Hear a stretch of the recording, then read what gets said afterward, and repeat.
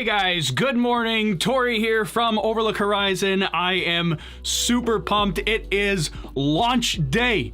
Launch day for the Crew Dragon DM-2 mission, sending astronauts to the International Space Station. I can't believe that I'm even saying that. I say all of that with a little bit of an asterisk. I can't even speak. I haven't been this nervous for a launch in a long time. I'm all amped up. I'm excited. I'm super pumped. I can't believe it. It probably has nothing to do with the fact that I couldn't sleep at all last night and I had 75 cups of coffee this morning, which I'm sure you guys can all tell, but I am pumped. I'm ready. Who's with me? Anyways, whoo. All right, I gotta calm it down. We gotta get the breathing back down, but we're pumped. We're excited. We're ready to go. The biggest factor today is going to be weather. Vehicle is great. Things are good to go from the vehicle standpoint, but weather is going to be our big question mark. And it's not just launch weather. I mean, you can see in our view here today from the Kennedy Space Center of the rocket on the launch pad, it is not a super gorgeous day out there right now. Super cloudy. There's a tropical storm literally hanging off of the coast of South Carolina right now. These are storms that also went through Florida that are on the tail end right now in Florida, trying to clear out. They're thinking that they may clear out by 2 o'clock or so, which is good. We've got plenty of time before launch. So by 2 o'clock, hopefully some of these storms clear out and we can get launch conditions acceptable. But the question is, the 45th Space Wing puts out a probability for violating launch conditions at 50%, which is not great. Coin flip, 50-50. Not terrible. It's saying there's a shot. Or 50% chance of violating launch conditions that's just at the launch site. Does not include upper level winds. It also does not include any of the abort recovery locations, which there are at least 50 that they are monitoring. So we've got a ton of weather factors in play here today, but we're gonna hang out as long as possible. I wouldn't be surprised if they take the count all the way down to T-minus 45 minutes, which is the point at which they start loading fuel into the rocket. Remember, the astronauts are going to be on board the rocket when they start loading fuel. They will board the capsule first and then load fuel later. They're not going to load fuel into the rocket and put the astronauts at unnecessary risk unless they really think there's a chance for launch. So keep an eye out on T-minus 45 minutes. That's when we will get the big decision on whether or not they think there's a chance to go for today. But I wouldn't be surprised that even if they're like, it's probably not going to happen, they might still bring it all the way down to T-minus 45 minutes because why not? We get an extra dress rehearsal out of it. That is not an expert opinion. That's just my casual fan opinion. Anyway, so hello to everybody. I do see your comments. I'm going to get to those in just a minute, but I want to tell you about everything that's new here because if you've been a fan or been hanging out and following along, it looks a little bit different here today. So we have our events list today. This will update as the day goes throughout. So these are the events that will be coming up throughout the day for launch. You can see the T-minus countdown, which is normally up here, is now here. So if you need to see it, it's over there. We're at just under 5.5 hours until launch. So we've got plenty of time. If you want to hang out with us, chat it up, throw some comments in, let me know where you're watching from, what you're excited to see most. I mean, obviously the launch itself, but other than the launch itself, what are you excited to see? The astronauts suit up, excited to see the SpaceX ninjas at the pad, getting them in the capsule. I mean, I don't know how you choose, but and then we've got a couple of other things happening here for today, but we'll take a look at weather and stuff like that. So you can see there was a weather briefing already at T-minus 6 hours. That was around 10:30 a.m. I think they actually started a little bit early, around 10 a.m. But that was the initial main weather briefing for the day, where they're taking a look at what's happening for the day. There will be another crew weather briefing, which is here-ish. That's about T-minus 4 hours and 15 minutes. And then they'll continue doing weather throughout the day. So it's not like they only check in on it twice and they're like, yep, I think we're good. So they're going to be monitoring it all the way up until launch. But the biggest decision, T-minus 45 minutes, like I said. So let's see. Let me take a look at your comments. They're flying by here today. I can't believe that we're at this here, but everybody's ready and nervous. I am as well. People telling me to breathe. I got some people that said, wow, cool shirt. And some people that said, wow, that's the ugliest shirt I've ever seen. I love this shirt. I like it very much. Ready as I'll ever be. Astronauts, you can do this. What countries will the rocket fly over? We're going to take a look at the flight path here in just a minute. Loved watching your pre-game launch preview just now. Thanks, Marilyn. Appreciate it. Everybody's ready for liftoff. You are the definition of excitement. I know, right? I'm like pacing around the house this morning. I think my wife was like, you need to get away from me. I'm just pacing around the house. So pumped for this. I literally could not sleep last night. I was so excited. Let's see, what else did we miss? We woke up here at 3:30 in Orlando to thunderstorms. Yeah, not great weather. We're going to take a look at the weather here in just a second. And we'll take a look at what we're dealing with here today. Space Nerd is so nervous about the launch. I'm sure they can launch today or it's going to be very disappointing. However, I'll understand. Yeah, I mean, they're only going to launch if it's absolutely safe to do so. Especially, you got to remember this being, I mean, not that it would be any less risky on future missions, but the stakes are so high on the very first astronaut mission for a private company. And that would be the same whether it's SpaceX or Boeing. I mean, it's going to be the case for all the upcoming launches, just because if anything goes wrong, even if the astronauts are safe, let's say number one, we got to make sure the astronauts stay safe. But even if everything, goes in a planned, unplanned scenario, let's say we have some sort of like in-flight abort and the astronauts pull away from the rocket and they're safe and they can splash down and everything's okay, that would still be devastating for SpaceX. Because this is their first go at it. Like, this has gotta work. There are already a lot of haters out there for the Commercial Crew Program. A lot of people that are like, why are we sending this off to private companies? This needs to be a NASA thing. We should not be doing private company. So this has to work for public sentiment reasons. Plus, we obviously got the safety reasons. We want to make sure we can get the astronauts home to their families. They both have wives. They both have a kid. So lots at stake here for the astronauts, for their families, for NASA and their Commercial Crew Program, for SpaceX and their vision to modernizing the space industry. There is so much at stake here today that it's crazy. So they will not launch unless it is absolutely safe to do so, at least in all of their opinions. I mean, they know what's on the line here. So they're gonna be looking for any sort of little tiny glitch that comes up. If they see something that they're like, ooh, that doesn't look right, it's off. It's not happening. And that's good. That's what we want. We can all be patient. We'll wait for it. It'll happen. Sunshine at Daytona Beach has been replaced with rain. Oh, I got excited when I saw sunshine at first, but then you said it was replaced with rain. You set me up, and then you let me down. Cloudy, but it's all right. Yeah, let's get to the weather here in just a second. Let's hope that everything works out so we don't have any delay in space exploration. Yeah, that's the biggest thing, because any sort of issue, I mean, I don't want to talk too much about it because we don't want to jinx anything. I mean, not that I think I would really have anything to do with that, but we don't want any appearance of the space lobster, right? Anything. Right? We don't want any space lobster appearance. So we want to make sure everything goes well here today. Let's see. I just heard something in my headphones that I'm not sure where it was coming from. Where? Let's see. No, I'm hearing myself. Why am I hearing myself talk to myself? I don't know where that's coming from. That's always good.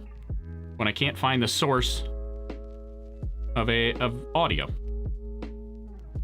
Where is that coming from? Okay, you guys can't hear it because I do have it muted, but we need to get this sorted out first because I won't be able to, here, let's get this out of the way. It's not on here, is it?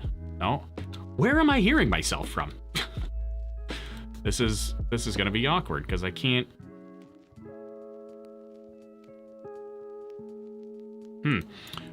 We also we got a couple. Let's see. We got a couple things to take a look at or to listen into as well. But I really need to find where this audio is coming from. Where is the footage from? This is the Kennedy Space Center's feed.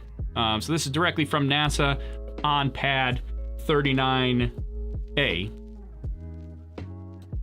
But I really need. I'm hearing myself on a delay. It's almost like I'm watching my own broadcast, but I can't find it. Somewhere. This is so strange. I literally can't find.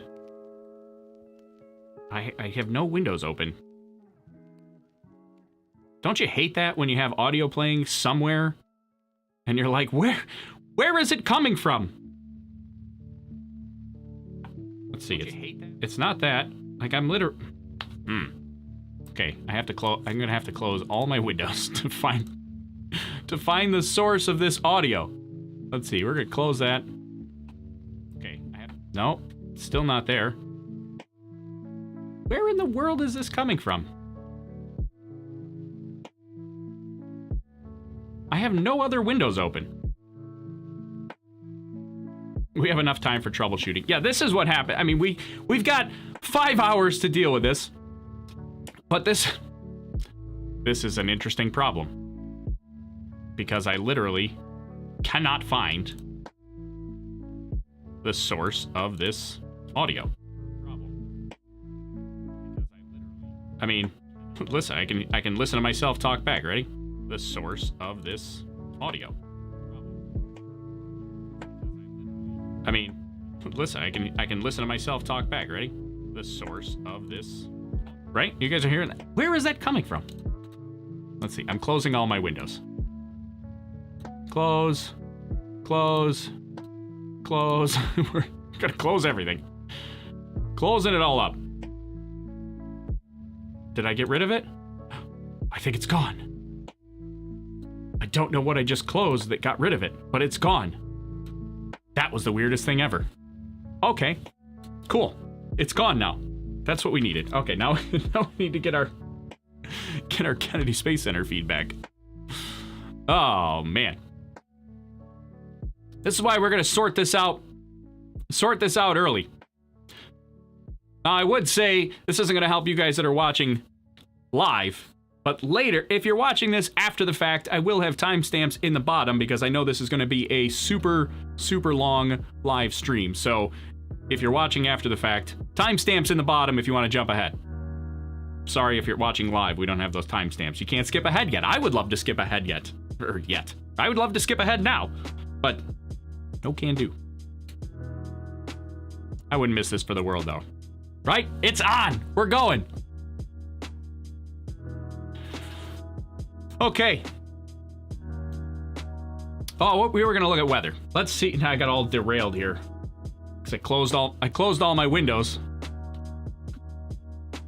Getting derailed about the random sound in the back. Yeah, and Sebi brings up a good point. I hope you had enough coffee. I do have my coffee here. This is gonna be, now see, normally when I would run my live streams, they only run like an hour and a half or 2 hours. I can make it an hour and a half or 2 hours, no problem. This live stream is gonna last at least 8 hours, probably more. So this is gonna be a long live stream. So feel free, if you gotta leave and come back, no problem. If you wanna stick it out with me, more power to you. I'm still trying to figure out how I'm gonna make it through the entire thing. But, we're going to take an intermission, at least 2 intermissions at some point. We're going to take a post-launch intermission, and we'll take a pre-launch intermission at some point as well. that's basically my opportunity to go have a quick 15-minute lunch break and a 15-minute dinner break. But we will have some brief intermission times during this. So don't be afraid if you're going to miss anything. You can leave, you can come back, you can do whatever you got to do. We're going to be here all day, assuming that launch stays on track. So this is what we're looking at weather-wise for our conditions here. These are the upper-level wind conditions. Upper-level winds, not horrendous. I guess one thing that would concern me is this little bit here, but it's far enough off the coast that it's not a big deal. And the bigger reason why it concerns me is just because of the change in direction. Because when you hit a layer of wind that is going a completely different direction, you're going to get wind shear. That's a problem for rockets. Wind shear is a problem. Rockets have very good strength, very good vertical strength, not so good horizontal strength. So when you get horizontal winds, especially if the rocket is not steering into those winds or they're unexpected, particularly that's the biggest problem is if they're unexpected, you can get flex in the rocket. So the rocket will pitch off course, the engines will and the guidance system will go, whoa, wait a minute, we don't want to go that way, pitch it back here. The winds will push it back this way, the engines will push it back straight, and you'll get this back and forth, and it causes the rocket to get this little effect like this. I mean, it's not quite that drastic, but you even get just a little bit of that effect. Bad news for a rocket. So, wind shear, a problem. Ground level winds, though, not too bad for today. We're only looking at 7-mile-per-hour winds. That's not even the biggest concern for today, though, because likely the biggest concern here is our precipitation. You can see on the radar, we've got some storms off at sea. You've got some little random bits and pieces for storms that are pretty close to Cape Canaveral. This is the expected precipitation over the next 3 hours.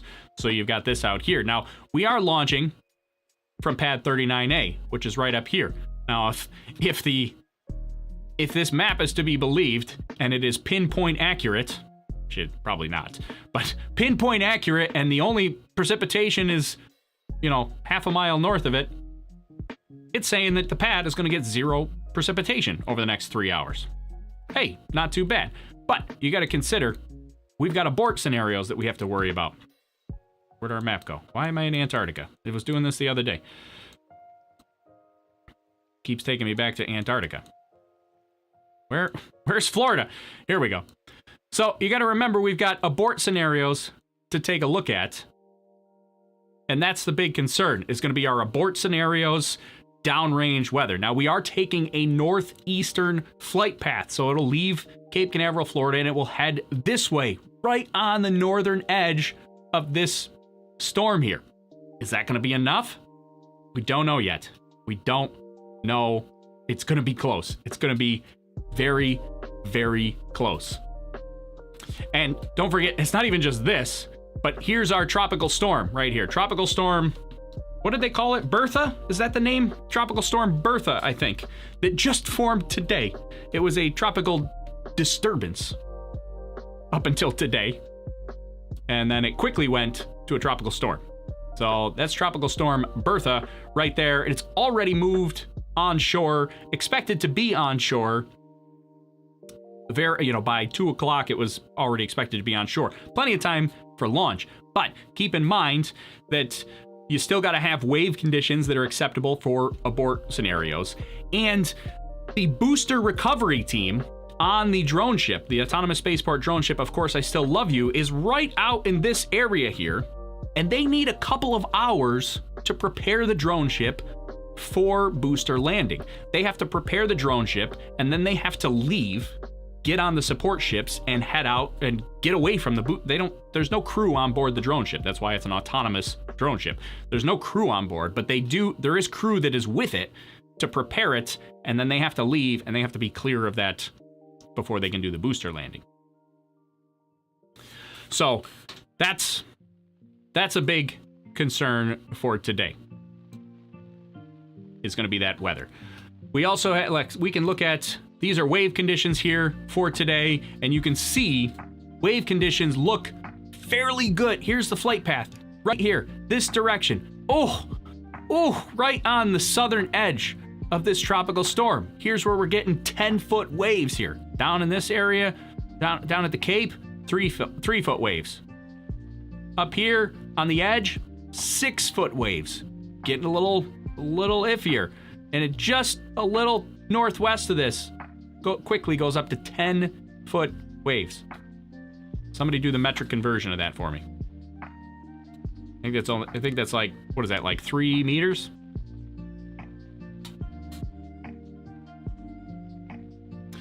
All right, let's take a look at some of these comments. Michael over on the Facebook channel having a meeting around 11:30 to see if it's a go.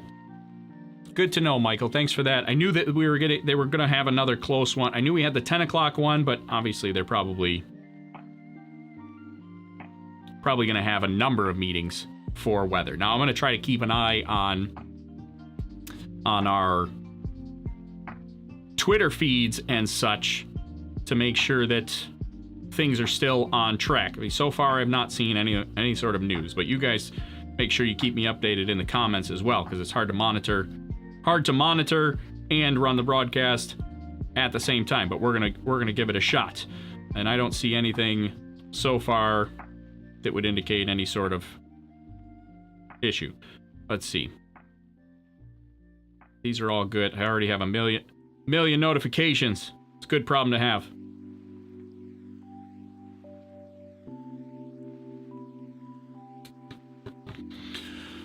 Okay, catching up on the Space Lobster. Too funny. Yeah, we've got a ton of.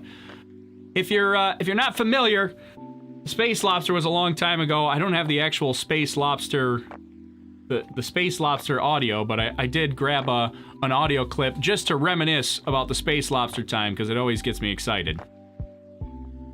So we're ready for Lobster Fest, and even Tim Dodd, the everyday astronaut. Even he knows what that pesky space lobster is up to. Right? Oh, you guys probably can't hear that.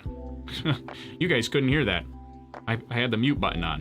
How about this? Let's try it now. Space Lobster ate the T-Tub. That's the answer. There it is. I gotta make sure I don't have the mute button on. So there we go. Lobster Fest is on. Lobster Fest is on. Okay. Michael, what's your Twitter? It should be right here, at OLHCN. It'll scroll up right below me here. It's all the same. Twitter. I mean, the only one that's different is Facebook, right there. SpaceX nerd, love from Florida Space Coast. Oh, I'm so jealous of anybody that is on the coast right now and able to watch this in person. Let's get this back to here. How's the weather holding? This is Chad over on Facebook. It's still iffy. Very much iffy. Probably in a few minutes, we'll hear whether or not they're going to proceed with the day's launch. Maybe in like anywhere from 15 to 30 minutes from now, we might get an idea of whether or not we're gonna proceed.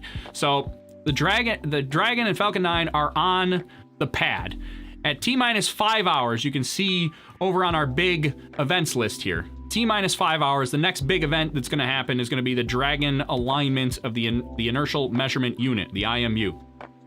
That initial measurement happens at T-minus 4 hours, 59 minutes, and 59 seconds, which is in just about 10 minutes from now. So Dragon will start to align its IMU.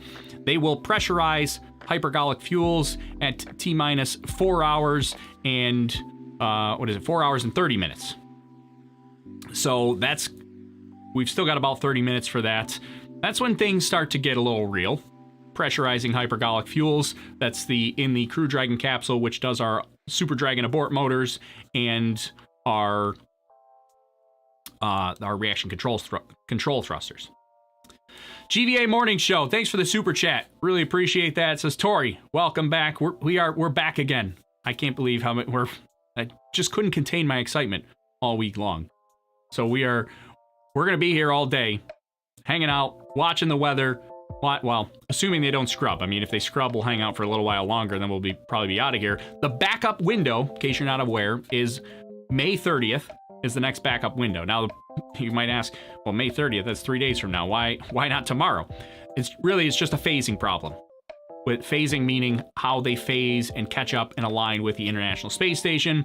There's also, they had mentioned that there might be some traffic conditions. I don't know if it has anything to do with the Japanese supply ship that just docked to the International Space Station. There was a Japanese resupply mission from JAXA that just docked to the International Space Station.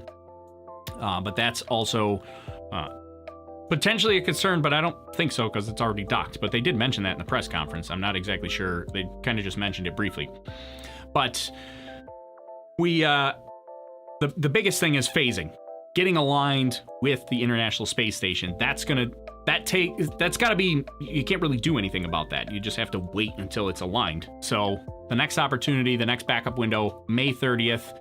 Then there is another backup on May 31st, the next day. So we've got 2 backup windows, and obviously there's, if they have to keep going, they'll keep getting more and more backup windows. But those are the 3 planned windows right now. Today, obviously, May 30th, May 31st. All of these are instantaneous launch windows. There is no opportunity to hold. They cannot hold the count. If they have to hold, if there's a problem, it's off. Scrub for the day. So instantaneous launch window.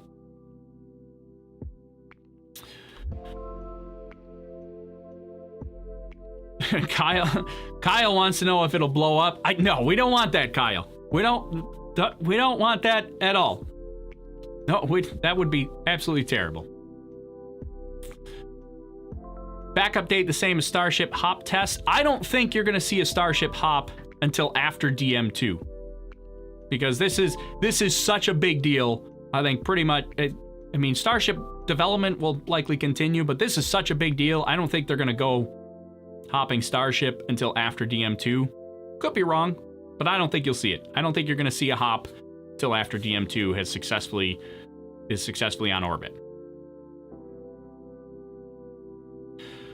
I'm trying to get view for the rocket with my camera, but it's hard because of where I am. I'm in an area that's not a viewing spot that I found, so I have potato quality. That's SpaceX Nerd down in Florida. Super jealous if you're there in person. I had planned to be there in person. This was all going to be run from Cape Canaveral, but then we had the whole pandemic situation that put a wrench into that. A couple of people have asked, if you're on the YouTube chat, just FYI, you can do exclamation point commands. It'll give you a couple commands you can use. We can ask our friendly 8-ball if you want to, let's see. Let me see if this button works on my... Oh, hey, look at that. My Stream Deck button there. So there's a couple of links if you want to throw some commands in, but there's a couple of commands available if you want to get a link to the weather to view it yourself. There is a link to our Discord channel if you want to join our Discord. There's a link if you don't want to know the launch time. You can do exclamation point DM-2. If you want to know information about the booster, exclamation point booster. Or if you just want to play around and ask the 8-ball questions, whether or not we're going to launch, exclamation point 8-ball. Only works on YouTube chat though. So if you're watching on Periscope or Facebook or Twitch, it doesn't work on there. Only on the YouTube chat. It's also times out a little bit so that not everybody can use the commands all at the same time. I think there's you can't use the same command within 15 seconds of it already being used. How long will it take to get to the ISS, says Vic? 19 hours and 1 minute is the planned time to get to the ISS. Really, again, that's a phasing thing. They can choose launch days that have shorter phasing, but a longer phasing is actually preferable for this demonstration flight because they have on-orbit maneuvers that they have to test out. They're going to test out manual flight controls. If we launch today, that would be around 6 p.m. Eastern time today. If they... what was I going to say on that? Yeah, so they're going to do that on orbit in between their parking orbit and getting to station. They also, that's what I was going to say. They also want to, they're literally, this sounds kind of weird, but they are literally going to test sleeping on the Crew Dragon capsule. So they have a sleep period programmed in specifically to test what it's like sleeping on Crew Dragon. One of those weird things that you're like, oh yeah, I guess you would have to test that. It's kind of just a weird thing. If all is successful, how long will they remain in space? That's another good question. They will be in space for, it's a variable amount of time. We don't know the answer to that yet. It could be anywhere from 30 days to, I think, 110 days. It's like anywhere from 4 to 16 weeks. So unknown at this time. They're going to decide that after they get to station.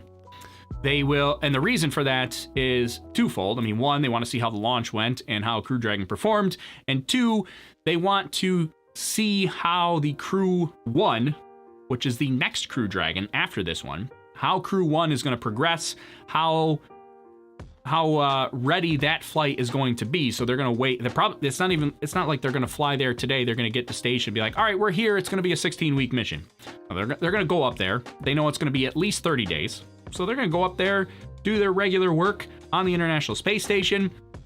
Then sometime within the next month, they're going to see how the next Crew 1 mission, which is the first operational mission for SpaceX's Crew Dragon. They're going to see how well that is progressing, and they'll make a decision sometime within the next 30 days as to how long they will stay.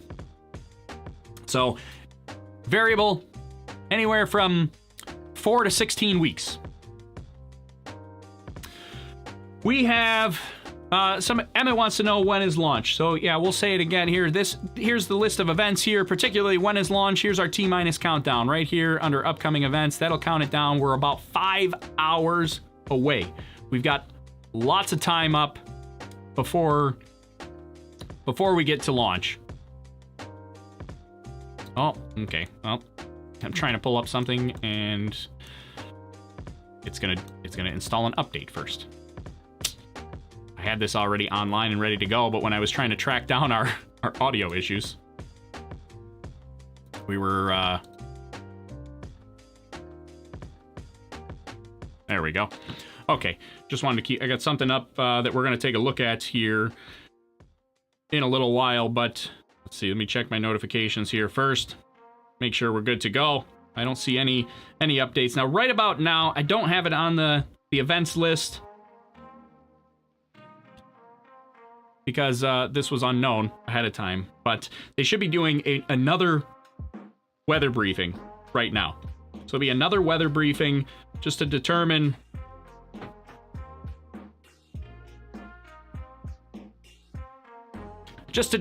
if we're okay and we're good to go for at least to proceed today. And then I'm going to say this out loud just in case you forget, but we have something else we have to check on audio wise after in a little while here. So if I forget, somebody remind me, but probably not going to do that for another 20 minutes or so. Just saying that out loud so that one, I remember it, and two, you can remind me.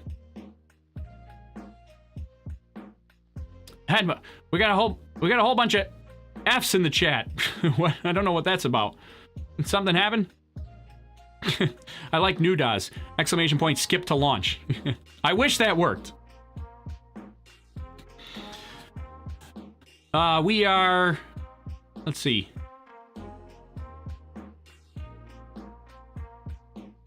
Let's pull up our weather here again. Where did our weather go? Oh, actually, before we go to weather, let's take a look at the flight path, because a couple people asked about the flight path here. So here's our flight path that we are expecting for today. Let's zoom this in a little bit so you can see what's happening. So we're launching, obviously, from Cape Canaveral, Florida. That is on the east coast of Florida, pad 39A. Historic launch pad 39A. Apollo 11.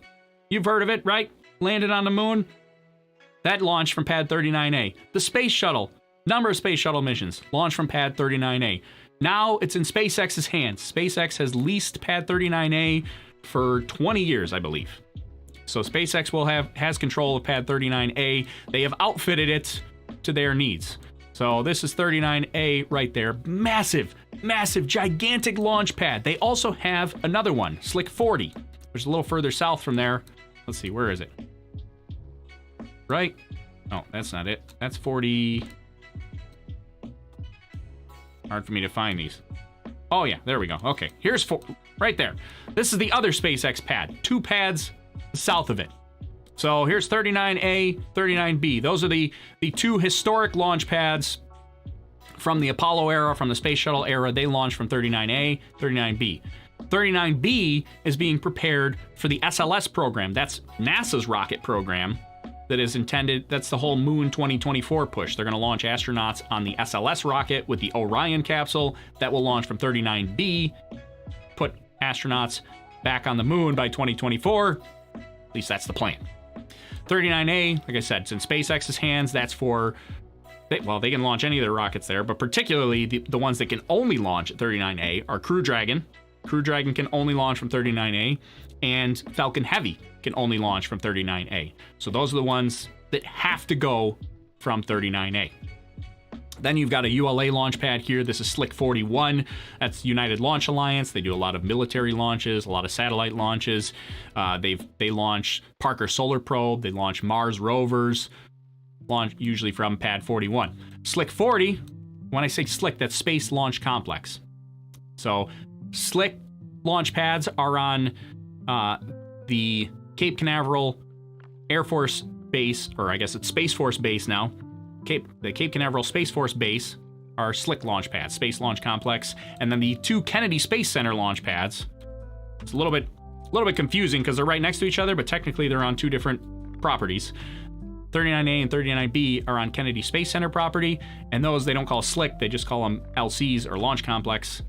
So you've got LC 39A and 39B, then you've got the Slick pads, 41, 40. This is also where, if SpaceX does a booster recovery, an RTLS recovery, they would land here. Those are the 2 landing pads where they can land the Falcon 9 booster or the Falcon Heavy boosters, right there. Now today they are not doing that. Today they're landing them out at sea on the drone ship, Of Course I Still Love You. Why? Normally, when they go to the International Space Station with Cargo Dragon, same destination, roughly the same weight. I mean, Crew Dragon is a little heavier, but, relatively speaking, Crew Dragon is not a crazy, massively heavy satellite. So you would think, well, why? They're going to the International Space Station, same destination as Cargo Dragon. Cargo Dragon, they always RTLS land. They return to the launch site. They landed on land. Not today. Crew Dragon landing out at sea. Reason for that is Falcon 9 and Crew Dragon will take a shallower profile during launch, which means when they're going to travel horizontally further. And when they get out to the point at booster cutoff, they're going to be farther downrange, and they won't have enough fuel to come back. So that's because they're taking this shallower profile here. Let's see. Let me see if I can navigate this. These navigation controls always confuse me on flight radar. Wow, what are we looking at here? Hold on, back it up. I'm trying to, yep, like this. How do I really need, somebody needs to give me a tutorial on, see, now I just have to refresh the page because I got myself gimbal locked. Try again. It's like an intellectual challenge here to try to figure out how to run the controls on Flight Club. This is Flight Club. If you're on the YouTube chat, !path, you can play around with this too. And maybe you'll be better at it than me. Let's see. I'm trying to make the camera do this. Yeah, something like this. Yeah, there we go. Yeah, that's what I wanted. Okay. So this is the flight path for today from 39A northeast. Now the red lines are, look at all the exclamation point paths in the chat. I love it. The red sections are active boost phases when the engines are running. The blue sections are coast phases. So you can see active flight phase right here. You get booster cutoff right here. This is your first booster cutoff. That's where separation is between the first and the second stage. They will continue on the path. So a lot of people don't realize this. The booster doesn't come straight down right away. It continues ballistically on an upward trajectory. It's still going up when they separate. And it continues going up for a long time. Booster is suborbital, reaches its own apogee. Apogee being the highest point of its orbital or suborbital trajectory.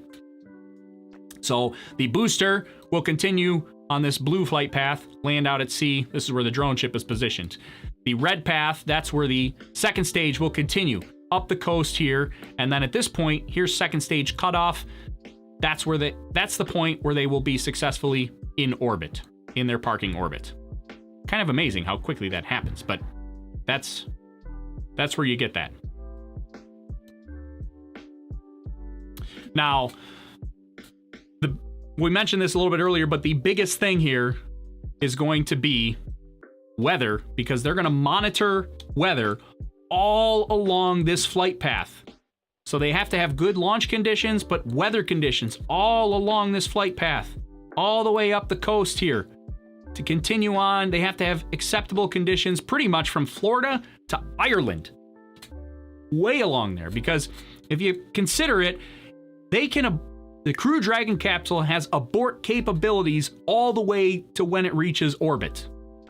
This is a lot different than the Space Shuttle days. Space Shuttle days, they had a few abort scenarios. Particularly the most famous one that they did not have was in the Death Window.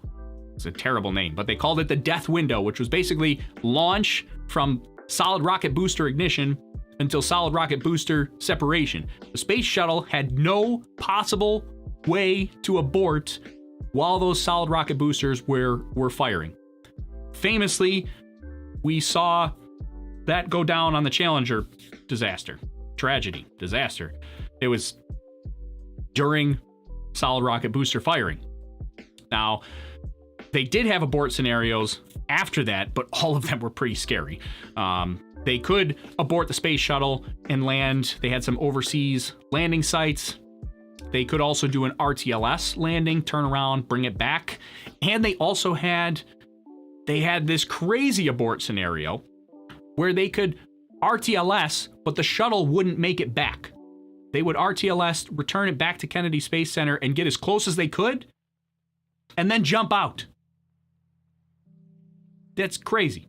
And all the astronaut, even any sort of RTLS abort on Space Shuttle days was terrifying for astronauts, because they all saw that and were like, yeah, we know that's a thing and that's an option, but yeah, we're really not going to try that except in simulators, because they never did well in simulators on RTLS aborts. So, but Crew Dragon capsule has the capability to abort all the way to orbit. They have the Super Draco engines on the capsule itself. They can pull it away from the rocket at any point during flight or even in the 45 minutes prior to launch. So one of these, and you can see our event here is happening here now. The Dragon alignment has occurred, the IMU alignment. That's the inertial measurement unit. That should be done by this point here. The next thing that will happen will be pressurizing hypergolic fuels. That would be for those Super Draco abort motors and also for their reaction control thrusters. Those will get pressurized here shortly. And the Super Draco engines give the Crew Dragon capsule the capability to abort away from the rocket from T-minus 45 minutes prior to launch, all the way up until it reaches orbit. And so that's one of the reasons why this is a very safe vehicle, in the sense that it has those abort capabilities at any time during flight and even before flight. So there was no Space Shuttle, there was no abort scenario, no pad abort scenario that they could do while they were sitting on the launch pad. I mean, their pad abort scenario was, hey, could somebody open the hatch? Let us out. So they have an abort scenario now, right on the pad. And the nice thing about that, and this is where there was a lot of press and a lot of concern about the way SpaceX fuels their rocket, which turns out is actually a pretty safe way to do it. But the Space Shuttle days, they would fuel the rocket and then put astronauts on board. Now, they consider the fueling process one of the more dangerous operations. As you're pumping fuel into the rocket, if something goes, that's when something could potentially go wrong. I mean, once it's fueled and everything's kind of on board and hanging out, they don't consider that as risky. So the risky part is the fueling operation, at least as far as NASA is concerned. Now, in this, like I said, Space Shuttle days, fueled first. Once they were like, okay, it's safe, they'd put astronauts on board. SpaceX doing the opposite. Astronauts go on board before fuel. Astronauts are on board, and then they start pumping fuel into it. Sounds risky, but the nice thing is they activate the launch escape system before they start doing that. So before they put one drop of fuel into the Falcon 9 rocket, the launch escape system, the abort motors are activated and can pull that capsule away from the rocket at any time during fueling, during flight, all the way up until it gets to orbit. So yeah, that is our flight path here for today.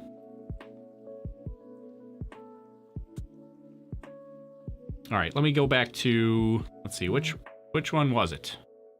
Nope, not there. Now I can't get back to, oh, I must have closed it. No, it's on a different window. That's why I couldn't find it. So here's our view at the Kennedy Space Center. Not good.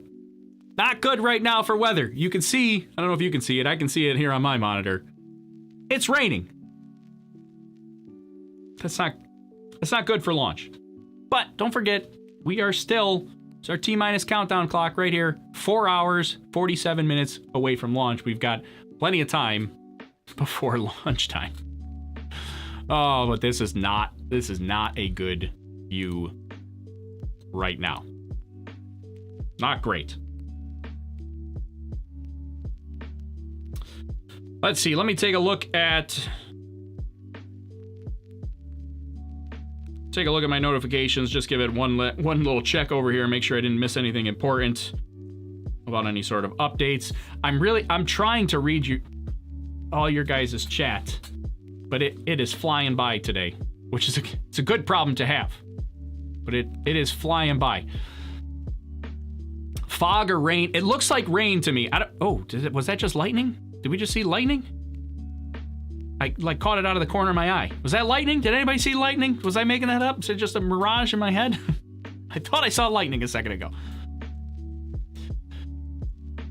Put on slow mode. Yeah, that's a good question. We probably could turn on slow mode for chat. All right, so. Yes, lightning. Okay, yeah, everybody saw lightning. Some people tell me ignore the chat, it's crazy. I don't like to ignore the chat. I like to hear what you guys are saying, but it is flying by and I'm having a difficult time trying to catch some of your comments. I'm grabbing them in pieces. See, the way, if you haven't been here before for one of my shows, I consider you guys an integral part of the show. So I try to get your comments in so that I can answer them, and you guys bring up great points, which is great. But I'm probably okay. So this is inevitable here. We're gonna need to turn on slow mode. My apologies in advance, but we're gonna have to turn on. We got to turn on slow mode in order to get these chats under control, because it's going by way too fast. All right, give me 1 second to turn on slow mode, and then I'll actually be able to see where's my button for, there it is. Let me get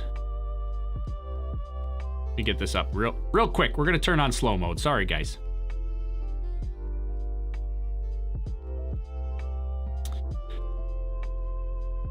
All right, we'll get this turned on, and then we've got somebody to chat with here in just a second. Let's see, how do I turn on slow mode? Slow mode, it's right here somewhere. Slow mode, slow mode, slow mode, slow mode, slow mode. Nope. All right, well, maybe we won't turn on slow mode because I don't want to keep our guests waiting too long. Your chat's just gonna fly by. In the meantime, we'll come back to it. I'll figure out how to get slow mode turned on at some point here. All right, well, what I want to get to here. Let's see if this let's see if we can produce this on the fly here. see if this works here. Yeah, so we've got a special guest here that we're gonna hang out and chat it up a little bit.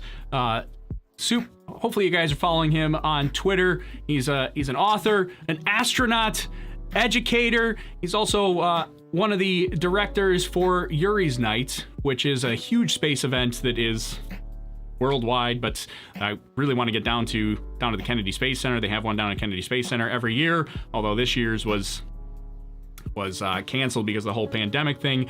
But I want to bring him in to get his thoughts on it. This guy's name here, this is Mike Mongo, who is just an awesome guy. I'm super excited to have you here. Mike, how you doing today? Thanks for coming on. Hey, Tory, good morning. How are you? Oh, I'm bouncing off the walls right now. I'm pretty sure my chat is just roasting me in the comments because I've had about 75 cups of coffee and I just can't wait. Well, we're all stressed out about the weather. You know that, right? I know the weather is the big concern, and it's not looking great right now. It's not looking dandy. No. But we still got a little time. It's just we do what we do, and then as everybody knows, Saturday is the move to date. Which I don't mind because I really love the excitement. Yeah, I think everybody's excited and just wants to get it, but they want to see it go off safe. Now, safe is the most important thing. Exactly. We want to make sure it's safe. Now, I have to ask one question because I don't know if I know the answer to this, and I see it in the chat all the time. But see it in the chat right now. I know the question. Why am I so? How did I get so handsome? I get that all the time. Well, it's unbelievable. It has something to do with you being so handsome because I You're think making me blush. I think it's the glasses that really make it make the key. Do they frame my face? Is that what it is? Exactly. They're really framing your face. So tell the people why the glasses are upside down. Now, so I get to work with students in the before, I would fly all over and work with students all over the world to encourage them to pursue careers in space and astronautics. I'm not an astronaut educator. I'm an astronaut teacher, and I've been astronaut teaching for almost 15 years. And in the beginning, it was I didn't have my glasses like this. In the beginning, I was just a regular Clark Kent sort of fellow, and then I guess I did a Skype interview, in fact, with some people from Germany, and I had a new pair of glasses, and the ends were pinching my hair, and I wound up doing the interview with my glasses like this, but I had forgot that my glasses were like this. And they were from Germany. It was a blog, I think, and like German bloggers. And when I got off the call, I was doing my whatever, and my wife came back in. I was married at the time, and my wife came back in, and I was like, oh my God. She's like, why are your glasses like that? I was like, oh my God, I did the interview the entire time like this. And she didn't laugh at all, and that was the signal to me that it was the most hysterical thing in the entire world. I went to the optometrist the next day and had it made this way, and it was initially just to get people's attention when I'm in a room, because I don't have a lot of time with people when I'm in a room. But what I learned later is that it's actually really easy to get people's attention. It's important to have something to say that's worth hearing. So in my case, what I get to communicate and what I get to share that's worth hearing is that we can solve all the challenges that we face on Earth by solving for space.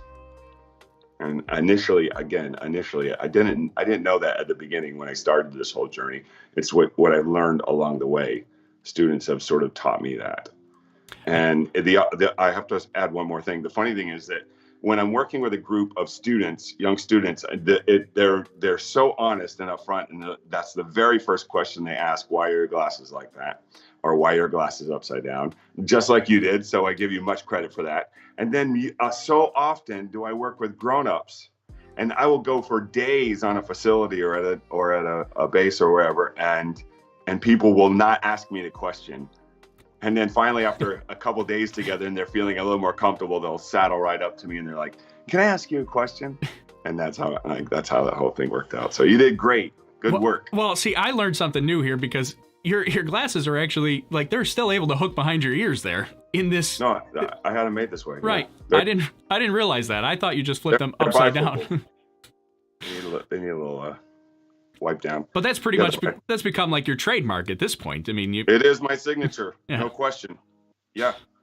Now you're reaching students all over the world. I mean, I've seen some of your educational videos that you've been putting up on YouTube lately, and I've seen some of this stuff in the past where you've traveled all over the world to educate students and get them excited about space flight. I mean, this flight in particular, this is a big deal, but I don't think a lot of people that don't follow the space industry don't really understand why this is such a big deal. I mean, what are your thoughts on like what this will do for the STEM community or for students coming up by seeing this launch that hopefully takes place today? So first of all, I just have to say thanks for having me on the show. Tory, you're one of my favorite broadcasters when it comes to launches. Like you're really one of my go-to people, and it's my pleasure to just turn people over in this direction because your show is just top shelf. Well, thanks for that. I appreciate that. You and Everyday Astronaut are like my two go-tos for this sort of thing. And the reason, like onto your question, the reason that this launch is so important is because, see, tomorrow's jobs really are in space, and students, it's funny. Grown-ups are people older than me. I'm 55, are sort of disenfranchised with space, and I'm sure you've talked with people that think that NASA closed or shut down or something like that. And then people younger than me, let's say millennials, would be thinking that, there's a lot of challenges that we face, climate change and that sort of thing, and that their focus is on that. And then you have Generation Z after them, and that's really the group that I've been paying attention to for some years. And they have a brighter vision of the future, thankfully. And I mean, it's our job to convey that. It's not on them to have an idea of how the future is going to be. Our job, in the same way that grown-ups gave us the incentive and the reason to look forward with excitement about the future, our job is to give them that excitement. And so when we have now the great thing about this particular launch, the terrible thing about this particular launch is that it happened during the pandemic. But the great thing about this particular launch is that it happened during the pandemic. So it has a built-in audience that no other space launch has had since the 60s. Yeah, I mean, you'll get a ton of people now hopefully watching online. Yeah, that maybe it might have passed them by, but there's been such a push now for the online stuff because of the pandemic. I mean, now you've got, obviously I'm covering it, but there are dozens of places that are covering this now to make it available online and hopefully make it interesting. I mean, I think SpaceX has done a pretty good job of making some of their webcasts a little more interesting, but I think now that we're seeing this huge focus in online stuff, hopefully we get all these launches or get more entertaining a little bit for people. Not that they weren't entertaining before, but to bring them in. I mean, I was there watching them all the time before, but right.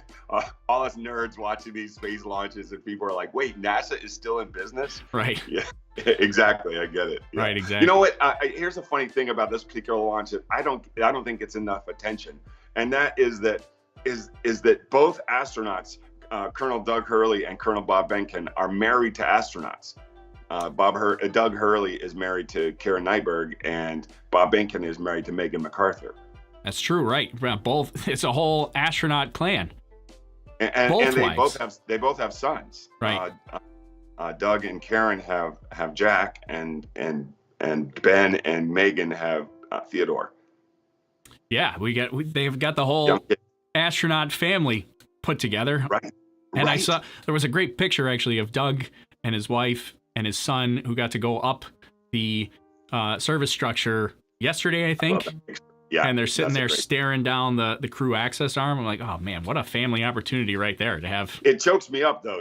There's this 10-year-old boy looking and knowing that his dad's going in this rocket, and which is just a tube with bombs, and then essentially are explosions happening at the one end, and that is like, if I was 10.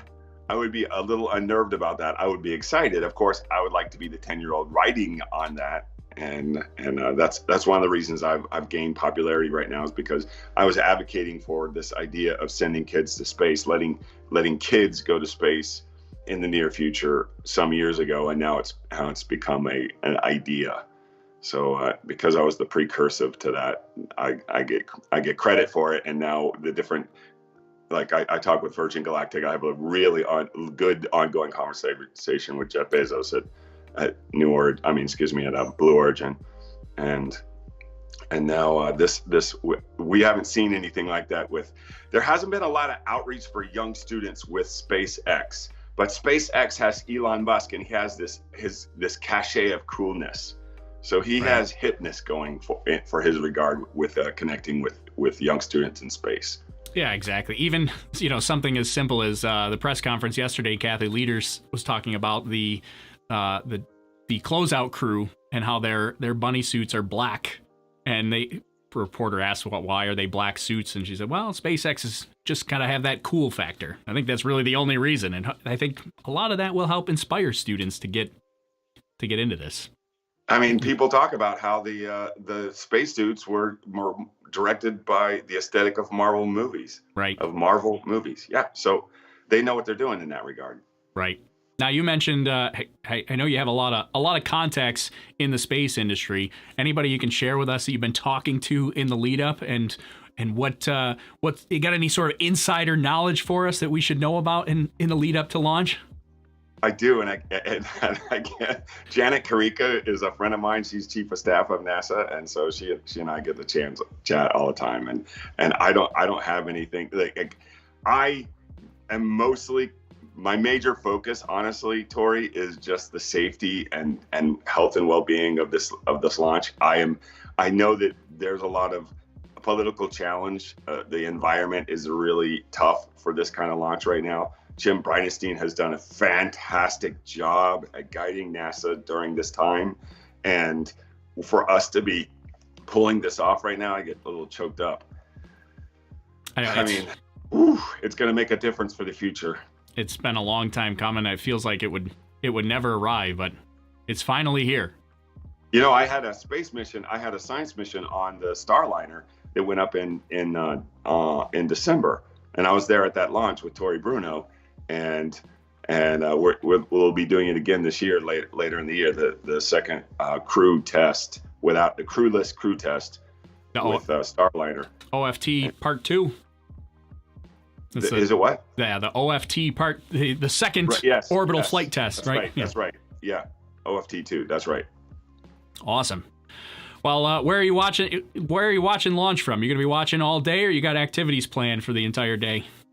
I've got my show, Astronaut Adventures, and because I'm not traveling now, as you mentioned, I became a YouTuber, which I never anticipated was going to be in my repertoire, but here we are in the future. And so in the before, I was not a YouTuber, and now here in the present, now I am a YouTuber. So I have that today, and I'll be watching your show. I have that over here on display so that I can catch everything that's going on while I'm on air. And then my book, The Astronaut Instruction Manual, that's being turned into a TV series right now. So that's why I'm in Los Angeles. I'm watching it from Los Angeles in answer to your question. And it's just like doesn't it feel kind of, whatever holiday you celebrate, doesn't it feel like Christmas today? It really, my stomach is so nervous. I've got butterflies as I'm talking to you. I know. It feels like all the Christmases combined to me. I mean, Christmas we have every year. This is like, the last time we had this was 9 years ago, so it feels like all of them combined. Well, I want to. You never saw a Space Shuttle launch, did you? I went down to watch STS-134. I was there. We were ready to watch. I flew down specifically just to see STS-134, and then they scrubbed 3 hours before launch, and it was like a 2-week delay. And so I missed it and had to come home, and I couldn't see it. So I never got to see shuttle launch, but I can't say that I didn't try. I tried. Yeah, I would have been there for this launch right now. And I'm like, that's another thing. It's one of those give and takes. I'm not there, but the whole world gets to see it. So I don't mind that. Yeah, I also plan to be there for this launch. In particular, this whole thing was supposed to be at KSC, but It is what it is. Not anymore. By the way, next year we're going to have you at the Yuri's Night Space Coast at Yuri's Night Space Coast that we have at Kennedy Space Center underneath the Space Shuttle. Well, I had you invited this year, but then this happened. So hopefully next year we can all get together, and we got to have you there, man. Yeah, definitely. I really want to be there. I've wanted to go for the last couple of years, so hopefully next year all this will be cleared up and I'll be there. Awesome. Well, thanks for taking a few minutes to hang out with us and chat a little bit. I think everybody's super pumped for launch today. Hopefully we see it. If we don't, though, we'll all be hanging out. Why don't you give us your YouTube channel here so people know where to find you. So just go to youtube.com/Mike Mongo, and I pop right up, or you can just Google Mike Mongo and it comes right up. Awesome. Well, Mike, thanks again for joining us. I really appreciate it. And I'm so happy to be here. Thank you very much, Tory. I love your show. I've watched your evolution for years, and you're a top shelf. Well, thank you. Thank you very much. Appreciate the kind words. That's Mike Mongo, everybody. Thanks for hanging out again with us today, Mike. And he's an awesome guy. If you're not aware of him, you gotta go follow him on Twitter for sure, and go check out his YouTube channel. All right, so we're gonna take a look now at weather to see. I know a lot of people have been asking about weather a little bit. I said earlier, I didn't forget, but we're gonna pull up some other things, and I see the chat going crazy. We also did say that we were gonna go check out or get slow mode activated, and I should check out the notifications too. Oh, there you go. Stream Element. Sebi says, let's see if we can get that solved. Sebi says that Stream Elements is going off the rails today with all the new subscriber messages. So let's turn that off, especially given given how fast the chat is flying by. We're going to turn that off so that we don't spam the chat. There we go. Turned off. Okay. Got it. Stream Elements, leave us alone, please. There we go. So Stream Elements will leave us alone now and won't spam all of that. And then maybe I can keep up with the chat just a little bit, make it a little bit easier. And then we should also try to figure out how to turn on slow mode. We're gonna try that one more time. We tried that before Mike came on,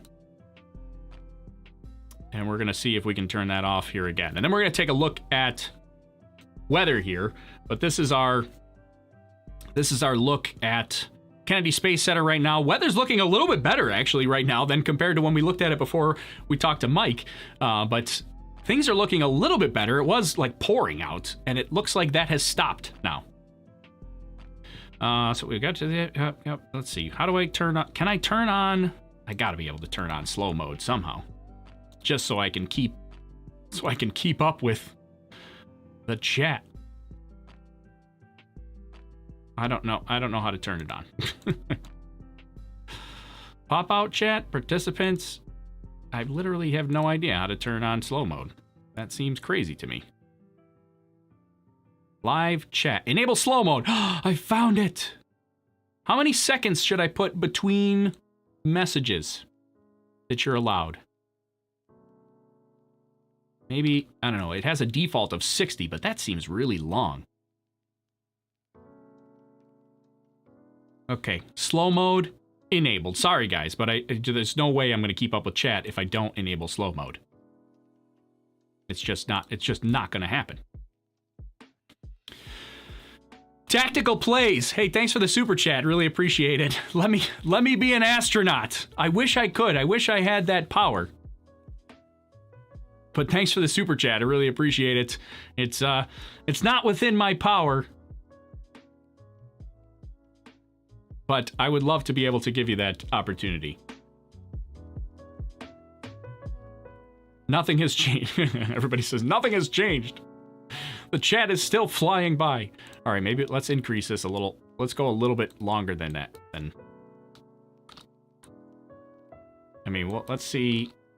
We'll gradually increase this and see if we can slow this down just a touch. But we do have a lot of people hanging out and watching and chatting with us, which is fantastic. I love that all you guys are here and that you're chatting with us, but I do want to make sure that I can actually read your chats, because then, it's not very meaningful if I can't read your chats here. So I do want to mention, before I get into your chats here, the events list. This is what's happening for the day. Here's the T-minus countdown clock. We're at T-minus 4 hours, 23 minutes. We still got lots of time before launch.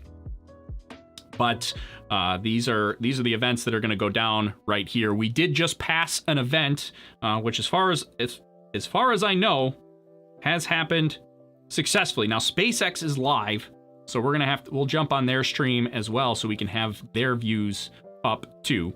But they should have.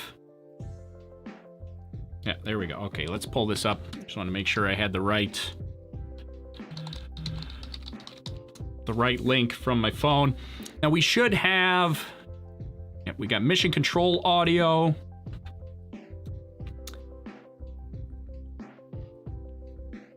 And we've got the capsule video.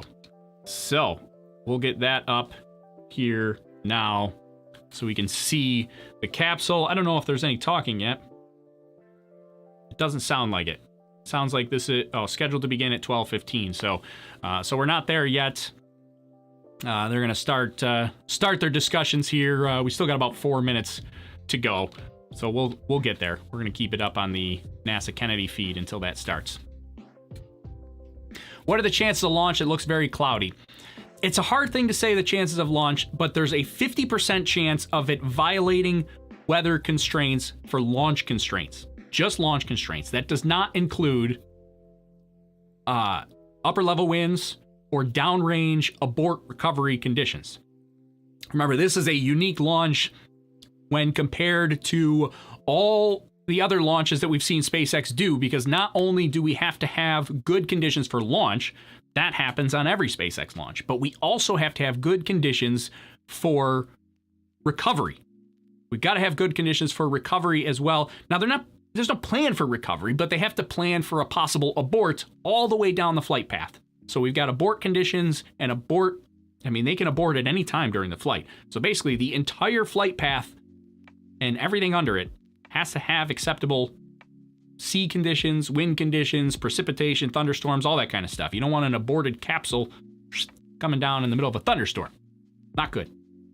That's the biggest concern, is likely downrange recovery. Still 50% chance of just violating launch conditions, regular launch conditions that you would have on any SpaceX launch. 50% chance of that, particularly because of the clouds and the thunderstorms that are in the area. They might clear out.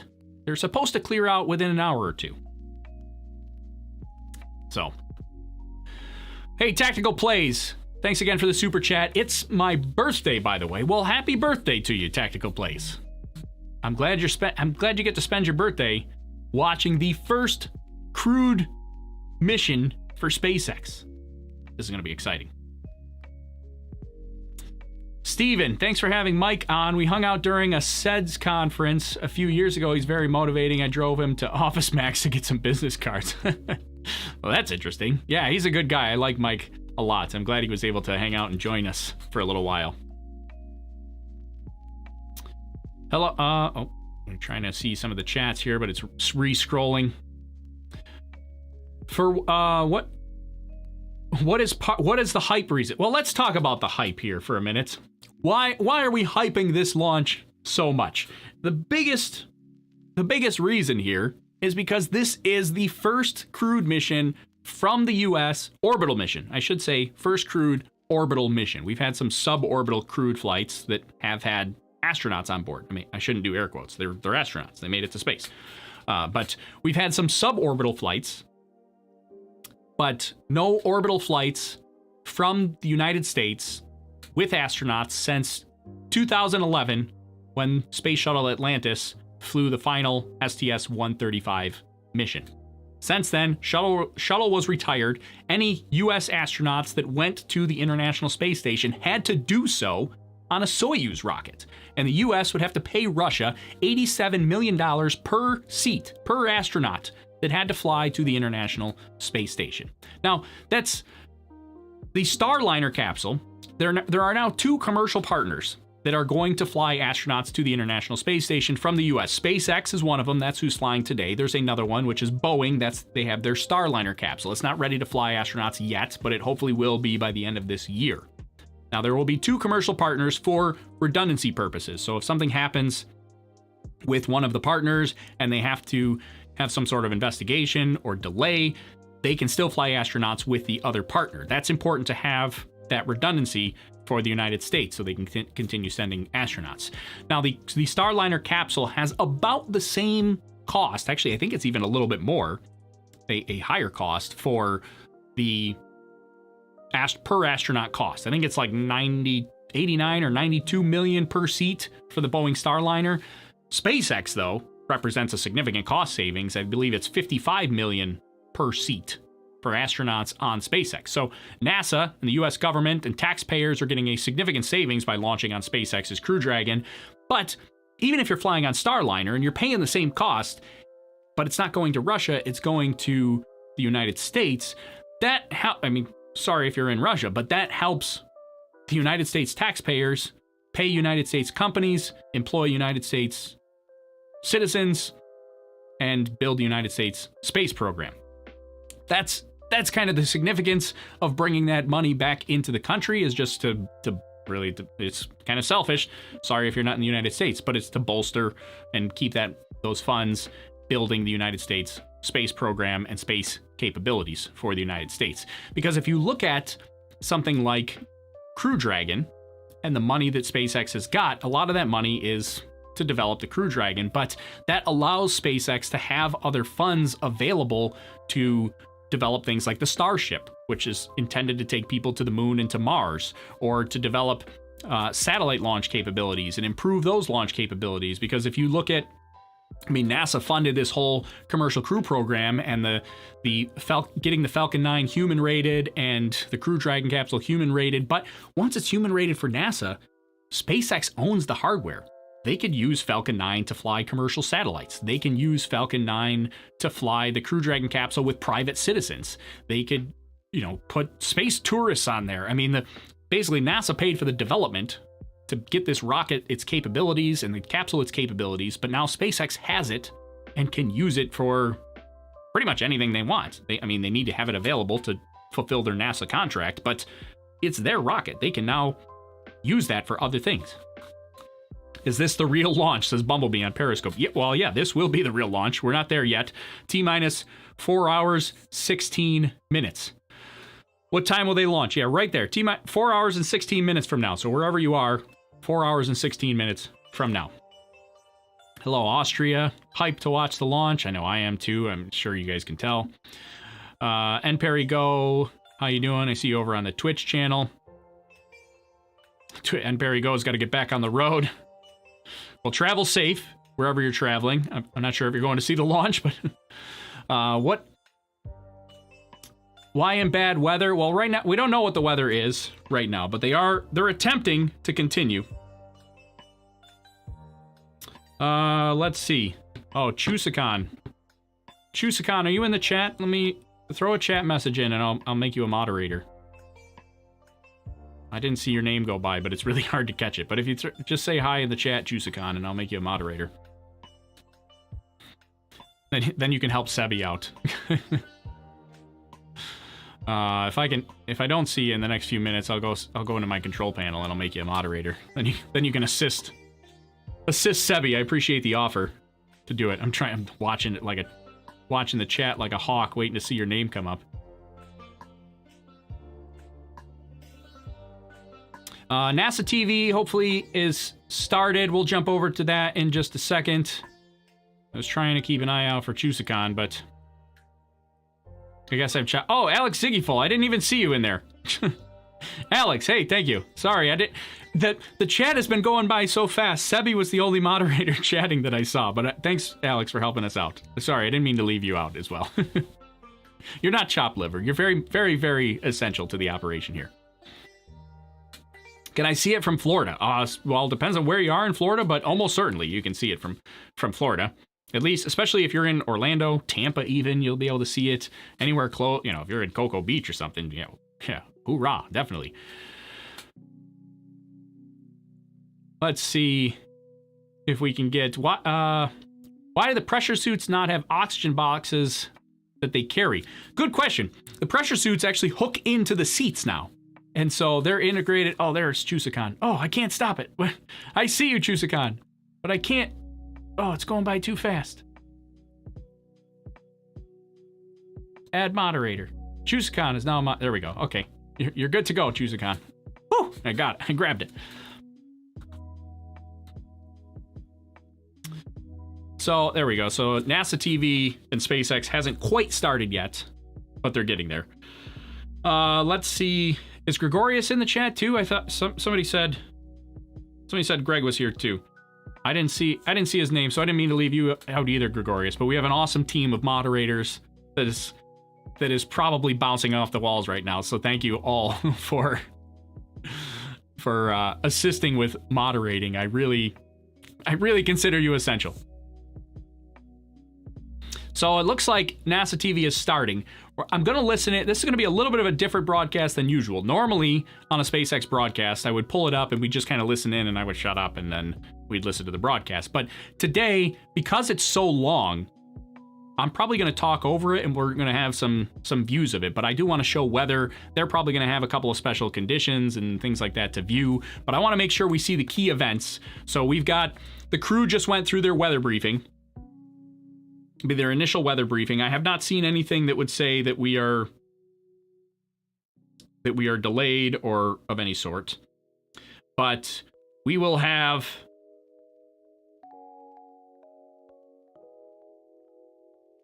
let's see. I'm trying to check my notifications and just want to make sure that we don't have any sort of thing. So let's listen in to the broadcast at least just to start for a minute. And then I'll probably talk over it in a second here. NASA's storied history and usher in the commercial crew era of American spaceflight. At 4:33 Eastern Time this afternoon, two of NASA's finest, astronauts Doug Hurley and Bob Behnken, will lift off from Pad 39A aboard SpaceX's Crew Dragon spacecraft atop a Falcon 9 rocket. This will mark SpaceX's first flight with crew and the beginning of a new chapter in human spaceflight. Good afternoon and welcome to Kennedy Space Center. I'm Marie Lewis of NASA. And I'm Lauren Lyons, an engineer at SpaceX. And today we have special guest, retired astronaut Leland Melvin, who is here to provide a truly unique perspective on today's events. Marie and Lauren, thanks for having me here. And I am so excited. I've got rocket fuel going through my veins. And you guys, I was out there 11 years ago on Pad 39A on STS-129. And this is really hallowed ground that we have here.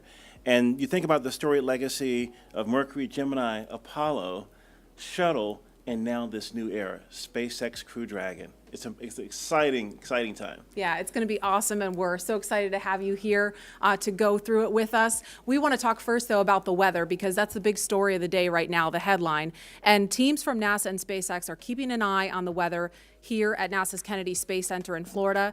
Meteorologists from the U.S. Air Force 45th Weather Squadron are predicting a 50-50 probability for launch, so keeping things exciting. A rain shower passed through the area just a moment before the start of our coverage, which delayed us by just a few minutes, and which is why we are indoors now. That weather is expected to pass, but teams will continue to monitor our flight rules, including flight through precipitation, as well as anvil and cumulus clouds around the launch pad. Teams look at more than just the weather around Kennedy, but also weather and sea states in the flight path of Crew Dragon. That's really important. All of those need to be favorable before launch. Now, Tropical Storm Bertha has been causing some weather that teams will continue to monitor to make sure it's okay for rescue operations, just in case that's needed. And the team will convene shortly to review the latest weather and wind trends around the flight path of the rocket and make a decision about proceeding. Now, if all is go, we will be tracking a 4:33 p.m. Eastern launch for the return of human spaceflight to the International Space Station from U.S. soil. And the team also will take another look at weather prior to propellant loading, which is scheduled to happen about 45 minutes prior to launch if we do in fact proceed. And we have teams all over the country covering the action, from SpaceX headquarters in California, Mission Control in Houston, our social media desk in Washington, and of course, right here in Florida. Today's mission marks Crew Dragon's second test flight and its first test with humans on board. We're about, 4 hours and 9 minutes away from liftoff, and Bob and Doug finished their lunch just recently, and now they're going through their final medical checks before NASA turns them over to the SpaceX team. Once the crew is handed over, there are a series of key milestones that the teams will need to complete as we count down to T0. The first one is suit up. The suit-up room is located in NASA's Operations and Checkout Building, or the ONC building, as we'll sometimes refer to it today. This is where the SpaceX team will help astronauts put on their suits in preparation for their journey to the launch pad. From there, next up is what we call crew walkout. Once suit-up is complete, the astronauts will leave the ONC for final goodbyes with friends and family that are gathered outside of the facility before they head out to pad 39A. And following final goodbyes, the crew will get in their Tesla and begin the roughly 20-minute drive to pad 39A. Now, once at the pad, the crew will ascend the fixed service structure in order to board the spacecraft in a process we call Ingress. During Ingress, the SpaceX team will run a series of checks to ensure the suits, seats, and vehicle interactions all are functioning properly. And after all right, so I want to, I know I'm going to interrupt them here briefly. We're going to keep this up on screen, and we'll make sure we get up there, and I'm going to kind of listen in a little bit here. I know they're talking about a lot of the stuff that's going on, and you can certainly check it out and take a look at this is right on NASA TV or SpaceX's YouTube channel if you want to listen in directly to them and you don't want to hear me.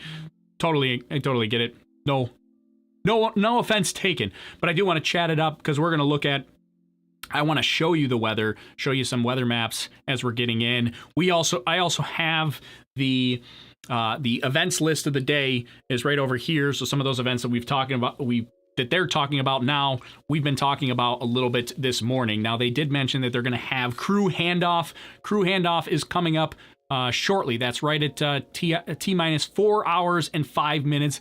It's more of a formality, but that's really the point at which NASA hands off the crew to SpaceX. Says, all right, we've done everything on our end. They are now in your hands, and they're going to hand the crew off to SpaceX at 4 hours and 5 minutes. I think my countdown clock is always a little bit troublesome. Oh, right there. How far off is my countdown clock? 13 seconds. So, according to the stream, I want to try to sync up my countdown clock with the stream there. My clock it's not wrong. It is correct in counting down to the correct time. But the problem is when they live stream it to me, there's a little bit of a delay. So my clock is counting down to exactly launch time, but not necessarily. It's not going to match their stream because of that delay. So I'm going to try to sync this up and move my countdown clock by 13 seconds.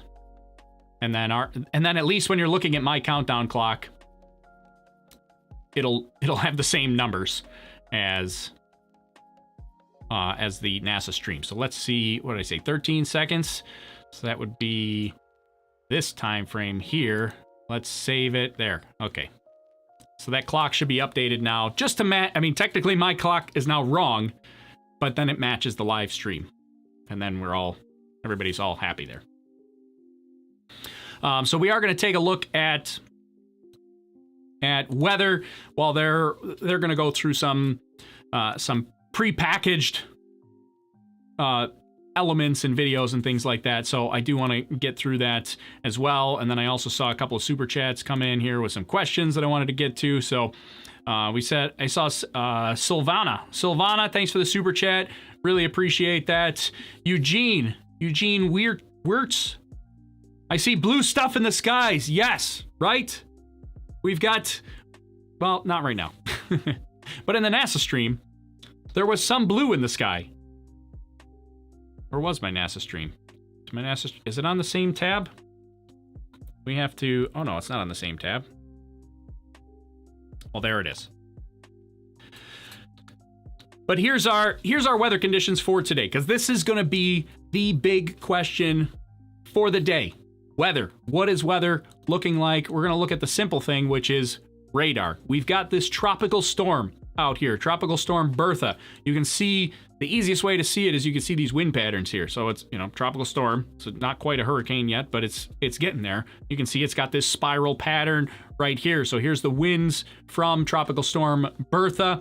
You could also take a look at it from air pressure. It's not quite as obvious from air pressure, but really wind speeds. Wind speeds are going to get you here. So here you can see the swirl pattern here from Tropical Storm Bertha. That is not too far off from Cape Canaveral. Cape Canaveral's right here on the east coast, the little right there on Florida. So that tropical storm, not so much going to affect the launch conditions. I mean, we do have cloud cover. Cloud cover is going to be a concern. You can see some of these thicker clouds are directly overhead at Cape Canaveral here. You also got some more cloud covers here. Cloud coverage, 80% cloud coverage there, about 50% cloud coverage right now. If this 80% moves over the launch pad, it's likely going to be thick cumulus clouds that they cannot launch through. So that'll be a concern. You've also got that precipitation that will be a concern. And not only precipitation, but thunderstorms. You can see some of the lightning on the map. Particularly, the problem is for recovery scenarios. So recovering that Crew Dragon capsule in the event of some sort of abort, that's where this is going to be a major concern. So that's something that we will need to keep an eye out on how weather proceeds. Now, at this point, because they have not basically scrubbed the launch for the day already, it sounds like they're going to proceed, at least I would think, this is an opinion, not fact, but I would think that they would now proceed to at least T-minus 45 minutes. So likely they will continue on until T-minus 45 minutes. This is just my opinion on what I think they will do. T-minus 45 minutes, that's the decision point where they will decide whether or not to load fuel into the Falcon 9 rocket. And they have to activate the abort system before they do that, and the astronauts will already be on board. If they don't think there's a chance of launching, they will not activate that abort system and start fueling the rocket and put the astronauts at a potential risk if there's almost no chance of launch. They will only do that if they actually think that they might launch. So at T-minus 45 minutes, that's the big decision factor on where we will be for on whether or not we're going to be able to launch today. And I think they're going to go all the way to that, especially now. My thoughts for the day were either they were going to scrub it before the webcast, before noon. They were just going to be like, yeah, this isn't happening. And they would just scrub it completely. If they passed noon, which we have now done, then I would think that they would continue on and potentially go to at least T-minus 45 minutes. And if we pass T-minus 45 minutes, then we're in business. That's the point where then we're going to get the sweaty palms and we're going to be freaking out for 45 minutes straight. Not like we haven't been already. Is this thunder at the yellow spots? Yeah, so you can see lightning strikes here. Those are the little flashes of white. This is a prediction. This is a forecast. This is not actual measurement. So that is predicted lightning at those spots, just to show you that is not only just precipitation, but that is also a thunderstorm. Let's see. How can I go to the weather site? If you're in the YouTube chat, type !weather, and it'll give you a link to this exact weather site. Steven's considering driving down from Jacksonville to view it. Would you considering the weather? Well, I'm probably the wrong person to ask about that because I would recommend following NASA's recommendation, which is not to attend the launch in person. NASA doesn't want people attending the launch in person so that because of the whole pandemic situation. So that's my recommendation. If you're there, I'm jealous, but yeah, that's my recommendation. So we're continuing on. You see the our event list here. Astronaut suit up should be starting any second. We've just hit the milestone for astronaut suit up. We have not seen them yet, but they should be starting astronaut suit up any moment. This is the point where that would happen. We had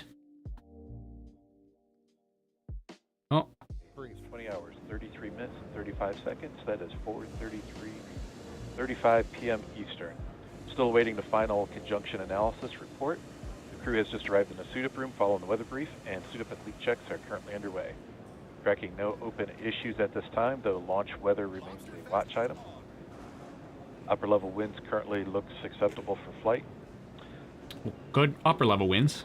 That's good. No constraints performing any section of this procedure. A reminder, we will use procedure 52.911, crew contingency procedures, for any required crew contingency actions.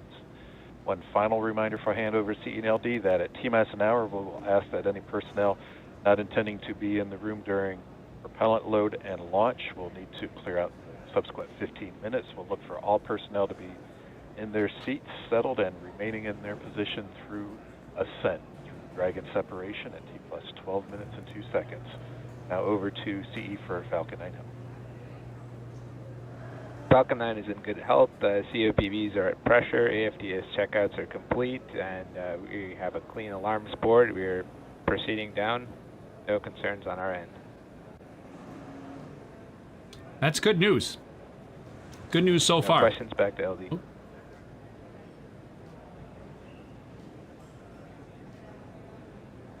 We're going to get the launch director? Thank you, CE, and MD for Dragon Health. Good morning, LD. Dragon is healthy. We're not tracking any issues here for the countdown. Dragon has completed its prop tank pressurization and is in a good configuration for crew ingress. That's the next item that we'll be waiting for, and no issues at this time. Thank you, MD. Next up with the crew, expect a walkout in about 45 minutes to begin the transport out to pad 39A. This concludes the countdown briefing. Thank you. John Insparker back with you again at the webcast desk. That was SpaceX launch director Mike Taylor giving the situational briefing at T-minus 4 hours. Everything sounded well. You can see the Falcon 9 on the pad. As I mentioned, we static fired last week. The vehicle's been on the pad since then. We did the review of static fire. Everything looked good. Now we are getting ready for the crew ingress coming up, as the launch director said, a little bit later this morning. Now, most recently, activity on the Dragon late load cargo was put on a couple of days ago. Now we're ready for the crew to come out to the pad, down the access arm, and load into the capsule. Now, at the same time, we are also watching the weather. You heard the launch director talk about the weather brief we got 15 minutes ago. The tropical storm has begun moving onshore. That's actually improving conditions, both downrange in emergency splashdown locations if needed for Dragon, as well as at the launch site. We do expect, though, the probability of violating conditions is still 60%. The concerns at liftoff are going to be flight through precipitation, the thick cumulus crowds, and the possibility of violating the lightning rule. But right now, everything is still go. So with everything looking good from Hawthorne, we're going to send you down to Houston, where Gary Jordan is with the flight control team at NASA's Johnson Space Center in the Mission Control, Houston. How are the teams looking down there, Gary? Yeah, so it sounds like things are looking good so far. Actually better than I thought, which is kind of crazy. So that was a little bit unexpected. I want to listen in. I'm trying to set something up here on my end. So while I'm doing that, I want to listen in to what they're saying here, and then I'll come back and chat here in just a second. And while the teams here may appear subdued and focused, there's definitely an excitement around the entire center to be returning launch operations to America. Is, and our astronauts are thrilled to be taking a new spacecraft into orbit. This will be the new first for us, flying to space on a commercial vehicle, and the entire astronaut corps will be watching. As with every first flight of a system, there are still things to be learned and proven out, but we believe this crew and this system is ready. You know, many people think of mission control when they think of Johnson Space Center, but this center is also home to world-class training facilities and thought leaders in spacecraft development. We have drawn from both of these disciplines and spent the last 3 years alongside the SpaceX team to make sure the Crew Dragon is the best spacecraft possible and that the astronauts are prepared for every scenario. And this mission comes at a critical time for the space station, with only 3 crew members currently aboard, among them NASA's Chris Cassidy as the lone American.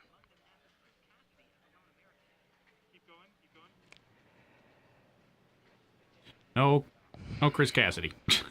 Now I'm told we just had the formal handoff of the crew from the NASA team that has supported Hurley and Bacon in their 2-week quarantine over to the SpaceX team that'll get them suited up. There will be a lot of firsts today. So we should have a new suit for the crew to use during launch and entry. The crew quarters at Kennedy Space Center has supported human spaceflight for 5 decades, and now a new chapter is being written. And it's exciting to witness it here today. Tom, thank you so much for joining us. Let's go back to the Kennedy Space Center to watch Suit Up in action as we continue to count down to launch. Leland. Hey, thanks, Gary. Hey, Marie, this is amazing. There we go. That's what we want to see right there. So, sorry, I was listening into something here that I was trying to set up. But here we go. Here we go. This is the real deal right here. This is it, my friends. This is Suit Up. This is real Suit Up. This is not practice. This is really happening right here. So they're suiting up. You've got Bob Behnken and Doug Hurley, the 2 astronauts today that will be suiting up and heading to the International Space Station. That's Doug Hurley on the right. He is the spacecraft commander, and Bob Behnken is on the left. He is the joint operations commander for the flight. Essentially, Doug Hurley is he's the spacecraft commander. He's the one that's going to perform the manual flight operations once they do get on orbit. Have the crew named their ship yet? They did name it, but they didn't release what the name was going to be yet. So hopefully they release that today. We haven't seen it yet. Their suits are way better designed than NASA's older ones. I know they're very, very sleek, but they're serving a little bit of a different purpose. To me, like those black, the checkout crew there in the black SpaceX Ninja suits, those are pretty awesome. Wow, so the suits are actually much more than just garments. They actually connect directly into Dragon seats. As you can see there, those GSC seats or ground support equipment seats are essentially replicas of the seats that are inside of the Dragon spacecraft. And the seats provide communications through an umbilical, but also the ability to pressurize the suit if necessary. So right now what the suit team is doing is they're doing communications checks as well as a pressure check to make sure that the spacesuit can hold pressure in the event of a cabin depressurization emergency. This is the last time that we're going to do this check prior to the crew boarding Dragon, where we'll do it all again.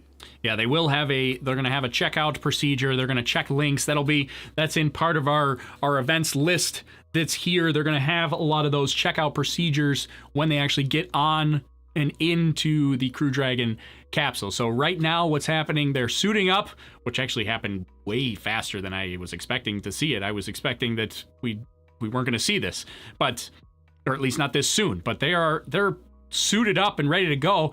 They're not going to go out to the launch pad, or at least walk out of. Right now they're in the Neil Armstrong operations and checkout building, and they're going to walk out at like 1:11 p.m. is when they're going to move out there. What do I have here my snacks for that. It was in my shot here. Didn't realize that was in the shot. But we've got some time before they get to it. Do we have a? Yeah, so this has music in it, so I'm not going to be able to play this because I don't own the rights to the music, but we can hang out and take a look at some views of Doug Hurley right here. So Doug flew on 2 space shuttle missions previously. He is the spacecraft commander for this mission. He previously flew on STS, I believe it's STS-127 and STS-135. The big one, STS-135, was the last space shuttle mission in 2011 with Space Shuttle Atlantis. So Doug has a very, very interesting claim to fame, which is that he was the pilot on the final space shuttle, and he's going to be the commander on the first Crew Dragon capsule. That's insane. That's crazy that he's going to get both of those distinctions, but how awesome is that for him that he's going to get those 2 distinctions? So they've been following. They were actually named astronauts for commercial crew like way back in 2015, and then their assignments came out a few years later. I can't remember exactly when that was. Might have been 2018, but that's when they actually got their assignments. But really, he didn't even know that he was going to be the first one, and that's Doug's wife right there, also an astronaut, which Mike Mongo mentioned when we were talking to him earlier. But yeah, both Doug and his wife are astronauts, and Bob and his wife are astronauts, which is crazy. So you can see there they've got that suit up going on there. We'll go back to our overlay view with all the events here in a minute, but I want to make sure that you can see everything that's happening. But we are we're getting closer, and I'm surprised this is happening. So they will walk out of the Neil Armstrong Operations and Checkout Building. They're scheduled to do that at approximately 1:11 p.m. So that's in about 25 minutes from now is when they're supposed to leave. Now, also, President Trump is expected to go to the Neil Armstrong Operations Center, so we may see him at some point. I don't know. Because the astronauts have been in a very, very tight quarantine, not just because of the pandemic. They're in a tight quarantine, pandemic or no pandemic. So they would quarantine the astronauts before any space flight, no matter what. But so my question, where I was getting was with President Trump coming, is he going to be allowed close to them because he hasn't been in the same quarantine that the astronauts and all the crew has been in?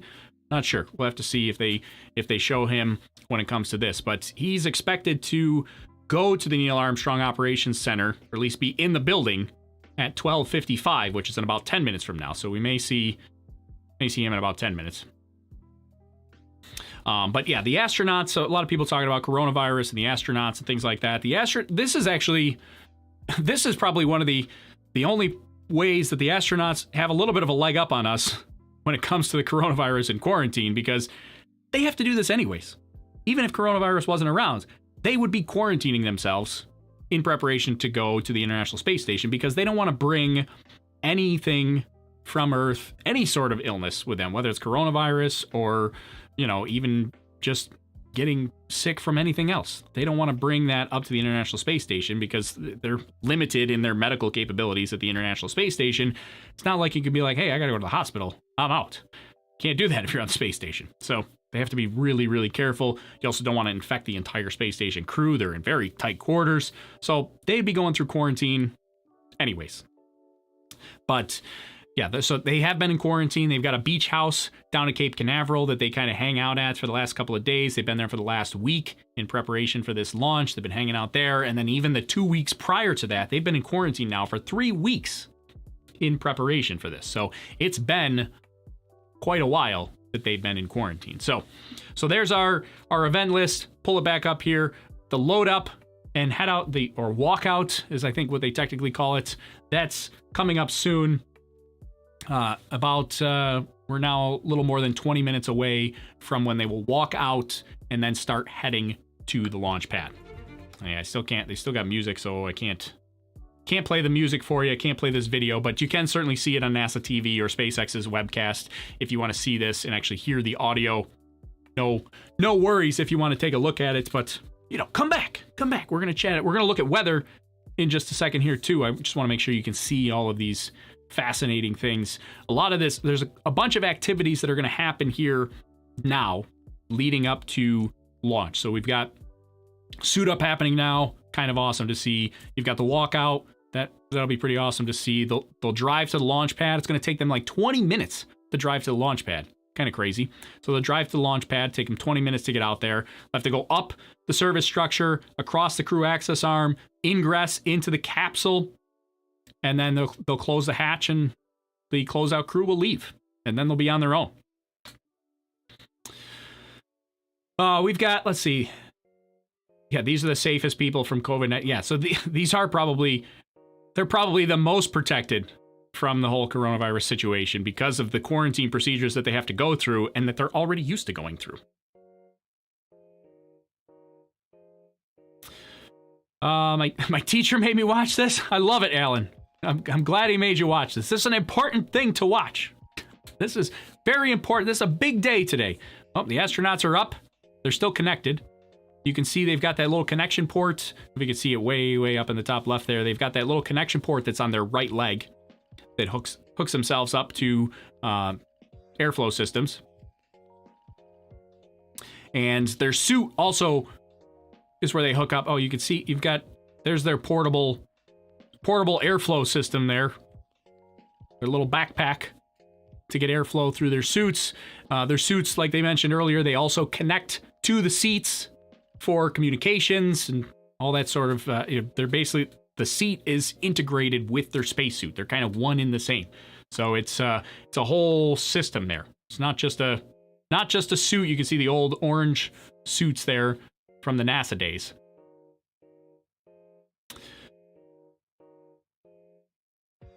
My dad told me to watch this.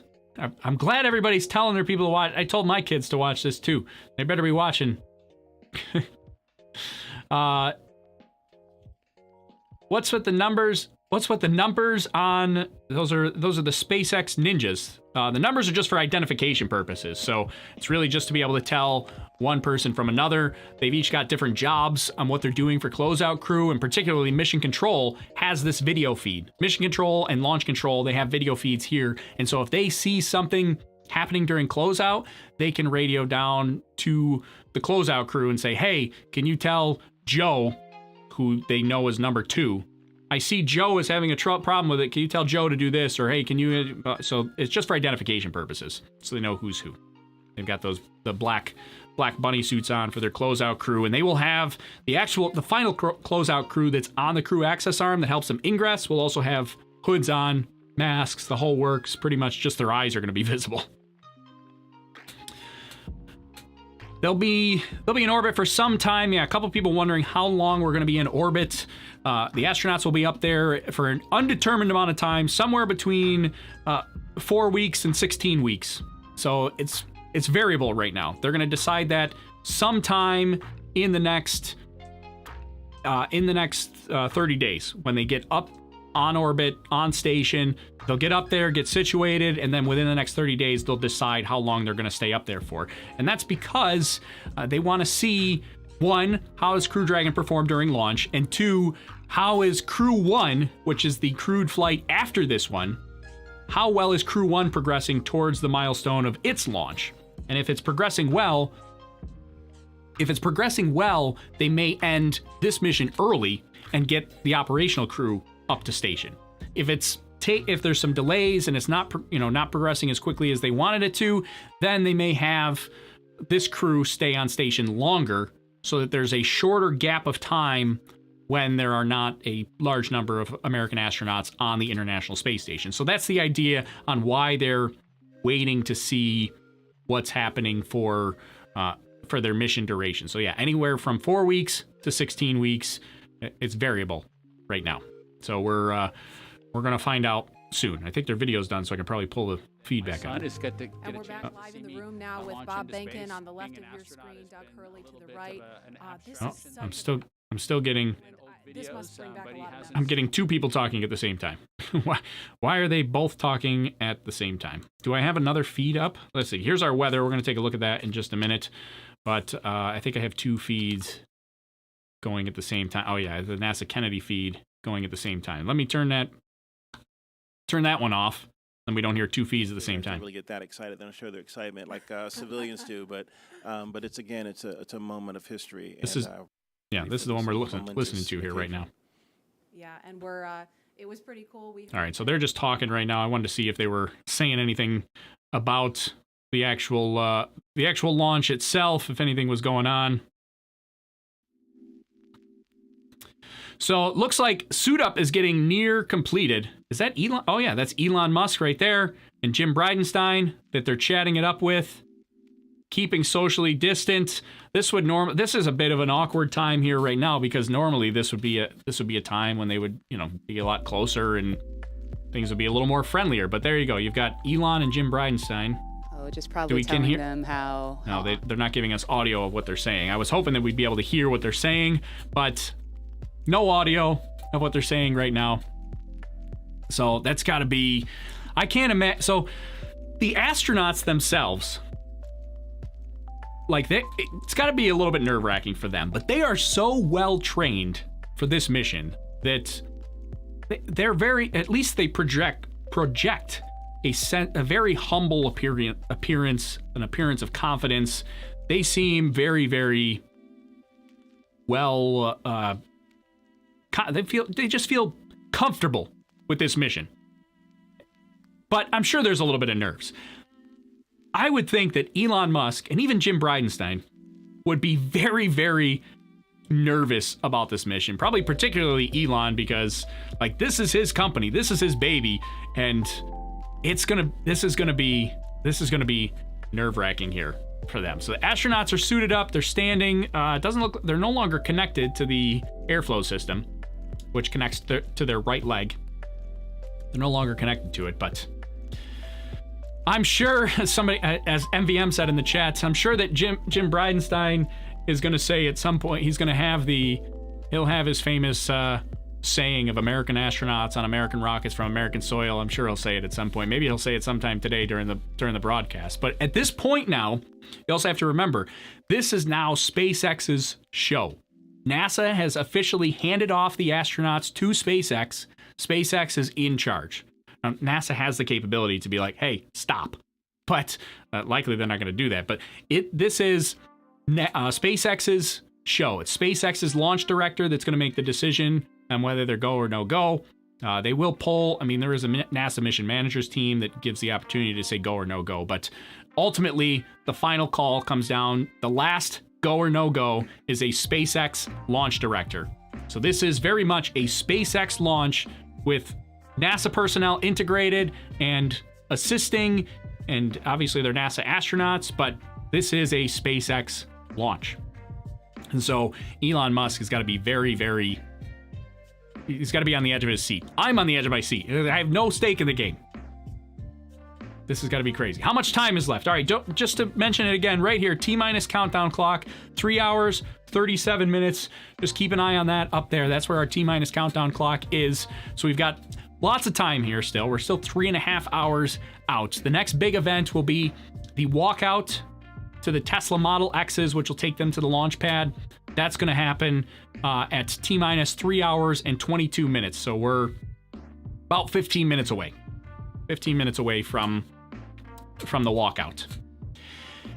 And then they will depart, head over to the launch pad. They're going to arrive at the launch pad at 2 hours and 55 minutes. So we've still got a ways to go. I mean, they're going to have walkouts, then they're going to depart, and then it takes them 20 minutes just to get to the launch pad. They actually drive surprisingly slowly to the launch pad. Only about, I think it's like 25 miles per hour. Somebody have to do the metric conversion for me for that. What are they launching? Right here. This is what they're launching. 2 astronauts. First time 2 astronauts flying to the International Space Station. We're from, not the first time ever, from an American private rocket. We've also not flown an American from the US since 2011, since the last Space Shuttle Atlantis lifted off on STS-135 in 2011. So this is the first private astronaut launch ever for the US. I don't think there's ever been one not in the US. Orbital launch, I should say. Orbital launch. Because there have been suborbital launches. This is the first orbital launch. Now everybody's turning around and looking very stiff. Is this where the president comes in? This might be where the president comes really in. Sink in that the mission is... Yeah, or so they're still just talking. We can't hear. I wish we could hear audio there. It seems like maybe the president might be arriving. Or they're just taking a picture. Because everybody's very stiff. And looking this direction. Everybody, oh, maybe it was just a picture. What's with the extra spacesuit in the background? Well, I imagine there's extra suits available there. But it also might be, I don't know, could just be for demonstration or display purposes. I don't know. That's a good question. But there is an extra. Oh, it must have just been a picture take. I see a photographer in the background, so they must have just been taking a picture. Important in the development of the suit was to make it easy to use, something that the crew just has to literally some info plug on the in suit when they sit down, and then the suit kind of takes care of itself from there.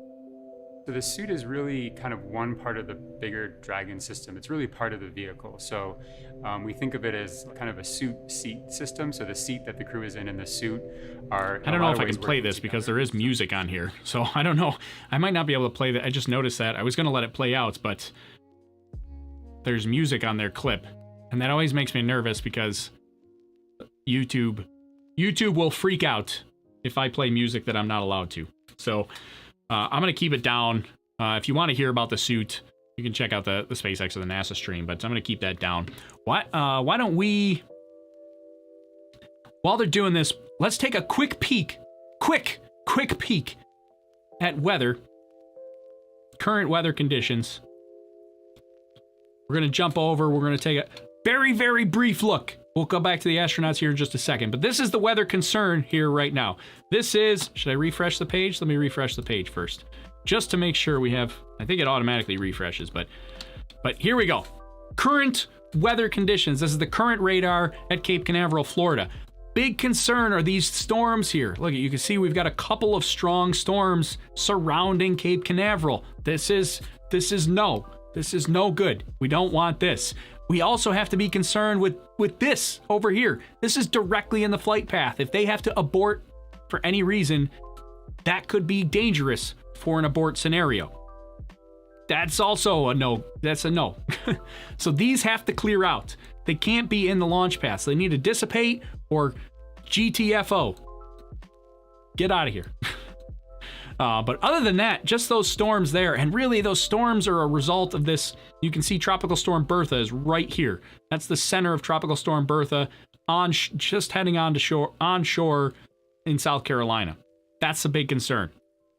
So that's a problem for today. So that's what our weather condition is like right now. Upper level winds, those conditions are looking A-OK, according to what they said during the broadcast. We thought it'd be pretty cool to show you where our astronauts train to be able to fly on board Dragon.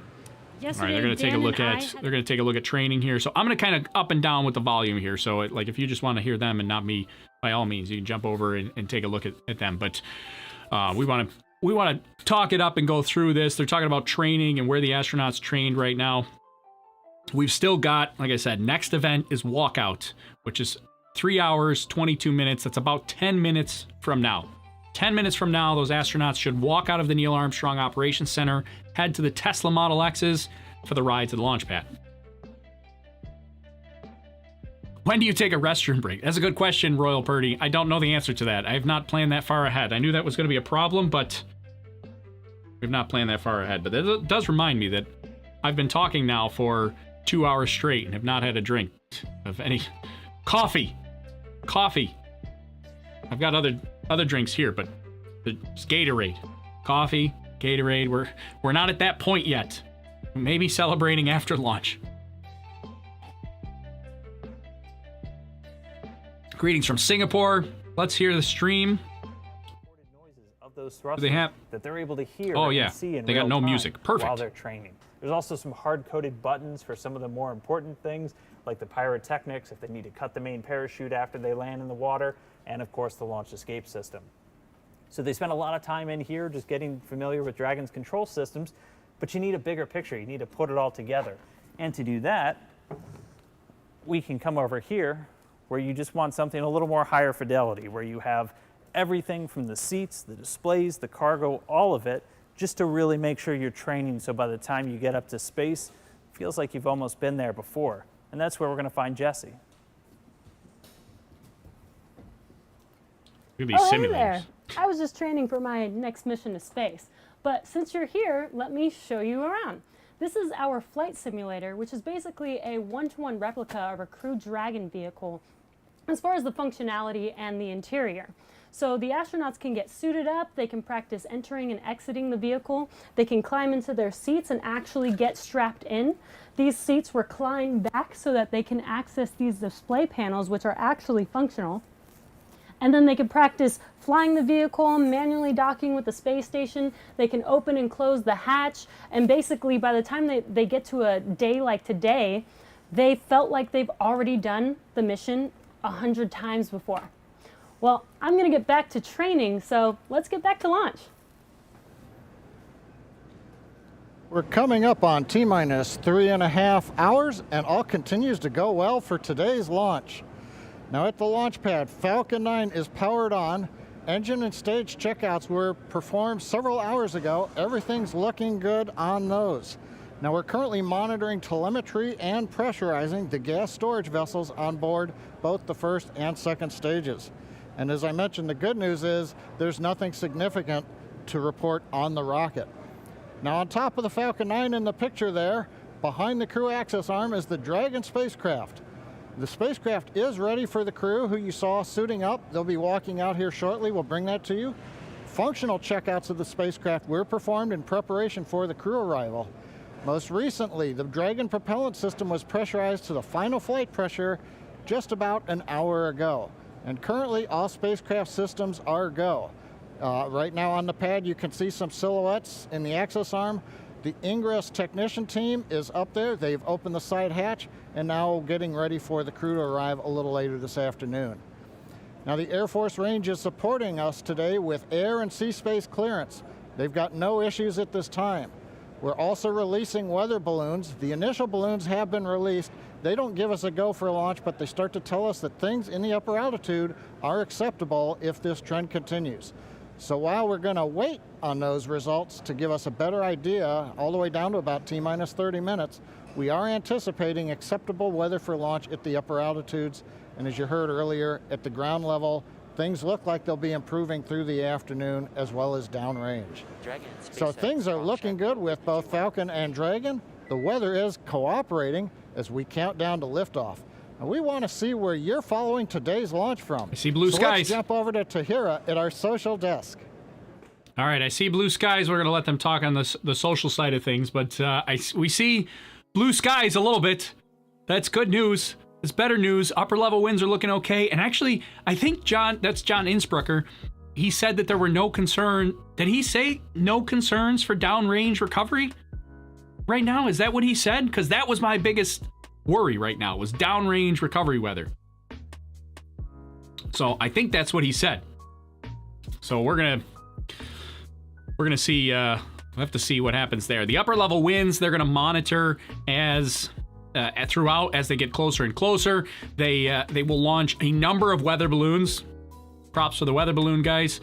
They will launch a number of weather balloons leading up to launch, usually one every 30 minutes, starting, I believe it's 4 hours prior to launch. They launch one at 4 hours, 3.5, 3 hours, 2.5, 2, and then it takes a few minutes for it to get up there. So they're actually, the first balloon is still ascending when the second balloon is launched, with the expectation that it will measure those upper level winds. Now, really, the upper level winds that they're concerned about are from at right around 10 kilometers, 30,000 feet, 40,000 feet, right in there. That's where the jet stream typically lies, is right in. Those are the strongest winds. Those are the ones that are most concerning. So when they say upper level winds, it's 10 kilometers, 30 to 40,000 feet, 10 to 12 kilometers, right in that range. Those are your upper level winds that they're concerned about. And the big concern, we mentioned this earlier, with upper level winds, rockets don't have a lot of horizontal strength. They have vertical strength, which is great, but a rocket ascending through hits a huge wind gust from the side. It's not going to directly break it apart, but the problem is it pushes it to the side.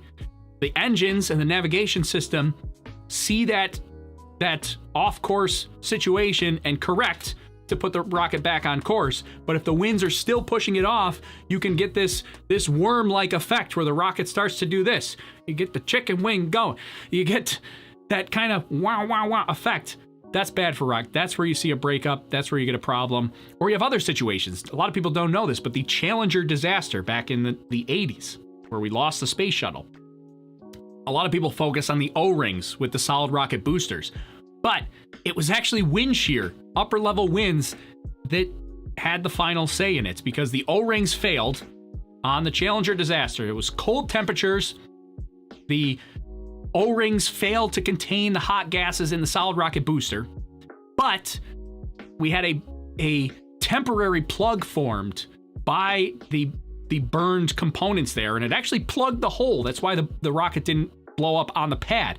It temporarily plugged the hole after launch, and the rocket continued, because a lot of the Morton Thiokol people that were worried about the booster failing under cold temperatures, they were afraid that the booster was going to blow up. Oh, here we go. They were afraid it was going to blow up on the pad. It did not. They were like, oh, wow, okay, I guess we're all right. It continued on. It was upper level wind shear that jostled that plug, that makeshift plug, free. Oh, here we go. This is Kelly Clarkson singing the national anthem. I'm not going to full screen that, but, and I don't know how that works for copyright. Am I allowed to play her singing the national anthem? I don't know if I'm allowed to do that, so I'm going to just keep talking, but she's singing the national anthem. But anyways, upper level wind shear knocked that makeshift plug free, And that's what ultimately led to the demise of the Space Shuttle Challenger. So yeah, upper level winds a concern. Oh, this doesn't look good. Look at this. It looks like we got more rain. More rain and precipitation happening at the Crew Dragon capsule. Ugh. That's not good for weather. Not good. But a lot of those those storms were small. They were pretty small. Remember, here's our weather map. Pretty small. The astronauts are walking out here now, but I just wanted to show this real quick. Oh, forget it. The astronauts are walking out. So yeah, this could just be a passing shower here, but there they go into the elevator, walking out now. This is getting, God, I just can't contain it. Yeah, so we've got some storms in the area. Here's our storms in the area. Not a ton of, these aren't gigantic storms. Like these could pass. These could pass. And then we'd be okay. But we'll see. Here's Kelly Clarkson singing her heart out again. Get this weather out of here. Okay. So there's our rocket on the pad. Looking at the pad right now, but you guys, that just gave me chills listening to that. And we saw them getting into the elevator. So they're making their way down to the first floor where they're going to be walking out of those doors any moment now. Just so exciting to think, back in 11 years ago when I was going down that elevator and about to walk out those doors, it just brings back these memories of getting human beings to space, working together as a team, and having this entire community around you helping you get off the planet. Yeah, and Leland, I know you have a really all right. So while they're talking, I'm gonna talk over. So I said I'm gonna go up and down with this here. So here we go. Here's the. Why does it look grainy all of a sudden? Do we? Oh, it changed to. Oh no, we're in HD. I don't know. All of a sudden the camera looks grainy to me. Maybe it's just this camera view. But it's in. The NASA feed is 720p, which is a shame. I don't know why it's not 1080, but okay. This camera looks okay. But we're expecting the astronauts any moment. Doug Hurley, Bob Behnken to come out of here. This is the Neil Armstrong Operations and Checkout Facility. If you look really carefully, you can see, hard to see, but the mission patch, here it is. The mission patch for this mission is stuck to the NASA plaque that's above the doors. Hard to see. It's in the top left corner when you're looking at it. But that's the mission patch for today's mission right there. There's actually two mission patches. There's one for NASA, which is what this one is. There's also a SpaceX mission patch. That has not been released yet, but if you want to get yourself a NASA mission patch, you can go to thespacestore.com or go to AB Emblem. I think it's abemblem.com. They both sell those mission patches. So I thought President Trump was going to be there, but it looks like it's Vice President Pence that's there, which is cool too. But no President Trump. Although I did see right before we went live today, I saw that he might be delayed, which they can't wait for him to show up. So if he's delayed, they have to follow a strict time schedule because they're trying to catch the International Space Station. The International Space Station isn't going to wait. It's traveling 17,500 miles per hour. You can't slow it down. If you miss it, you miss it. So we should see this any minute. So our event up here on the top right has ticked off. We should see them walk out any second. Now we do have planned. They're not planned to depart until T-minus 3 hours and 15 minutes. So they got about 5 minutes to walk out, get on the.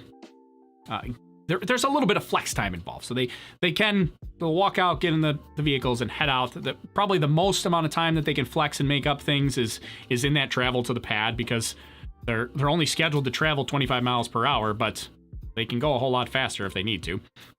Then once they get there and once they ingress into the capsule, there's a little bit of time that they have built in, but they're still going to have things to do. All right, I see some clapping here. Are they coming out here now? I believe that's. You can see the wives and the kids there on the bottom. No, you can't see it because I'm in the way. Or my events list is in the way. Bottom left corner there. There we are. There's our astronauts. NASA astronauts Bob Behnken and Doug Hurley.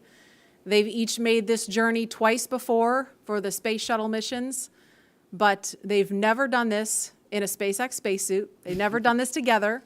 and they've never done this on their way to head to a commercially built rocket and spacecraft to head to space. Marie, I was looking for that Astro van, and I see these white Teslas No Astro with van. meatballs and worms on them. It's just a new era in space travel. Oh yeah, they're riding in Tesla Model X. I was hoping we were going to hear some audio from when they were walking out there, but yeah, so this is, they got to do air hugs there. Some air hugs for the family. That's Bob's wife and his son on the right, Doug's wife and their son on the left there. It's got to be just crazy. What a crazy experience. This will be the last time they see their husband and father until they get back from the International Space Station. So they won't see them again for anywhere from 4 to 16 weeks. So that's crazy. So they just have to air hugs, wave, say goodbye, give them the old air hugs. And then Doug will get in on this side. Bob walks around. He gets in on the driver's side. They'll ride in the back seat out to the launch pad, and there they go. They're hopping in because we got to keep a schedule. Got to keep the schedule going. They got 3 minutes to depart. You got a medic there. It's kind of cool. That's a gigantic medic backpack, and it looks like they even have those airflow. They're gonna hook them up to airflow in the Teslas. So you can see the hose that's connecting to their right leg, right on their right thigh. Connecting airflow and cooling, temperature control for them. Probably, I mean, maybe it's just me, but this is the first like 85, 90 degree weather here where I am.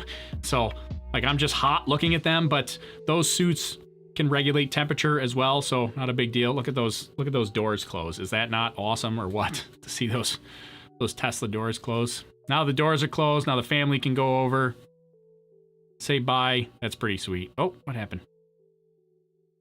Look at that. And then you have I'm not sure why there's astronauts taking photos. Don't they have a photographer that can do that? I mean, it's fine if they do it, but there you go. Doors and windows closed for quarantine reasons, not pandemic quarantine reasons, but just regular quarantine reasons. They would be quarantined regardless of the current situation. There they go. Like, what a time to say. I mean, oh, here we go. We're rolling.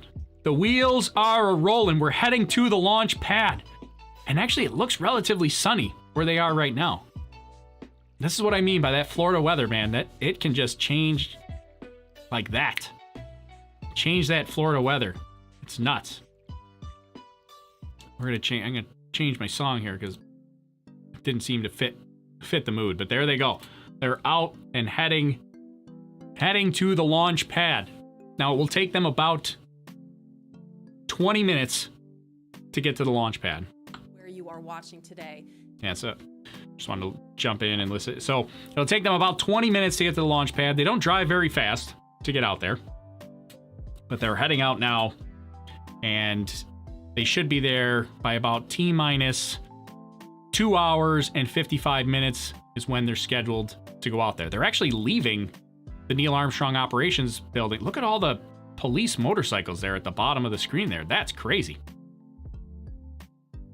So yeah, they'll take, so they're in the second Tesla there. I don't know who's in the first Tesla, but you've got the police escort in the front, the first Tesla, the second one has Doug and Bob. The third is like an armored personnel vehicle, which is crazy. Like, that's some serious security right there. They aren't messing around.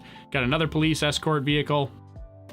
So they're headed out to the launch pad right now. Like, we're getting into it now. This is getting serious. Still 3 hours and 15 minutes to go. How long does it take for them to get to the ISS? 19 hours to get to the ISS. So assuming an launch today has to be on time. Instantaneous launch window. There's no opportunity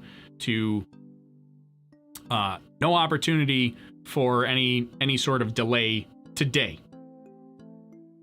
So if they have to delay or they have to scrub for any reason, it'll go to the backup window, which is on May 30th, and then there's a backup on May 31st.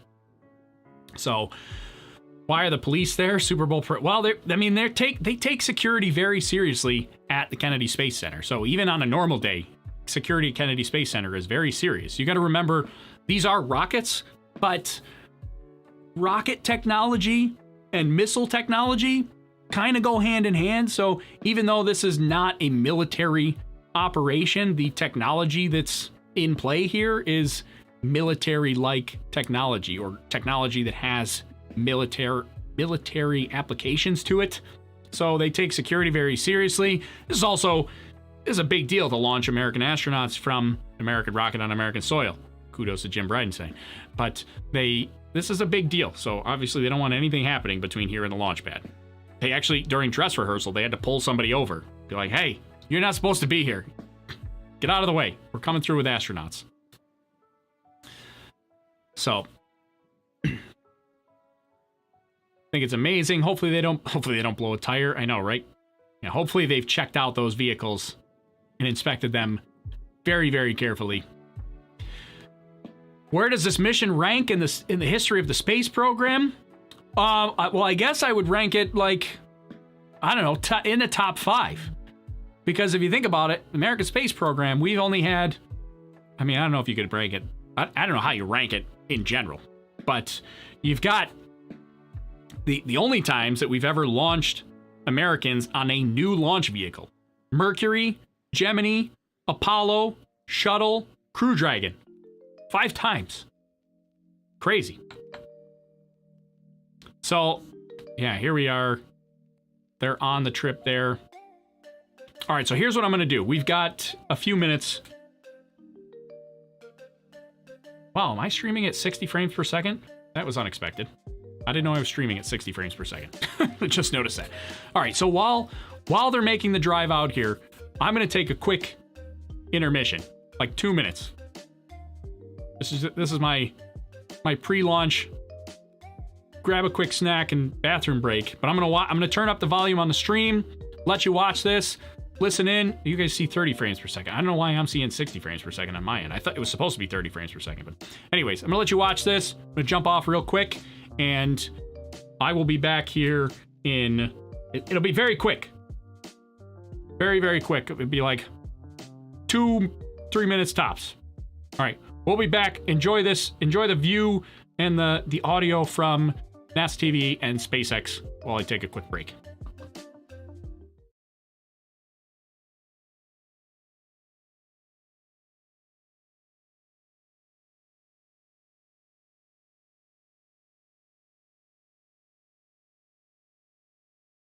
Now, Crew 1 will be the second space flight for Walker and Hopkins, who each flew on the Russian Soyuz. And it will be the first space flight for Glover and the third space flight for Noguchi. He flew on both the Space Shuttle and the Soyuz previously. Now, the Crew 1 mission will be the first in a series of rotational flights to station after DM-2, once NASA certifies the SpaceX systems for regular crew flights. And right now, Victor and Mike are following along from the Johnson Space Center in Houston, and they are standing by to talk to NASA's Daryl Nail. Daryl, are you? All right, I'm sorry, we don't have Daryl, but as we continue to follow the convoy, we've got actually a little chase car following the convoy. I think we're going to be actually talking to Victor and Mike from right here. Victor and Mike, are you there? We are here. All right, hi guys. I'm just going to ask you first. You're going to be 2 of the next people to get on board Crew Dragon. So what are all your thoughts and feelings as you're watching Bob and Doug in the Tesla right now? As you can imagine, there's a lot of emotions. Of course, we're excited for Bob and Doug, excited for NASA, excited for SpaceX, and really the whole country. A lot of pride in what it's taken to get to this moment, all the thousands of people that have contributed to getting to this moment. But then there's also a bit of sense of duty of business as usual. So for us, we're going to be watching, we're going to be listening, we're going to be learning, and all of that to help get us prepared for when it's our turn. And your mission called Crew 1. Sorry, I didn't mean to cut you off. Go ahead. I was just going to say it was also great to see them walk out just now and say goodbye to their families and do the virtual hugs. That was great. There are a lot of emotions, but that's probably the best one. And Victor and Mike, I know recently you had Shannon Walker and Soichi Noguchi also assigned to the Crew 1 mission with you. What can you tell us about them and your relationship with them and your training so far with them? Yeah, you know, I'm very excited about Crew 1. We've got a very experienced crew. You guys hit on that a little bit earlier. Of course, Shannon, she's been with NASA for around 30 years. She's been with the astronaut office for more than 15 years, and of course Soyuz long duration, so she's seen a lot around here. Soichi, you know, with Jackson, he's done it all. 1996 when he first became an astronaut, shuttle, space station, short duration, long duration, spacewalks, you name it. And so, you know, we kind of late in the game here had our full crew complement, and so it's really helped getting them in with all of that experience. It's really streamlined the process for our becoming more cohesive as a crew. Yeah, you know, they really hit the ground running. We showed up to our first sims, and it felt like we had done it several times before. And so it's great because we do have a lot to get done. We not only have to learn to fly and to operate the Crew Dragon spacecraft that Bob and Doug are going to do later today, God willing. We also have to be ready to do all of the things that a crew on board the space station does. The spacewalks, the research, the basic upkeep of the space station. And so we also have all that training going on as well. And that's what we've been doing for the past several months together. And now I have a specific question for Mike. I know that you've flown on the Russian Soyuz and not specifically on Space Shuttle, but can you talk about the tradition of the ride out that we're seeing now? Yeah, the ride out, you know, it's very symbolic. It's symbolic of that transition, the transition from months and years of preparation to the actual execution of the mission itself. And so for the astronauts, for Bob and Doug right now, it gives them an opportunity to reflect on all of the work that it took to get to this moment, but then it also gives them time to focus on the job, to really mentally prepare for game day. And then when you think about DM-2 and this particular mission, you know, that's this symbolic of this transition from almost 9 years where we have not had human launch capability in the U.S. to a new age of government and private partnerships that are going to be launching humans into low Earth orbit and beyond. And that's happening right here from the United States of America. All right, so I told you we'd just be a quick brief intermission. What'd I miss? I just had to... It's going to be a long stream. I'm going to be here for like 8 hours straight. I think that's the maximum that YouTube allows me to live stream at one time is 8 hours. So it's actually the plan for today. Just as an FYI, to give you an idea of what we still have planned for today. We're going to go, let's assume that we launch today. We're going to go through launch. We're going to go past launch, look at crew ops that happen on orbit. And then even once we get past there, we're going to have to end the stream sometime around 6 or 7 p.m. Eastern time. But there's a press conference at 7:30 p.m. Eastern time. So I'll have a second live event tonight. Assuming that we launch on time, there will be a second live event tonight for the press conference and post-launch stuff. And then we will be back live tomorrow morning for space station docking. Oh, excuse me. Be back live for space station docking in the morning, 10 a.m. Eastern time. What's that? 1400 UTC, right? That'll be tomorrow morning, assuming we get an on-time launch today. So we still got crew is heading to the pad right now. They're going, this is the Kennedy Space Center press site on the right side. That's the official countdown clock in the top right that you see there. So they're traveling to the pad right now. They're heading past, it'll be the press site on the right. Left of them would be the giant vehicle assembly building and the launch control center that will actually control launch. So now we get a look at, there's the launch pad there. Let's see. They're dry. Yeah, so now they're going, this is right past the press center. And they are heading to the launch pad. This is pretty much, this is the last time people are going to see the astronauts before they head out to the pad. Because then once you get to the pad, it's really a skeleton crew there at the pad. Just the checkout crew, the SpaceX ninjas with their black suits. There you go, heading out right now. This looks like video from on top of the vehicle assembly building, because the vehicle assembly building is right to the left of that road. So this looks like they're viewing from the top of the vehicle assembly building right now. Steve on Facebook wants to know, would you like to be one of these guys? I think it would be awesome to go to the space station, to go to the moon. I don't think I'm brave enough to be the first one to fly. Like, kudos to these guys for signing up and being like, yeah, I'll go first. I don't have it in me to go first. I don't think I can go first. I would go maybe like, you know, 5th or 6th flight, but yeah, that's crazy to have them, that they would just go for it. But that's why they're the astronauts and I'm the host of a YouTube show. Let's see. Starship Troopers, they do kind of look like they're from Star Wars. What will they see on the moon? Well, these guys aren't going to the moon. They're going to the International Space Station.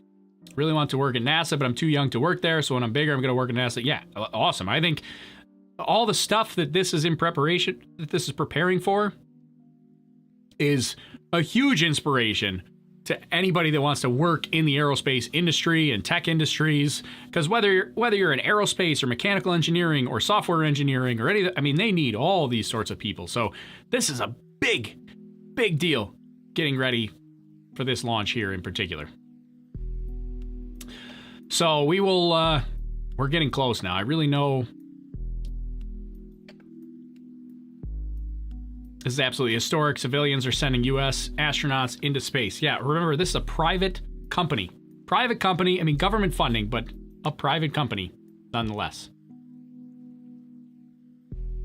Can you talk a little bit about Branson's recent failed rocket attempt? Yeah, well, so anybody that doesn't know, I don't know a ton about it because it was just days before this, but that was Virgin Orbit. They're launching a air-to-orbit rocket, basically meaning they fly the rocket up on a giant airplane. They drop it from the airplane, and then it launches into orbit from there. They were supposed to have their first orbital flight a couple days ago, but it was unsuccessful. So they had to abort a few seconds after igniting the rocket. What time Eastern time is it going to launch? So Eastern time, we're looking at 4:33 p.m. Eastern time, we've got our events list right here. I'll have this up from time to time, but we're T-minus 3 hours and 2 minutes right now. Very, very close. We're getting there. So we've got the crew's going to arrive at the pad. They're going to go up the service structure, head down the crew access arm. That's the big bridge to the capsule. We'll have Ingress, and then we're going to do some in-capsule operations. So I wish they would play these videos without music, because then I could actually play the audio for you, but they have music and I don't have the rights to it, so I can't play it. Is this going to be the beginning of space travel for normal people, do you think? I think we're getting close, very, very close to that, because this is still NASA astronauts, but this is very, very close in the sense that this will be a private company. I mean, once SpaceX is comfortable and set, and they have their capsule where they think they need it from a safety factor wise, which all these missions will help with, they can start flying private citizens. Look at that giant puddle they're splashing through right now. It's kind of funny. So yeah, and now NASA will not refly the Crew Dragon capsule. The Crew Dragon capsule is reusable, but as part of the commercial crew program, NASA will not reuse a Crew Dragon capsule. So the Crew Dragon capsule will come back, land, SpaceX, and will recover it, refurbish it, and it will be available for reuse, just not on another crewed mission, because NASA has chosen not to fly crew on a reused crew capsule. I don't know, it might not be NASA. It was likely a NASA and SpaceX decision together, but they will not refly crew on that Crew Dragon capsule again. The Crew Dragon capsule, a reused one, can fly cargo, because they're going to start flying cargo with this Dragon 2 capsule. Same capsule, just reconfigured for cargo. Seats out, consoles out, just cargo in there. So that they can fly cargo on a reused capsule. They can fly private astronauts on a reused capsule. So that's likely where we would see the reused capsules coming in. That big military vehicle was tearing through some water when they first started driving. Yeah, right? What is that thing playing in the top left corner? Well, so that was probably the NASA. They had a NASA Apollo tribute that was playing to kind of go hand in hand. There they go. They're driving up the ramp at 39A. That's the ramp to the launch pad. That's the crawler ramp, or that's the strongback or the transport erector. The TE travels up from the SpaceX horizontal integration facility, travel up to the pad. There they are. This looks like a movie shot right here. Like, this doesn't look real. Even just like the dynamic range on that video looks that's a very, very nice video shot. But look at that is the real deal right there. These are astronauts pulling up to the launch pad for the first time since 2011 for a real flight. This is crazy. It is go time. Lobster Fest is on. Lobster Fest. What's going on? In case you're not in the Space Lobster crew, that's kind of a theme here. I'm sure you've seen the lobster that shows up all the time. Is the Bermuda tracking station being used for today's mission? I believe it is. Here we go. Here's crew. Doug getting out of their Teslas. Now where That they is going? amazing. What is that thing? And I don't know what this that building goes is. down all the way to latches, control valves. Is that just the entrance to the pad? That looks weird. Keep them safe. All right, well, with the astronauts now on location at Pad 39A, Marie, Lauren, Leland, take us through the crew making their final steps towards that Dragon spacecraft. All right, thanks, Dan. That was really cool to see. We can see the Teslas on the screen there. They're going to stop for Bob and Doug to take a little nature break before they make their way up to the pad. And that's what we're that building expecting is. It should be about T-minus 2 hours and 55 minutes, so just under 3 minutes from now, we should hear a formal announcement on the loops that the crew is on the pad. So we'll quiet down to listen for that when we get a little closer. But Lauren, you didn't get a chance to mention while they were driving out there, they have a very cool playlist they had on the way out, right? Yeah, I remember Bob tweeting, "What should I listen to on the way out?" So here's what they chose. The first is AC/DC's "Back in Black." I think he actually tweeted that one, or someone recommended it, which is super cool. And the reason being, they are back. Then they also listened to the elevator music from the Blues Brothers film. That song, "Girl from Ipanema." And that one? I Sing believe it, so, Leland. yeah. Sing. Got another career. Hey. That was loud. And meatball loving. But sort of symbolizing the fact that they're waiting. And the third song was the Star Spangled Banner, the Army French horns version, for very obvious reasons, that one. Yeah, I got to set the mood, set the tone, right, Leland? You know all about that. Yeah, so I'm going to turn this down here now again, but they are on the pad. This is crazy. And we should have, let's see, I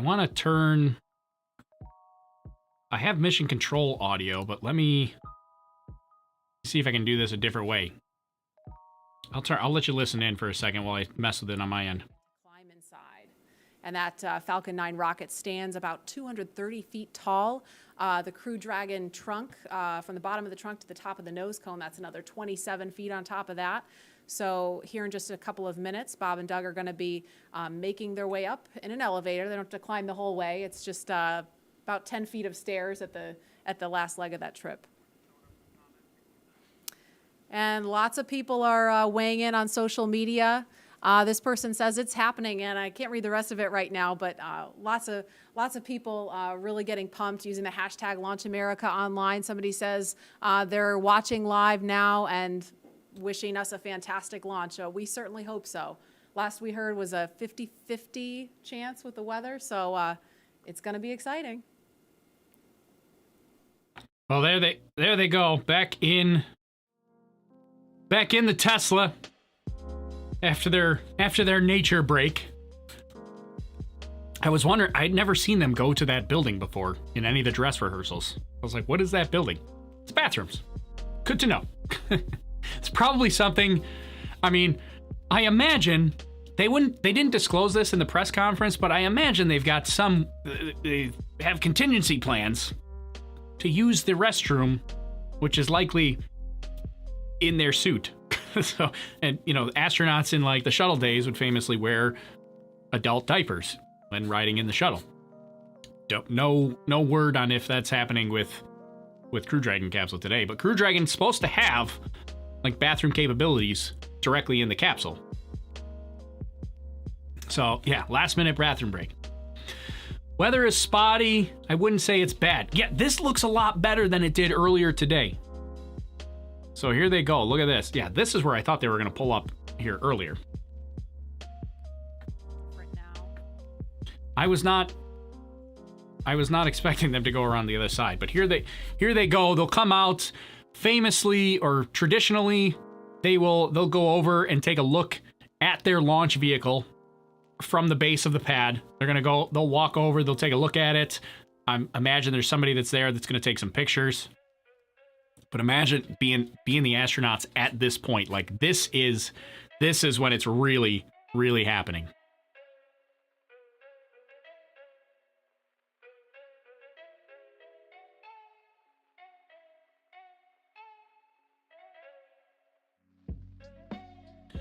Yeah, there they go. There's always like, that's like a tradition. They're not really I don't know if that's a traditional pose or what. They did that same pose the other day. That might just be like the only way their spacesuits bend and flex so they can look up.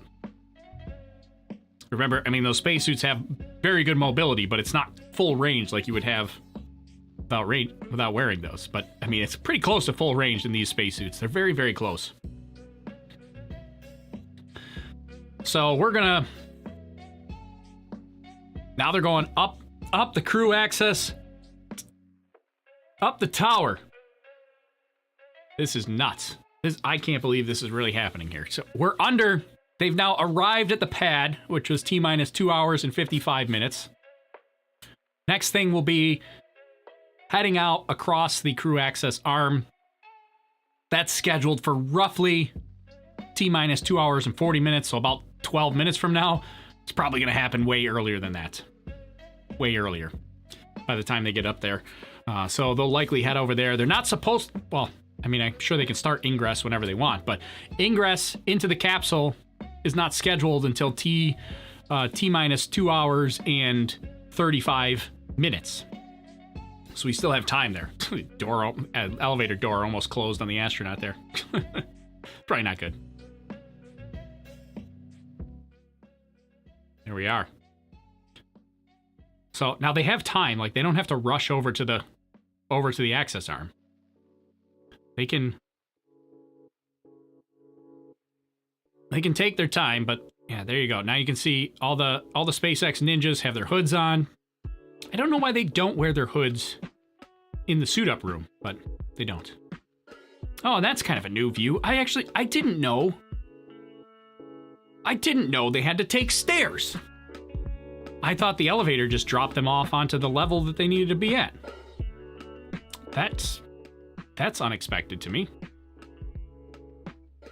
I thought they were just on the right level, but apparently not. But there you go. Now they can take a brief minute to look out on the view, probably take some photos. There's the NASA worm logo. Top floor space capsule. I love it, right?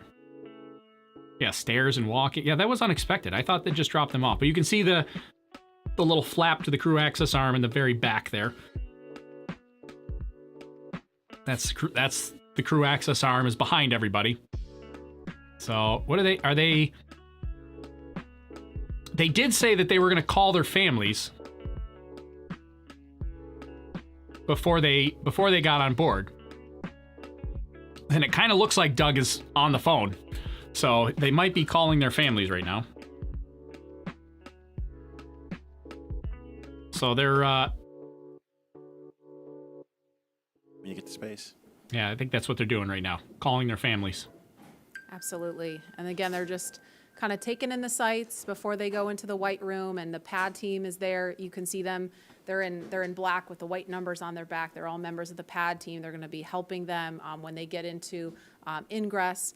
Actually, we're at T T-minus 2 hours and 50 minutes right now at about T-minus 2 hours and 35 minutes. So just under 15 minutes from now is when the astronauts will ingress. That's the term we use for climbing into Dragon. And of course, they will have the assistance of the suit techs and get buckled in.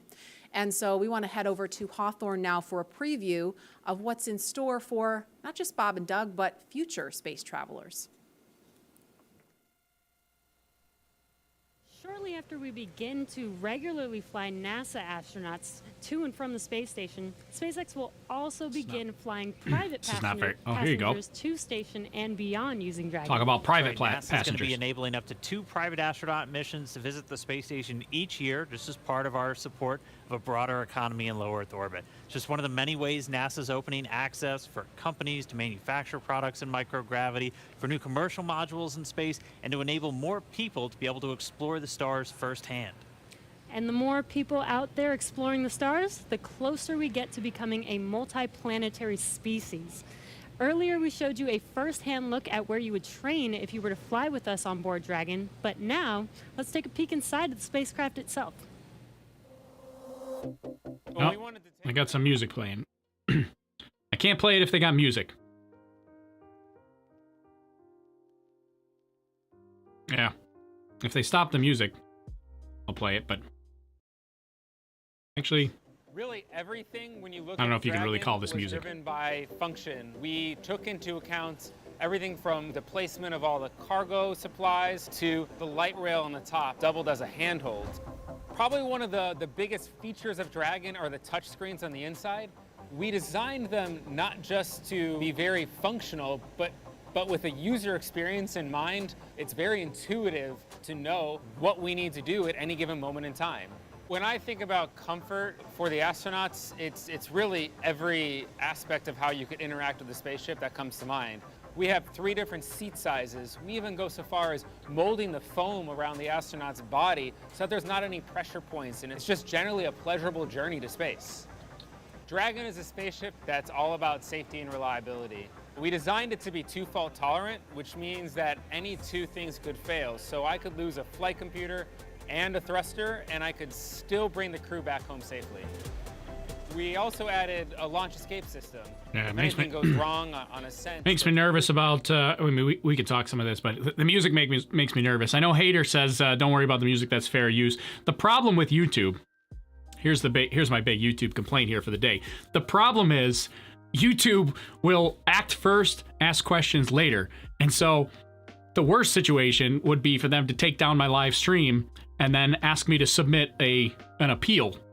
And it takes them 24 to 48 hours to get back on the appeal. So that's why I get worried about the music. I know that it would be fair use. It would be considered fair use. There you go. They're writing their names on the wall. I know it would be considered fair use. But the problem is they take the stream down first. And then I have to wait 24 to 48 hours. So, yeah, maybe I won't be in legal trouble, but we'd be done for the day. Yeah, we didn't do that. That's nice. That's awesome. It's a good tradition. Yeah. So here we go. A little tradition. Writing their names on the wall. While we I were like in that. The video we saw Bob and Doug walk down the crew. No other access astronauts have written their names on the wall. So that you talked about. I mean, there's what some did you tradition. think seeing that and how that That'll be a kind new of tradition for compare and them. Contrast what that was like during shuttle. You know, it's really beautiful. This will be. Here you go. A little wave to the camera. I love it. So oh man, this is. So now we're still way out. We're still 2 hours and 45 minutes. You can see the countdown clock up here. So if you haven't been here the whole time, countdown clock up here. Getting ready for capsule ingress. Actually, my event says we haven't done the crew access arm yet, but that's done. So we could probably, we could update that. But the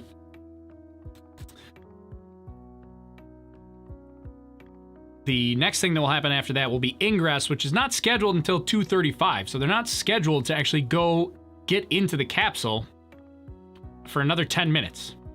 So they have about 10 minutes before they're supposed to get in the capsule, but I imagine they'll have some time. But our biggest thing, where I was going with this, is that the biggest decision still at this point is is going to be at T-minus 45 minutes, which is still 2 hours away. So here we go. We updated that they're across the crew axis arm. So capsule ingress is going to happen next, but T-minus, they're going right for it. I thought he was just going to peek inside, but they're going right for it.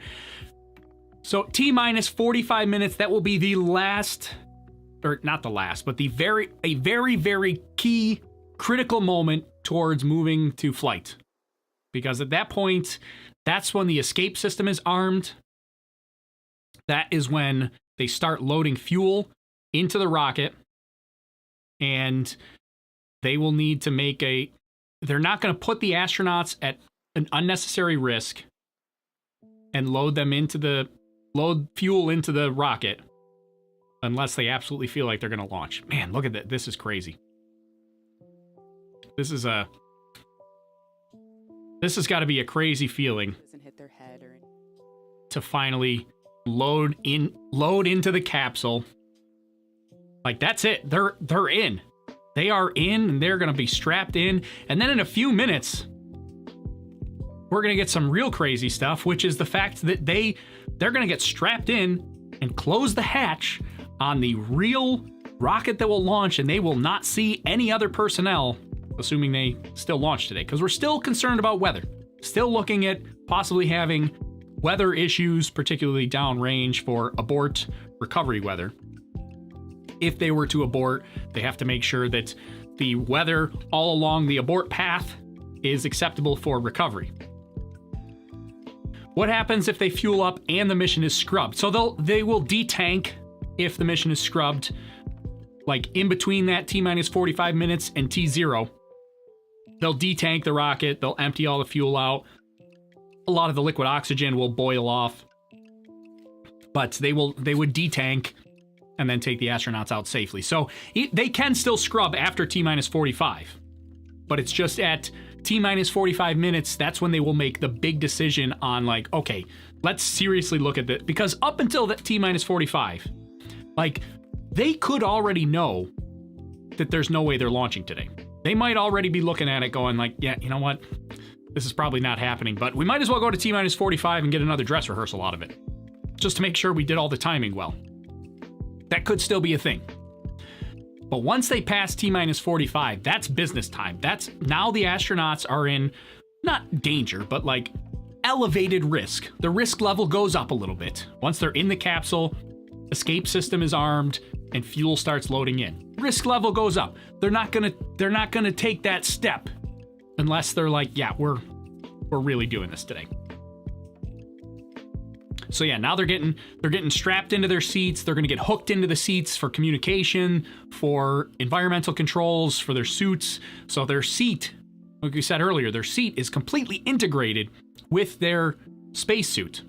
And those seats, it's an event that's coming up here in a little while. You'll see the third event here down on the list, like right here, seat rotation. Those seats are actually going to rotate to be a little closer to the screens there. That will happen at T-minus a little more T-minus 2 hours and 15 minutes.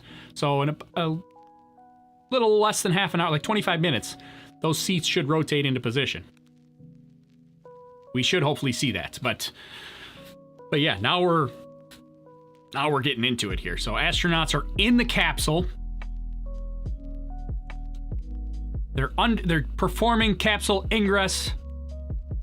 They'll get all strapped up, and then they're going to perform a communications check. That's supposed to happen at T-minus 2 hours and 20 minutes. That's supposed to be 2 hours from now. But they might be performing that. They might be performing that now, really, but so they could be ahead of schedule. But they're getting all strapped in. They'll have to get their gloves back on. They'll get all suited up. And that's another thing that's really nice about that spacesuit is that those gloves are just integrated right into the suit, so they can unzip them, get their hands out, put their hands back in, zip up, and it's relatively easy for them to manage that process. Somebody asked a question. Anyone have that? No, where was the question? That question. The astronauts just sit and wait until they reach the ISS, or do they have a movie or anything? Well, so they are going to have because this is a demonstration flight, they are going to have operations that they have to perform. One of the things that they're going to perform is a manual flight demonstration. So the Crew Dragon capsule, or Dragon 2 capsule, is fully autonomous. It can fly itself all the way to the International Space Station. It can dock with the International Space Station with no intervention from Bob and Doug. But one of the things Bob and Doug need to demonstrate is the capability for them to take over and perform manual flight operations at any time during the flight. And so they will do that about an hour and a half, T plus 1 hour and 30 minutes into launch. They're going to perform a manual flight demonstration where Doug Hurley will take over the controls and perform manual flight capabilities. So that is something that something they're going to do, but they don't have to do that for normal flight operations, but something they're going to do. Crew 1, will they do that? Don't know yet what their on-orbit operations are going to be, but what Bob and Doug are going to be doing, they got manual flight demonstrations, they have a downlink event that they're going to have, and then they also have, we talked about this a little bit earlier, but they have a scheduled sleep period, and that's specifically to test sleeping on the Crew Dragon. I mean, yeah, they're going to need some rest anyways, because it's 19 hours and they will have been up all day today and they're not docking till tomorrow morning, so they're going to need sleep anyways, but they specifically want to test sleeping on the Crew Dragon. So they have a sleep period in there, and they have to go to sleep. It's a weird thing to test, but when you think about it, they got to test it. How heavy are the suits and what temperature can they resist? I don't know the answer to that, but I know the suits are much lighter than the older suits were.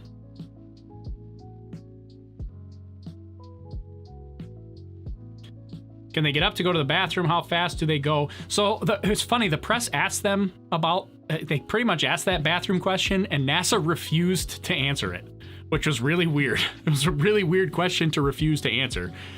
So they didn't answer the bathroom question, so nobody knows the bathroom situation on Crew Dragon. I don't know if they refused to answer it because they just didn't know the question, but it was weird the way they phrased it. They were like, no, we're not answering that. I was like, wait a minute, really? That out of all the questions, that's the one you're not going to answer? How long will it take to get there? 19 hours to get to the International Space Station. 19 hours. So I will be live again tomorrow morning, 10 a.m. Eastern Time, 1400 UTC, to cover the docking operations. But we will, we'll see. Yeah, Gotham says on YouTube they wear a diaper. They haven't mentioned whether or not they were wearing diapers. I suspect they may be, because they used to do that for the Space Shuttle program.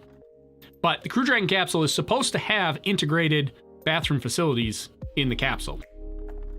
Oh, uh-oh. Oh no, he dropped it. What did he drop? It's like a little timer or something.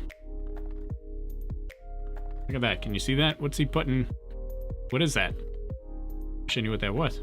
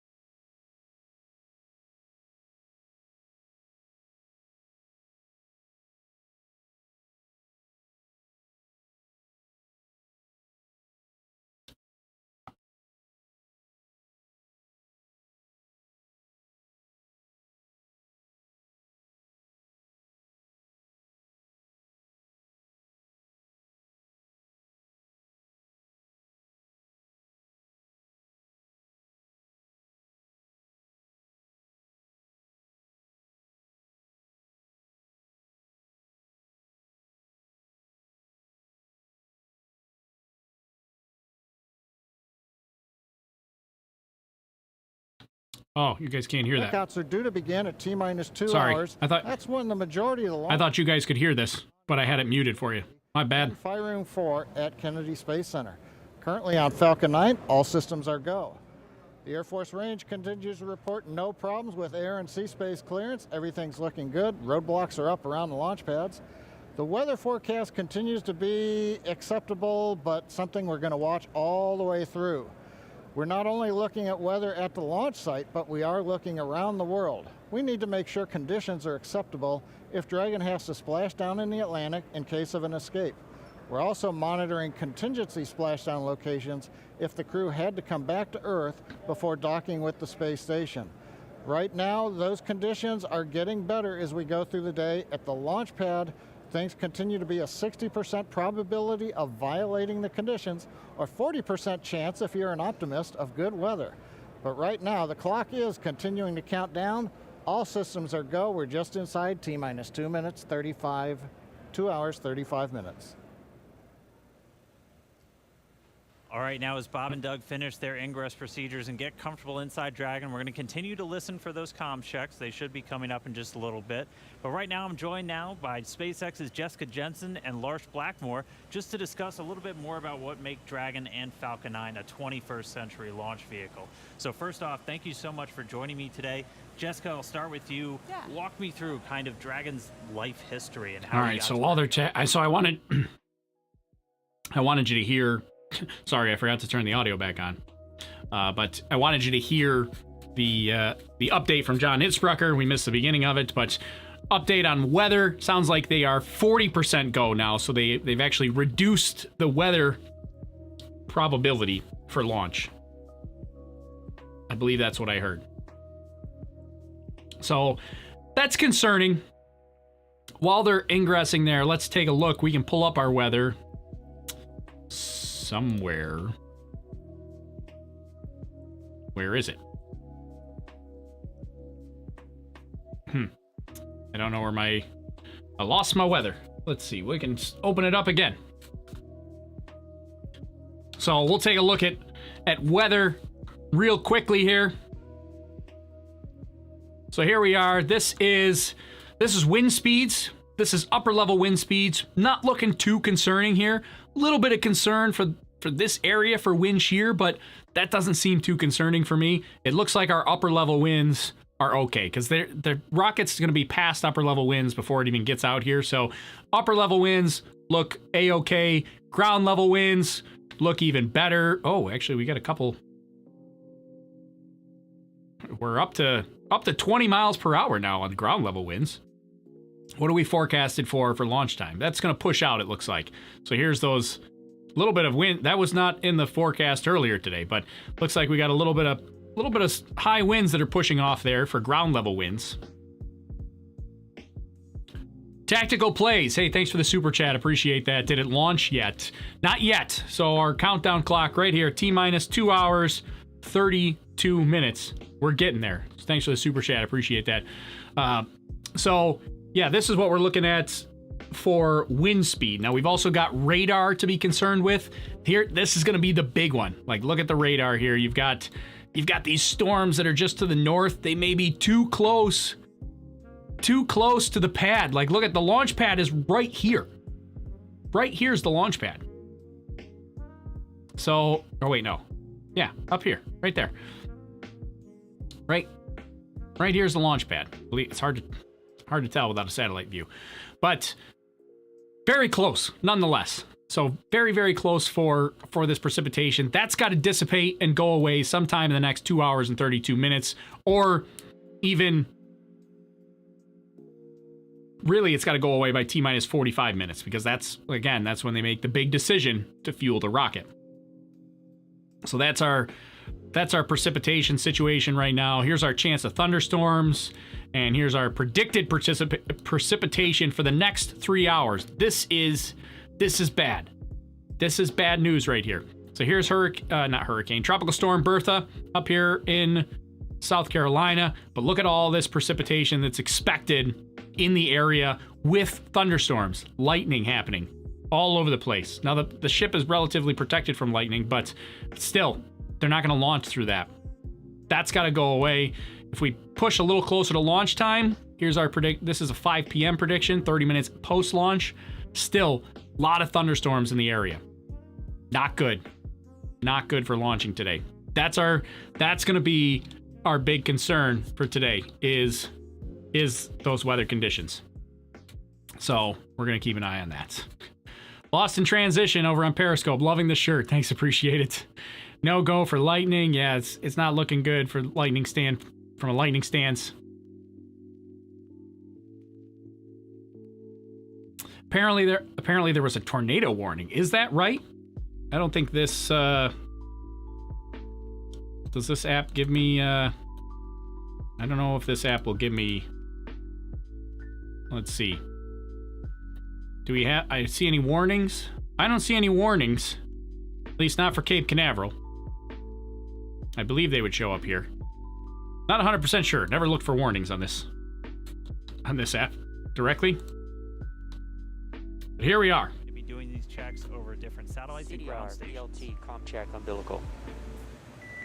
ComChecks now. CDR, loud and clear. PLT, loud and clear. Core, loud and clear. Umbilical, ComCheck complete. Stand by for ground station ComCheck. We even got the little Quindar tones too. A little beep. And you'll hear him referred to. CDR is Doug Hurley, that's the commander. PLT pilot, that's Bob Bankin. And so that first one we heard was through the umbilical, so that communication linked directly into their suit. Now they're going to do a communication check over the ground stations. We'll also hear one over Egress, that's the tracking and data relay satellites. Same satellites we use to talk to the International Space Station. That's what we'll be using to talk and track Dragon throughout its entire flight. Oh, what happened? That was not me this time. It muted. Oh, there we go. That was just the broadcast that muted.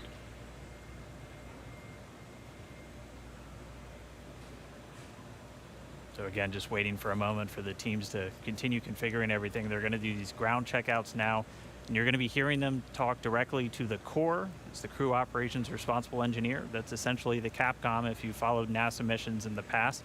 It's a position right here in Hawthorne at SpaceX Mission Control, which is just a few feet away from us, where the team's going to be watching over Bob and Doug for their entire flight. That's where the main person whose job it is to talk to them. Do I hear a modem in the background? We'll also hear them do some checkouts with the launch director. Sounded like a dial-up modem. At the Cape inside firing room 4.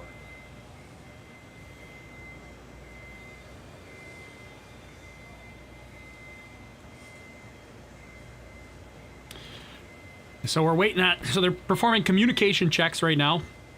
We did a umbilical check, communication through their umbilical systems. They're going to do a ground and you'll be hearing stations those check. Very characteristic beeps. Dragon SpaceX ComCheck. Oh, here we go.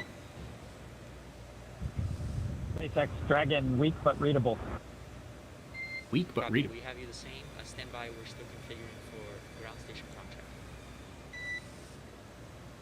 Dragon copy. There you go. You can see Doug Hurley using his index finger to perform comms And just to on the further little explain armrest. some of those voice protocols that you're going to hear, you might be used to hearing Houston Station or Houston Shuttle or Houston Endeavor back when we were flying those specific shuttles. You're going to hear SpaceX Dragon. That's the SpaceX team calling the Dragon team on orbit. And then Bob and Doug will be able to respond. And so they're going to continue to configure. We'll get these ground station checkouts momentarily. And just a reminder, you're going to hear that very, very unique beeping sound. That's called a Quindar, and that's been something that's been used throughout space-to-ground or air-to-ground communications throughout spaceflight history. And that's really just for teams who are in mission control or supporting a launch know when you hear that sound, it's time to listen. Dragon SpaceX ComCheck ground station. That's a lot clearer. Dragon has you loud and clear, much better, Jay. And core, loud and clear. Ground station ComCheck complete. Stand by for Egress ComCheck. So they're basically, they're going to run their communications over different systems. One is through the umbilical system, goes directly through all the ground support equipment right to launch control. The other is going to go through ground stations, which are the tracking stations around the world. The other one's going through Egress, which is satellite communication stations. So they're trying to communicate through all of those 3 different methods to make sure that they're working. Dragon SpaceX ComCheck Egress. Here we go. There's Egress. SpaceX Dragon, loud and clear. Core, loud and clear. Egress ComCheck complete. Stand by for checks with MD, LD in the launch configuration. All right, now they're doing communication checks with MD Dragon, mission. MD on countdown 1, ComCheck.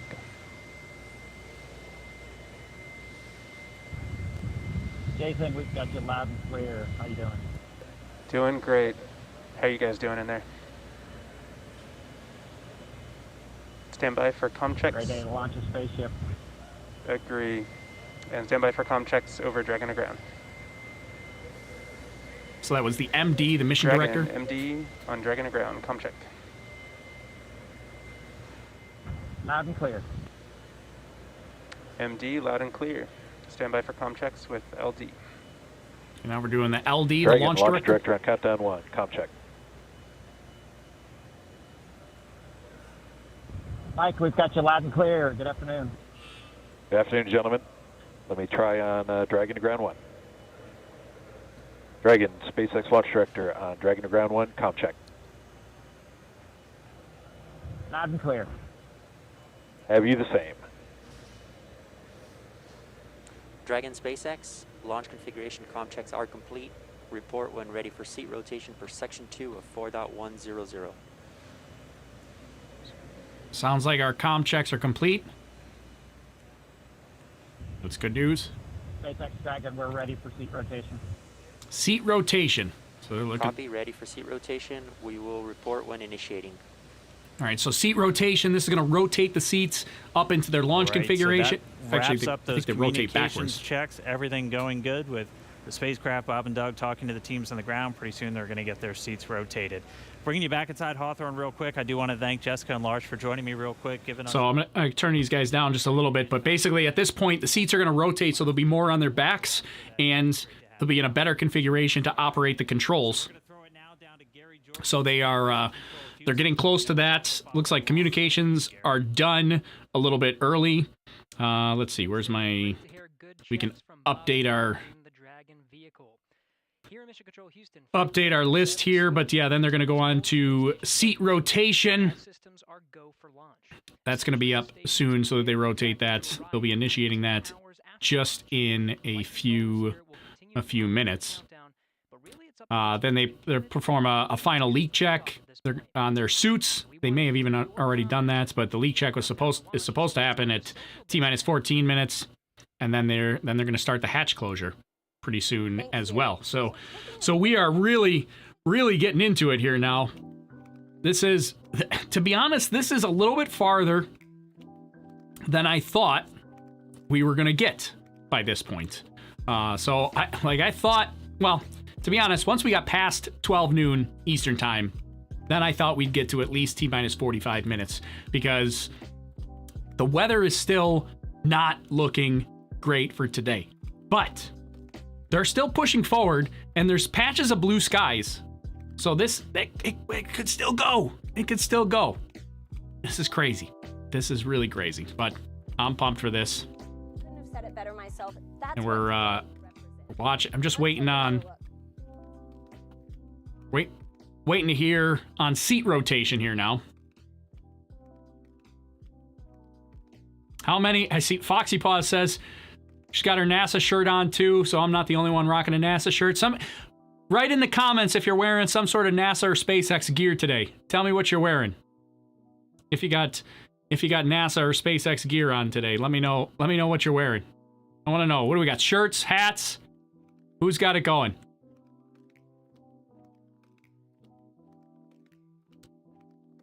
So we are, let's see, why is it crazy? Oh, it's just crazy that it's finally here. I feel like we've been talking about Crew Dragon forever. We've been talking about them launching astronauts for years now, but now it's finally happening. Like we've made it to this point. So we're close, but we still don't know if the weather's going to cooperate. We probably won't know until that T-minus 45 minute mark. Unless we start to see some crazy lightning storms, they could scrub early. But we're waiting on T-minus 45 minutes to see if they're really going to give this a go. Hokey on Periscope wants to know, are these guys just along for the ride with controls pre-programmed, or do they have active role? For the most part, everything's pre-programmed. And on most operational missions, it'll be pre-programmed all the way to docking. But the astronauts are going to perform a manual flight test. The manual flight test is going to be about T plus 90 minutes. So about an hour and a half into flight. Doug Hurley and Bob Behnken will perform manual flight tests when they're on orbit. just to test to make sure. Now, I mean, manual flight controls for the most part are for contingency scenarios, emergency scenarios, but they do have to test out those systems to make sure that they work. But they're going to do that once they get in flight. Is there an emergency eject system? No emergency eject system, but there is the emergency escape system, which is integrated into the Crew Dragon capsule. So if there is any sort of emergency on the launch pad, that gets activated 45 minutes prior to launch.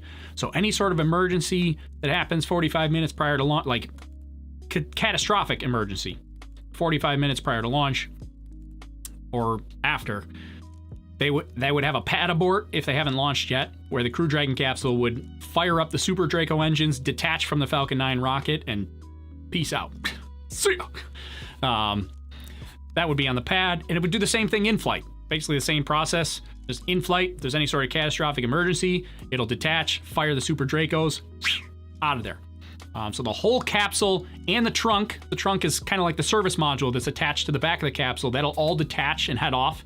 Trunk stays with it for stability and for fuel purposes, and electrical and power and that kind of stuff. But eventually, after any sort of abort, it would flip around. Trunk detaches first, then it flips around and parachutes back down.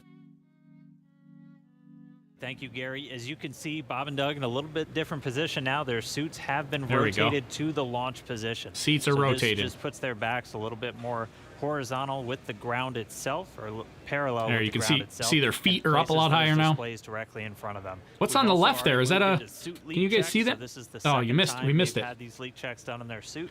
They have like a 0G indicator, which looks like a little dinosaur or something. They're going to be wearing throughout the dynamic phases of this mission. It's next to Bob Behnken. Under 2 hours and 20 minutes. From so it would be on the right from this view, on the left if you're looking at the astronauts' faces. Of the Falcon 9 from the Kennedy Space Center in Florida. It's going to be carrying our NASA crew members today, Doug Hurley and Bob Behnken, aboard SpaceX's Dragon spacecraft. It's been a really exciting day so far. We're fighting against that weather, but we're continuing to press on for launch. The crew has been up since about 6 a.m. as they prepare to head to the International Space Station for part of this DM-2 mission for NASA. Yeah, and as you can see on your screen, it looks like they're just waiting and getting ready for this mission today. It's been such an exciting day so far. Again, as Dan said, their seats are rotated into launch position so that they can see those screens that you see there on the left side right in front of them. Their suit leak checks have been complete. Their comm checks are complete. So let's throw it over to Lauren in KSC. So it sounds like they've got both leak checks and seat rotation checks are completed. So those are events here. Those will automatically update in just a couple minutes. I'm not gonna mess with those because we're only a couple minutes ahead of schedule right now. So those will finish up on their own, and then hatch closure. It actually kind of looks like the hatch is closed already. So. But yeah, there's the leak check. That's why they had their visors down. They were checking for leaks in their suit just to make sure that they're all good to go and all set. Oh, here we go. Here's Elon and Jim Bridenstein. But, we are here with two titans of space, and though it might look like this is a reunion of a 90s boy band, it is not. We are socially distanced for good reason, but we are here to talk about space, and I want to thank you both and tell you both it's a privilege and honor to be with you today. We're going to start off with you, Jim, and ask you a couple questions here. I want to ask you, first of all, it's been almost 3 years that you were sworn in as NASA administrator, and you knew from the very first day that you would be right here at the Kennedy Space Center in this moment when a commercial partner was ready to launch. Tell me what it's like to be leading NASA at this very moment. So I want to be clear. I did not know that when I got sworn in. I will tell you, a lot of folks said it couldn't be done.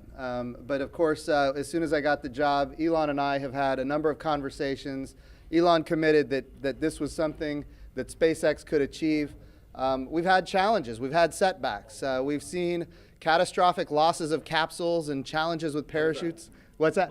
On the ground, uncrewed. I want to be really clear. Tests. But that's what's unique about SpaceX. SpaceX can do things that NASA historically has not done. They test, they fail, they fix, They fly, they test, they fail, they fix, they fly, until the point where we are today, where not only is SpaceX comfortable, but NASA is comfortable. We are ready to go. But if you would have told me even 2 years ago we'd be right here, I might have even been questioning it then. But this is a monumental achievement. It's a Herculean task by the SpaceX team, which we're very grateful for, and also by the NASA team that has been working hand in glove with them to get to this point.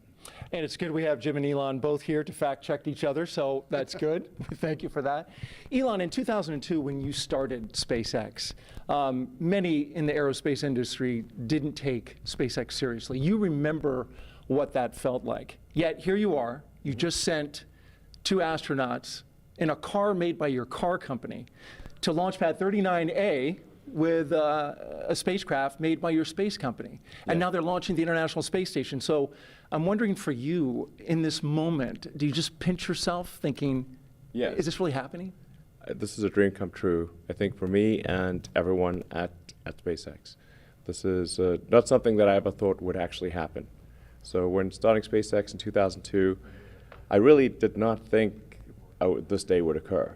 I expected 90% chance we'd fail to even get to low Earth orbit with a small rocket. So if somebody told me in 2002 that I'd be standing here with the NASA administrator, meeting the astronauts, and we've got a rocket and spacecraft on pad 39A, the best pad in the world, which is it's an honor to be there, I would have thought, man, I don't know what you're smoking, but it's not. like no way is that true. You know, and so it is. Say it's even a dream come true. I didn't even dream that this would come true. Let me put it that way. You know, but it is. I am incredibly excited to be here on behalf of the SpaceX team. And as Jim said, this really is the culmination of an incredible amount of work by the SpaceX team, by NASA, and by a number of other partners in the process of making this happen. It's really, you can look at this as the results of 100,000 people, roughly, when you add up all suppliers and everyone, working incredibly hard to make this day happen. So it's really hard to believe that this is real. And you're here, and it's amazing, and many of us have been amazed as we've watched you accomplish these things over the years. Jim, back to you. This is all about the commercialization of space. And so in the early going for commercial crew program, it wasn't something NASA was used to. You know, Mercury, Gemini, Apollo, Shuttle, NASA gave the designs and the contractors went out there and built it. This is different. It is. They're building it now. What were some of the hurdles that you had to overcome to get to this point? Well, I think getting people to recognize that when the government provides both the demand and the supply, you're limited in what you're able to do. And of course, back when this program was initiated under Charlie Bolden, General Charlie Bolden, Astronaut Charlie Bolden, Congress was not supportive and did not provide the proper funding. And yet he persevered, he pushed forward. And now I think everybody recognizes we have to commercialize space. We've had success now with commercial resupply of the International Space Station. Now we've got commercial crew to the International Space Station. Eventually we need commercial space stations. So what we're using the International Space Station for right now, we're proving that we can compound pharmaceuticals in a way that you cannot do on Earth. We're able to create immunizations in a way you cannot do on Earth. We're printing human organs in 3D. Right now it's just tissue, but eventually we're going to print human organs in 3D using adult stem cells, your skin cells, your own DNA. It's going to transform how we do medicine here on Earth. We're creating advanced materials that you can only create in the microgravity of space, things like an artificial retina for the human eye. So if you have macular degeneration, you don't have to lose your eyesight. Bottom line is this: these markets are the future. And when they materialize, and they are materializing because of the work of NASA, we're going to see capital investment, not just into launch, but also into habitation. And that ultimately is what's going to be transformational for commercial space. Very good. And Elon, in getting all of that going, the ISS and all the activity that takes place on board, it's key that this Crew Dragon operate on a regular basis. As the chief engineer, what were some of the biggest hurdles you had to overcome to get your spacecraft ready to fly this mission? Well, the spacecraft and the rocket have gone through literally thousands and thousands of tests and reviews, both by SpaceX, by NASA, by third parties. We've also, as Jim was alluding to, we've done a lot of flights. So one of the things I think that's very helpful about this flight, about what we're about to do, is that the rocket has flown many times. In fact, even in this, essentially this configuration, it's flown about 20 times.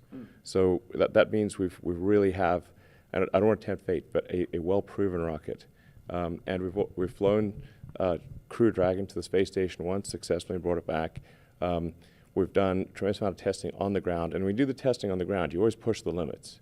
So you want to try, you push it way beyond what you'd expect in flight. So sometimes you'd break it because you kind of want to break it on the ground during testing to see what the limits are. So this is a result, like I said, of thousands of tests, of thousands of design hours, and a tremendous number of smart people working incredibly hard to make this day happen. And you've got 2 astronauts on board now. Yes. Do you feel that responsibility? Yes, absolutely. I felt it, I think, most strongly when I saw their family just before coming here. And did you say anything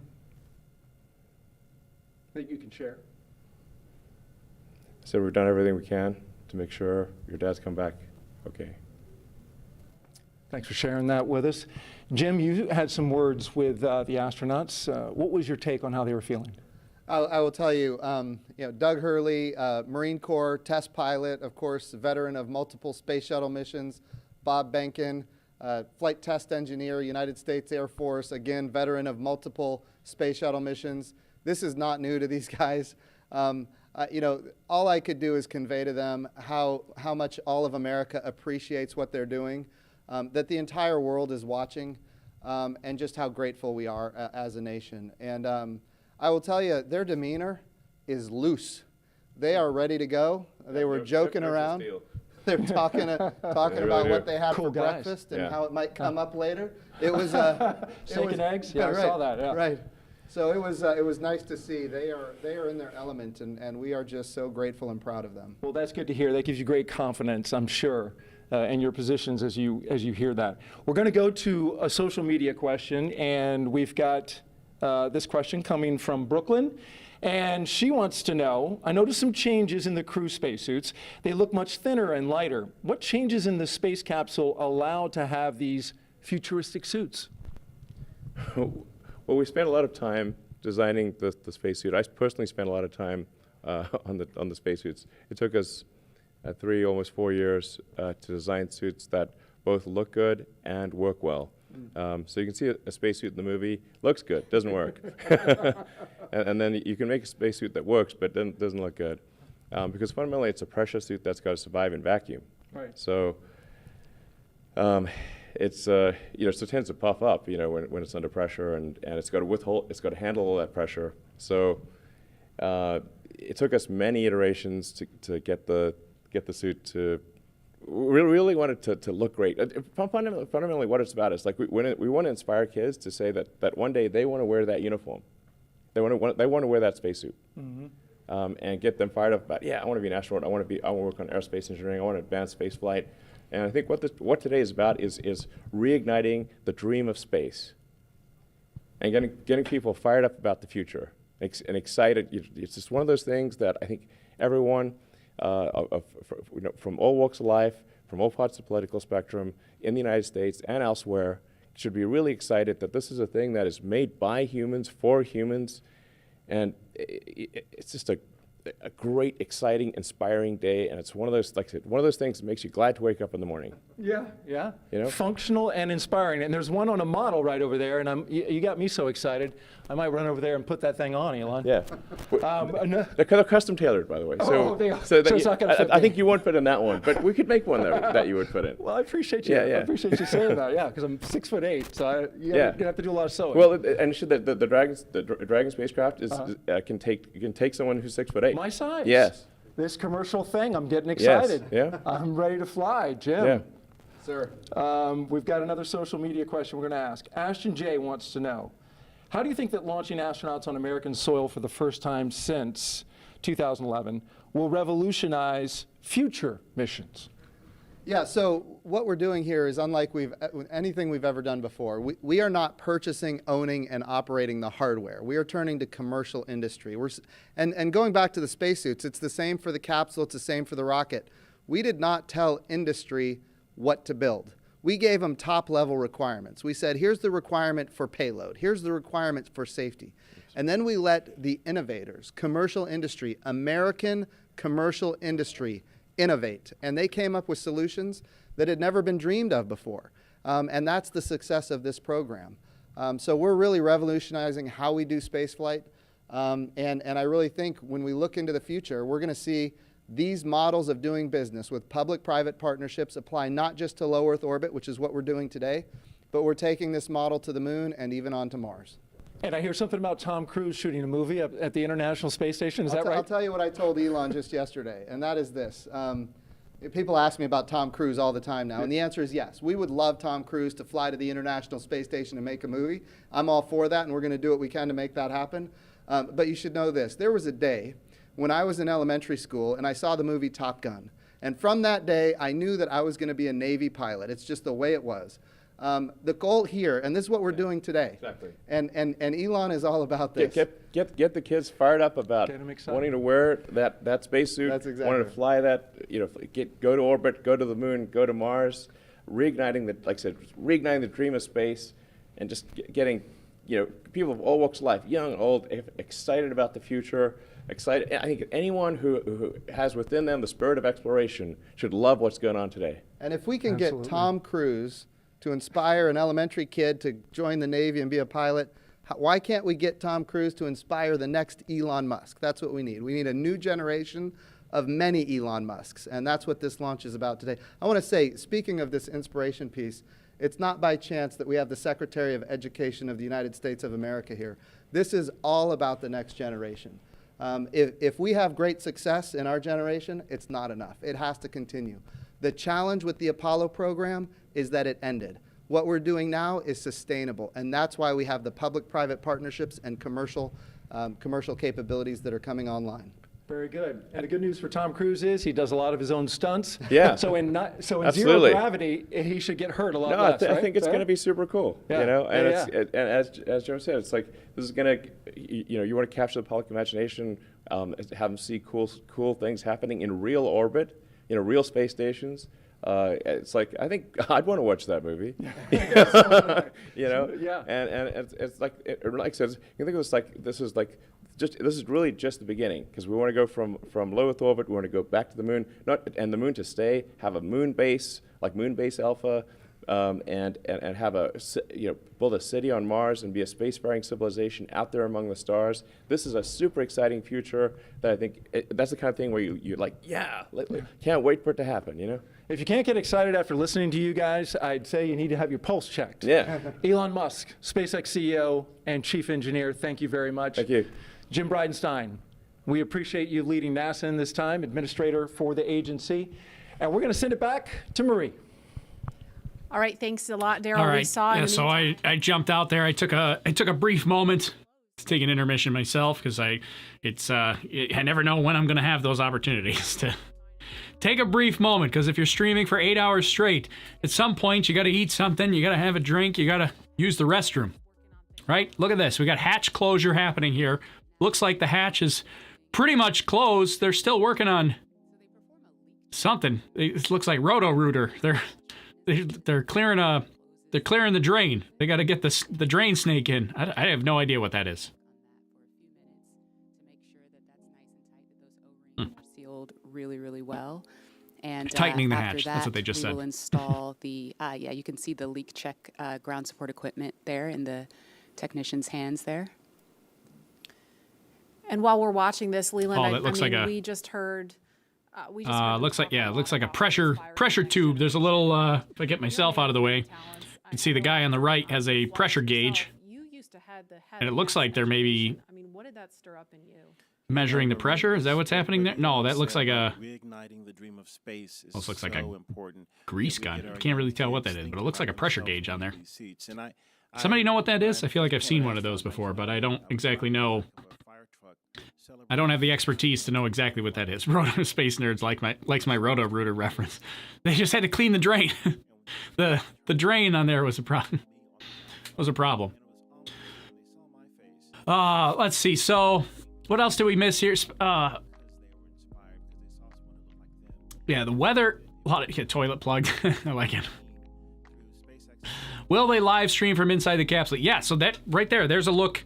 Hatch is closed. That's inside the capsule. Right there. Right now. That's happening. So yeah, they're definitely gonna get a. We should have these views from inside the capsule the whole time here. I mean, they'll switch back and forth and go in and out and things like that, but we're getting there. Now we've got hatch closure. Was the big thing we were waiting on. Looks like that's done here. Let's listen in for a minute. Assembly there is called the control panel. So you'll have those 3 LCD touchscreens in front of them where they have the displays are showing them details on the vehicle's pressure, its temperature. There's audio control. That center screen has the procedures that they're going through today on day of launch. You can also see the vehicle's attitude. You can see its velocity, its apogee, its perigee, its inclination, details on the status of the hatch, the thermal control system loops, basically all the cool stuff that helps them have situational awareness of the vehicle. That's displayed on those displays. Additionally, there are some actual buttons on that button panel that you see down below. And some of the things that allow them to do is if the crew ever needed to do any sort of manual overrides like that right in the middle, right underneath that center LCD screen, that's the crew's ability to initiate an abort. It's called an abort handle, and it's right in the middle where both crew members could use it if they needed to. And the audio controls are also on those button panels. When they're not in their suits, there's actually speakers that are coming off of the control panel that allow them to hear mission control, hear the core, hear ISS, when they're not in their suits where the audio systems are integrated into that. Will there be a live stream all the way up to ISS? Yeah, NASA TV is going to stream this from launch all the way to docking. So it'll be uninterrupted from NASA TV. My stream will go launch and probably a few hours after launch. We're going to actually have a second live stream tonight for the press conference that's going on. And then I'll be done for the day, go to sleep. I'll be back tomorrow morning around 10 a.m. Eastern Time, 1400 UTC. Be live again for the docking procedures. But if you want to see the whole thing straight through, NASA TV is going to have it straight through from launch to docking. From what we did with the shuttle. Now so they're talking about some of the history there, but yeah, so we are they're pretty much hatch is closed at this point. So my events time will update here automatically, and looks like they're still messing around on the outside there, but they're supposed to be done by 1 hour and 55 minutes, so they got like 2 minutes to finish up to stay on track, but they still have plenty of time. I mean, there's, like I said before, there's some flex time that's built in there, and there's only really one more event after this, one more big event until that final go no go polling. So they have hatch closure, which is just about finished up here, it looks like. Then there's going to be an ISS position sync where they will upload the exact and updated position of the International Space Station to the Crew Dragon capsule's navigation system. So they will have that information on board. They upload that 1 hour and 10 minutes prior to launch. And then after that is the big go, no go decision, polling decision to begin fueling. That's what we're looking for our weather today, because I think that's when they're going to make the big decision, right before that go no go poll. Oh, we got some communications happening. Didn't have that up. I missed it. So what we actually heard was a little bit more discussion about the weather, still looking at things, and we're about a minute away from an announcement about hatch closure. Sounds like they're discussing weather a little bit. So maybe we have a decision.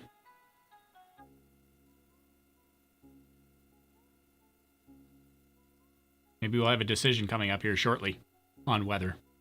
If you're just joining us, we're at T-minus 1 hour, 55 minutes and counting, and we're expecting an announcement to confirm hatch closure in just a few seconds.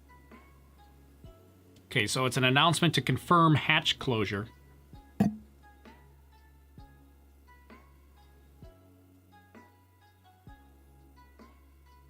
That's supposed to be at the pretty much right now. Dragon, SpaceX, for comm checks with Falcon 9. Go ahead. Okay, we are ready for that at that time, if you are ready. We are ready.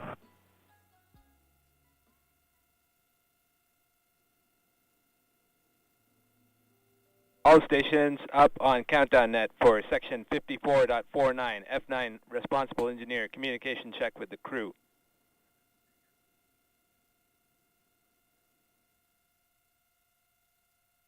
Start with guidance, navigation, and control. Dragon GNC on countdown 1, comm check. GNC Dragon, loud and clear. Looks like they're checking everybody's GNC comms. loud and clear. Stand by for comm check by the propulsion engineer. Dragon, prop on countdown 1, comm check. Prop Dragon, loud and clear. Prop, loud and clear. Stand by for comm check with the avionics engineer. God, this feels so real once they start. Dragon, avionics on countdown 1, comm check. Once they start doing these comm checks. Avionics Dragon, we have good loud and clear.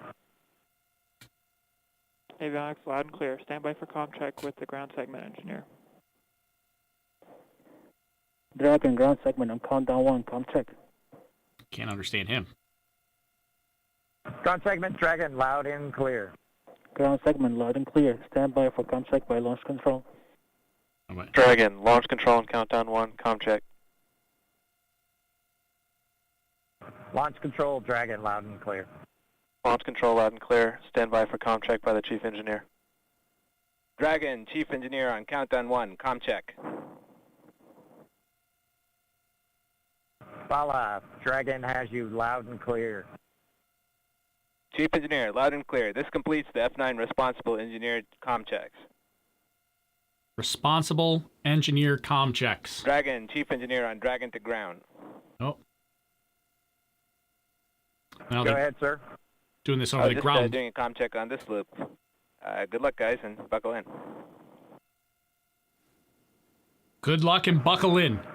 Thanks to you and the F9 team, Bala. We really appreciate it. Thank you. Thanks, Bala.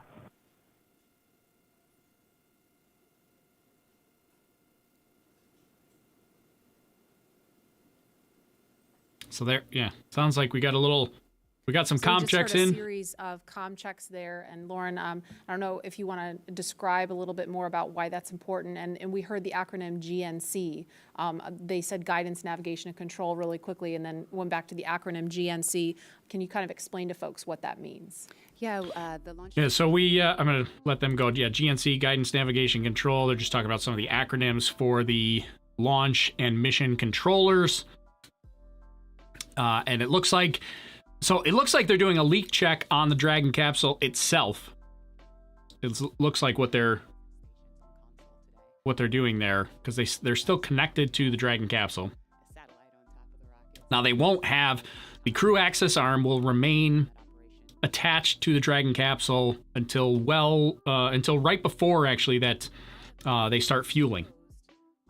So once they start fueling and right before they arm the escape system, they have to retract the crew access arm. That way, if there is an abort or an escape, it's not in the way of the Dragon capsule trying to get out of Dodge. So we are talking a little bit about pressurization here. Area, see if it holds pressure. It's a very, very sensitive test, very high criteria for passing. And so once that leak check is shown to be okay, and that the capsule or that those O-rings are able to hold pressure, what the team will do is they'll go back into that area, into that access panel, and install what we call the SPEP, which is the side pressure equalization plug. Once that is plugged, you've really closed everything up. And When the crew splashes down, what they'll actually do is pull that plug to equalize pressure across the hatch so that you don't cause the hatch to buckle due to a pressure, or sorry, the hatch or the capsule, the weldment, any of the vehicle to buckle due to a pressure differential. So they should be adding that plug, and then they'll cover up that side hatch access panel with the TPS panel or thermal protection system panel, close it up, and that'll make sure it stays safe on ascent. And now, obviously, we're looking at a view from the outside, the top of Falcon 9 and Crew Dragon. We can confirm a good side hatch leak check. Good leak check. That's good news. Dragon copies, good leak check.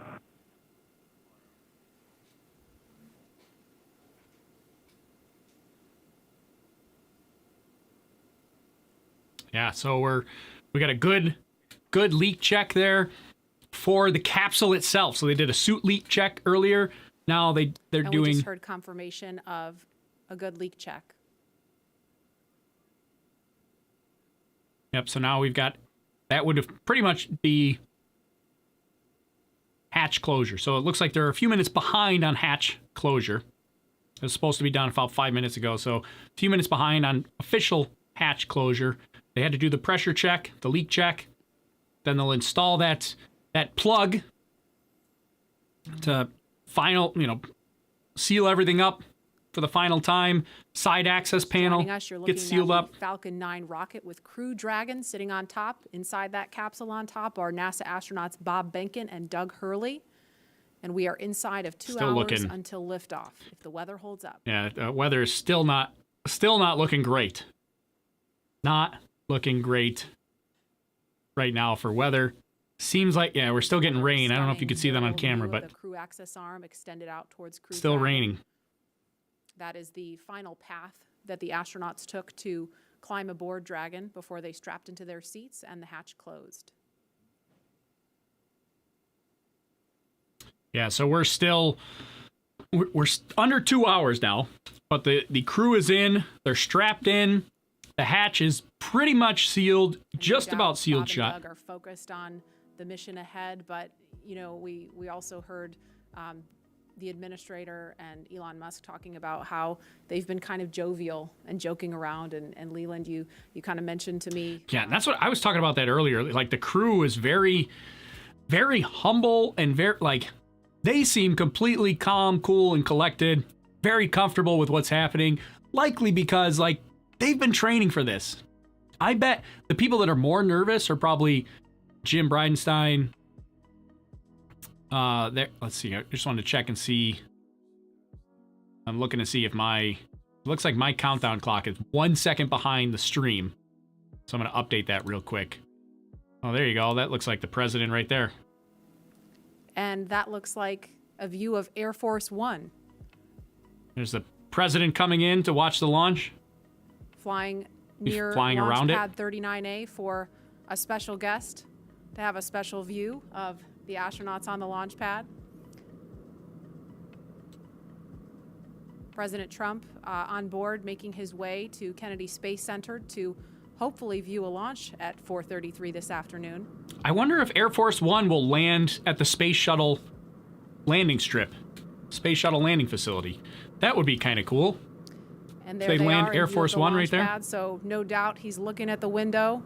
Look at that, right past Looking the out the pad. window at Bob and Doug on the pad. That's got to be an amazing sight to see from on board Air Force One. That's kind of cool. Little flyby right past the pad. Probably And the we are only at aircraft T-minus 1 hour, that's allowed to get that close right now. 2 seconds and counting from launch.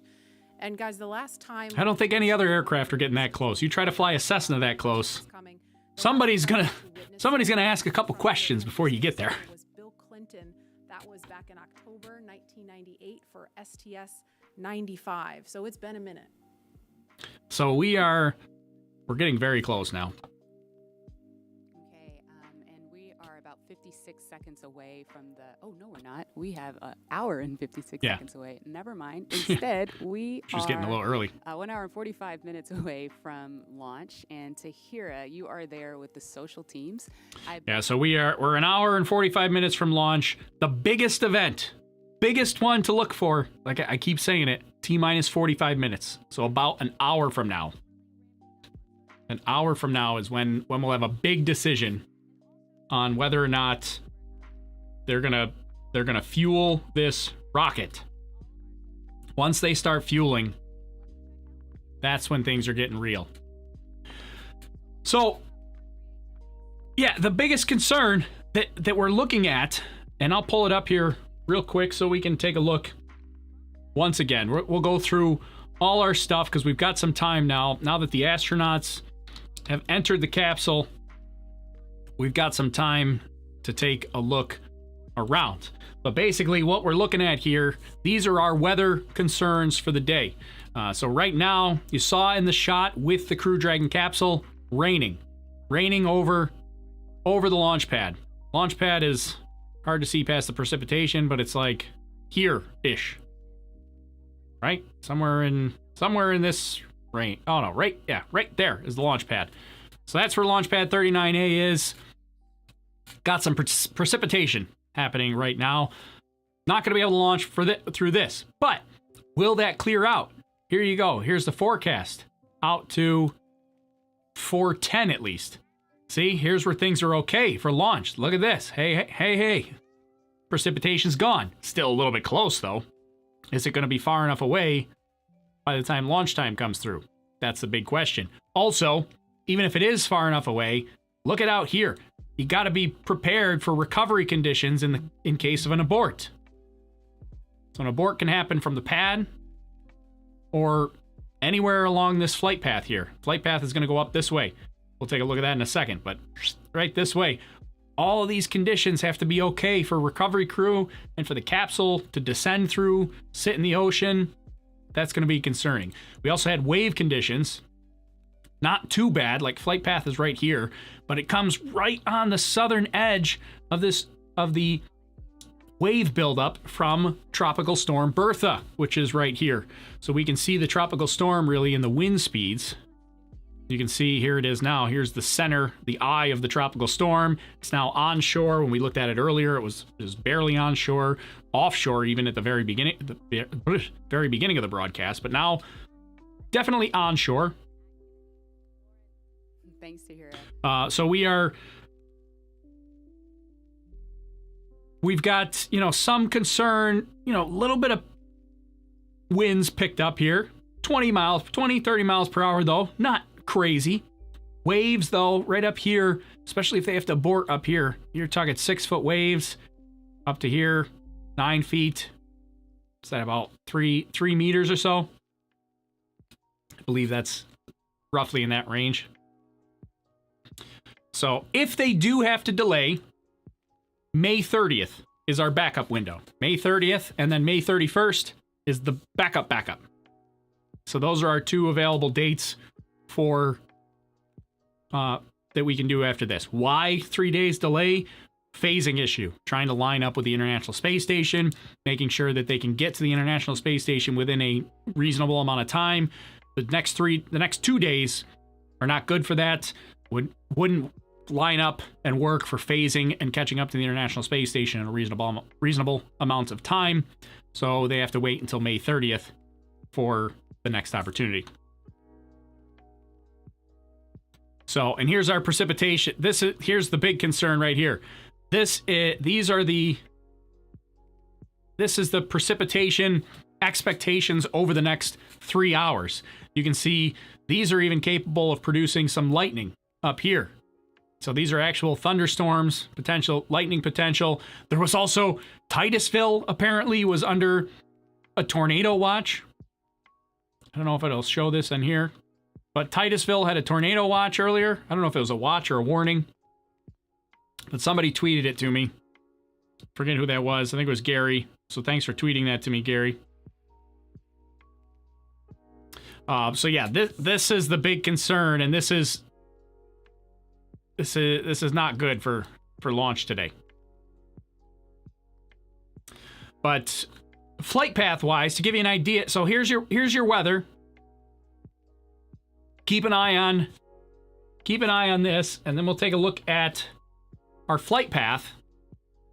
This is the flight path that we're expecting to go, that they will go down if they launch today. So it's this northeastern track right here. And it's not necessarily, really, the ground level winds and the flying through precipitation, most of that is for launch conditions. Once they get up out of there, up and over all the precipitation, the launch-wise, if this was a satellite launch, would not be a really big deal. I mean, they could have precipitation downrange. But the problem is abort scenarios. If they have to abort, they got to come back down and land in the ocean and then wait there for recovery, because it's impossible to place a recovery ship at every location along this path. So they could have to sit there for a couple of hours waiting for recovery. So sea conditions have to be good. You don't want them, you don't want the capsule to flip upside down. You don't want them being jostled around, and when they open it up, there's just vomit everywhere on the inside of the capsule. You don't want any of that. That would all be bad. It's not to say that that won't still happen when they do land in the ocean. And actually, both astronauts said that they are entirely expecting to vomit after splashdown. So we'll see. Oh, I don't want to see that. I don't want them to show that. But they did say that both of them said they were expecting to go through that. So that's our flight path here. And if we zoom in, let's see. Now this is going to be another challenge to see whether I can control.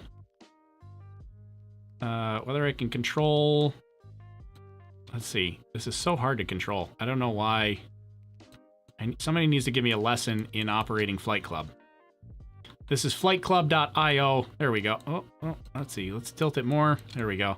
The controls just seem backwards to what I'm used to. So there we go. So here's what you're looking at. The red is powered flight. The bluish color is coasting. So you get powered flight, launch, all the way up to here. This is booster separation. You get a tiny coast, and then you get second stage ignition. Second stage continues on this red path into orbit. Here's second stage cutoff, and then they're in orbit. The blue that continues on, this is your booster. So the booster cuts off here, but it continues upwards till it reaches its own apogee, highest point of its suborbital trajectory, and then it will descend down to the ocean, land on the drone ship. We talked about this earlier at the broadcast, but I do want to reiterate that normally when when the Cargo Dragon capsule would travel to the International Space Station, same destination as today, the Falcon 9 booster would normally turn around and do an RTLS landing, return to launch site. So they would land the booster on a landing pad at Cape Canaveral. They are not doing that today, and the primary reason is because for crewed flights, the Falcon 9 rocket flies a shallower trajectory to reduce the G-loads for the crew, both during flight, but more importantly, during a possible abort scenario. So if you fly straight up and have to abort, you have to come straight back down. That's high G-load during that abort and during the re-entry. If you make it a little shallower, then if you abort, your re-entry is a little shallower and not so many G-loads. So somebody asked earlier in the broadcast, how many Gs are these astronauts going to be experiencing? So they will experience up to 4 Gs.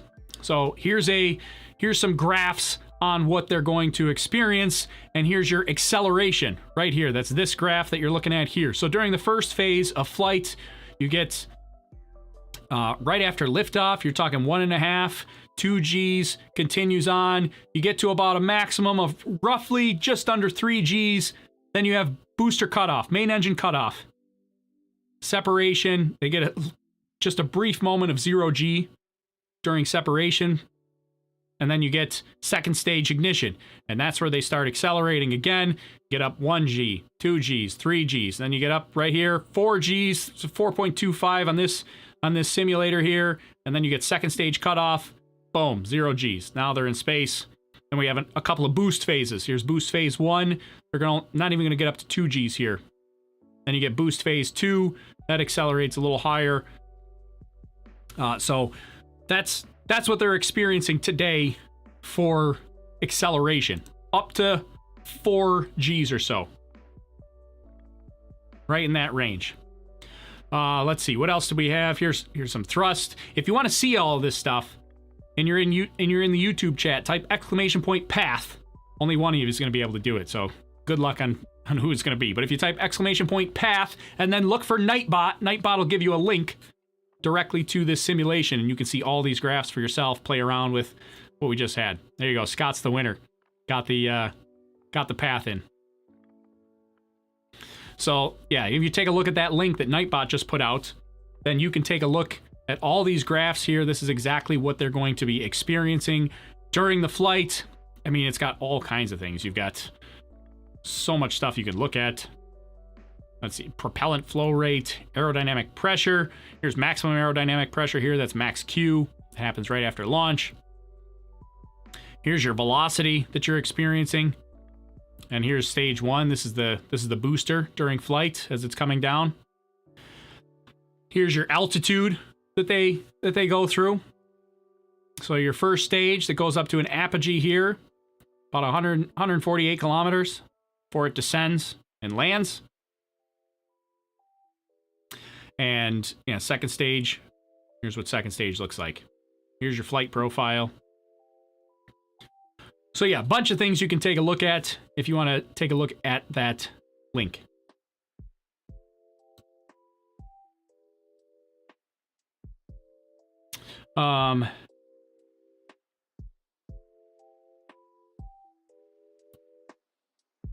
Did they cancel? No, we haven't canceled yet.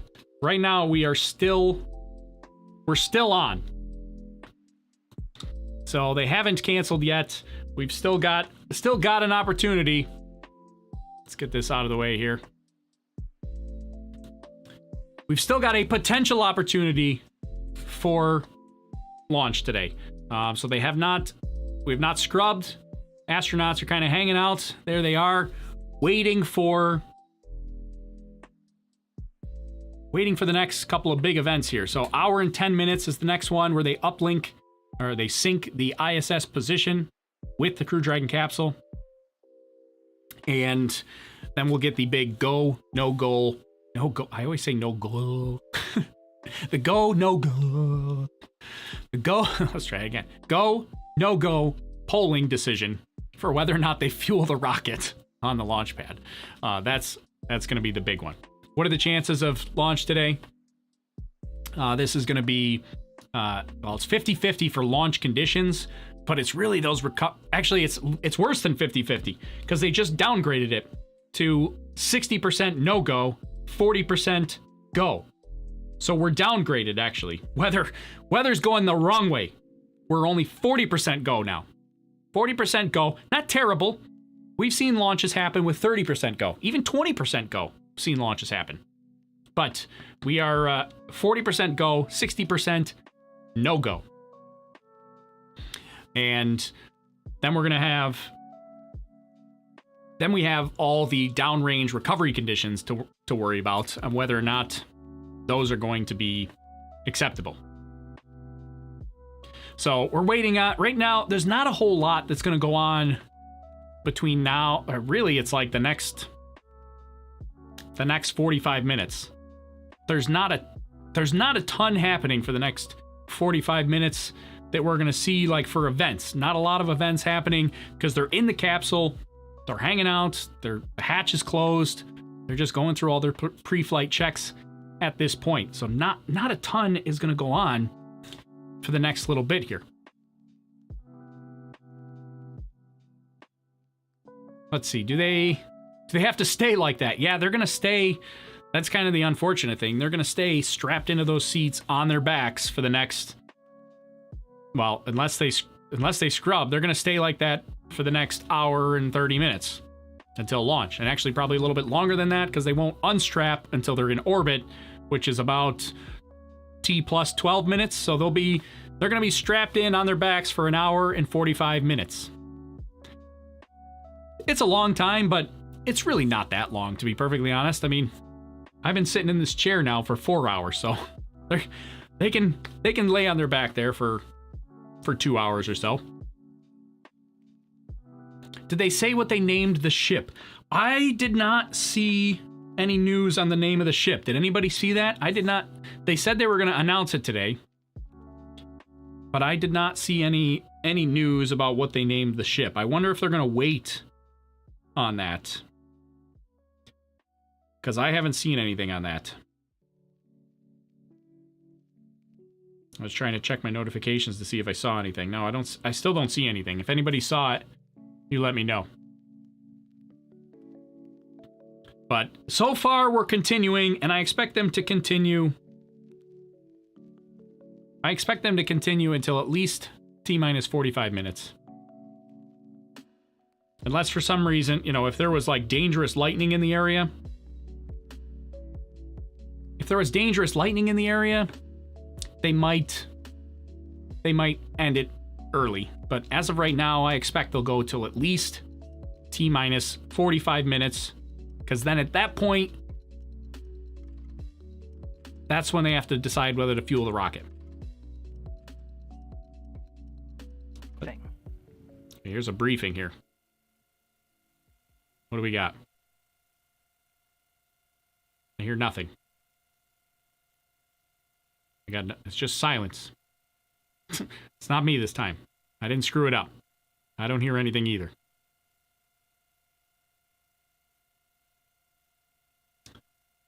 Chusicon says they'll announce the name at launch. So we'll have time to wait. So we'll have to wait until just before launch. All right, so there you go. That'll be the announcement of what the name is. Will be pretty much right at launch, it sounds like. Which probably makes sense, especially if there's such a high chance that they could potentially scrub today because of the weather. So we're gonna see where we end up.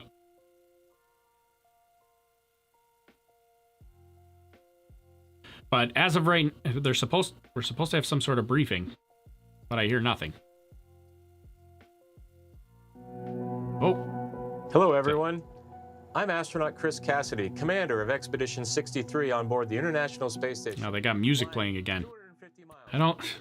Man, I really wish they wouldn't do music, because when they're doing music, I can't play it. So unfortunately, I can't play the briefing, but we'll just watch it on screen.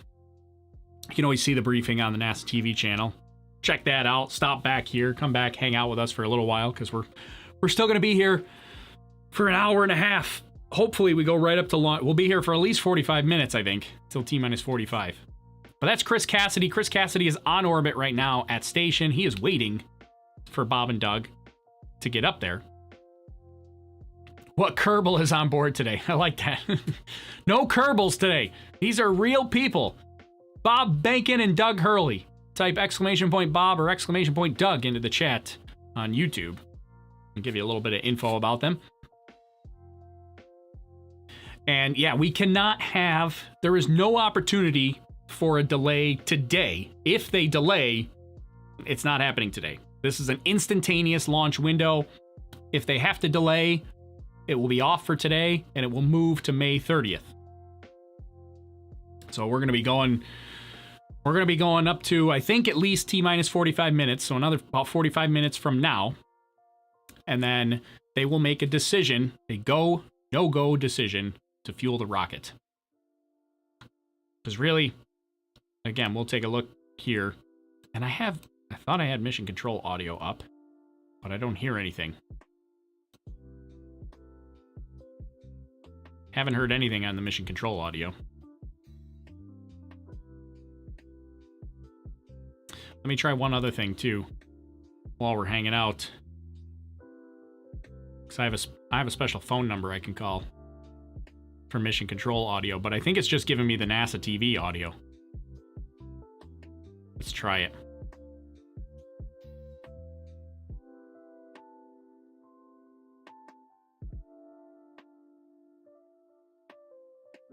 Yeah, they're just playing the NASA.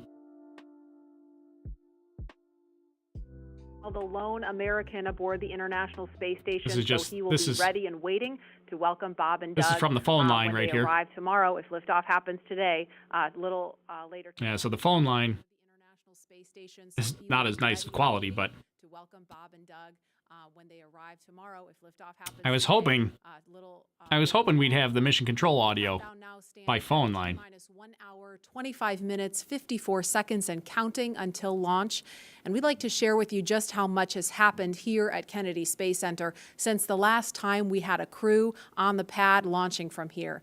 As you can imagine, the end of the shuttle era was a bittersweet moment for many people across this spaceport. But in the end, we knew we were striving for this day, and here we are. Joining us now is Kennedy Space Center's Deputy Director, Janet Petro, on the comeback we've seen across Florida's Space Coast. She's with Daryl Nail now at OSB-2. Daryl? Yeah, thank you, Marie. Janet, you were just telling me you were there at the crew walkout. Tell me a little bit about what you saw between the astronauts and their families.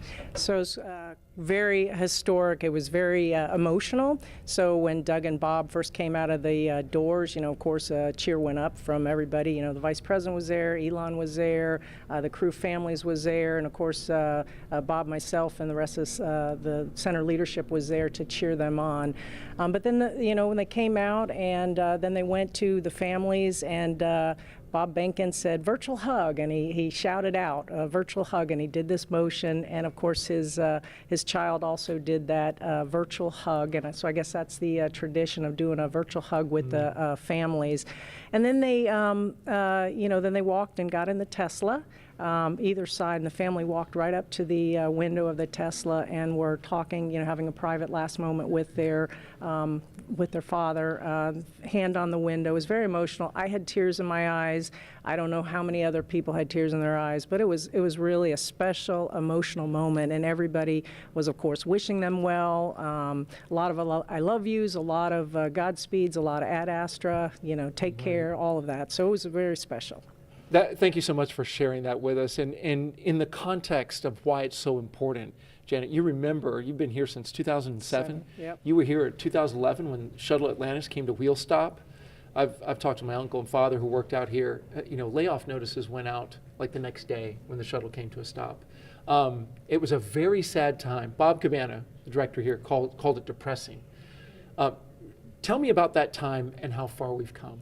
Yeah, so as you note, it was the end of a very iconic program. A lot of people had spent their entire career working on the Space Shuttle program. So 135 flights, all of them launching from Launch Complex 39, many from 39A, where we're going to be launching from today, and then returning back, at the shuttle landing facility. Those two iconic sonic booms was something that all along the Space Coast people really resonated with, really felt in their hearts and looked forward to. So it was a very sad time, but I will tell you that 30-year program, we had planned for it.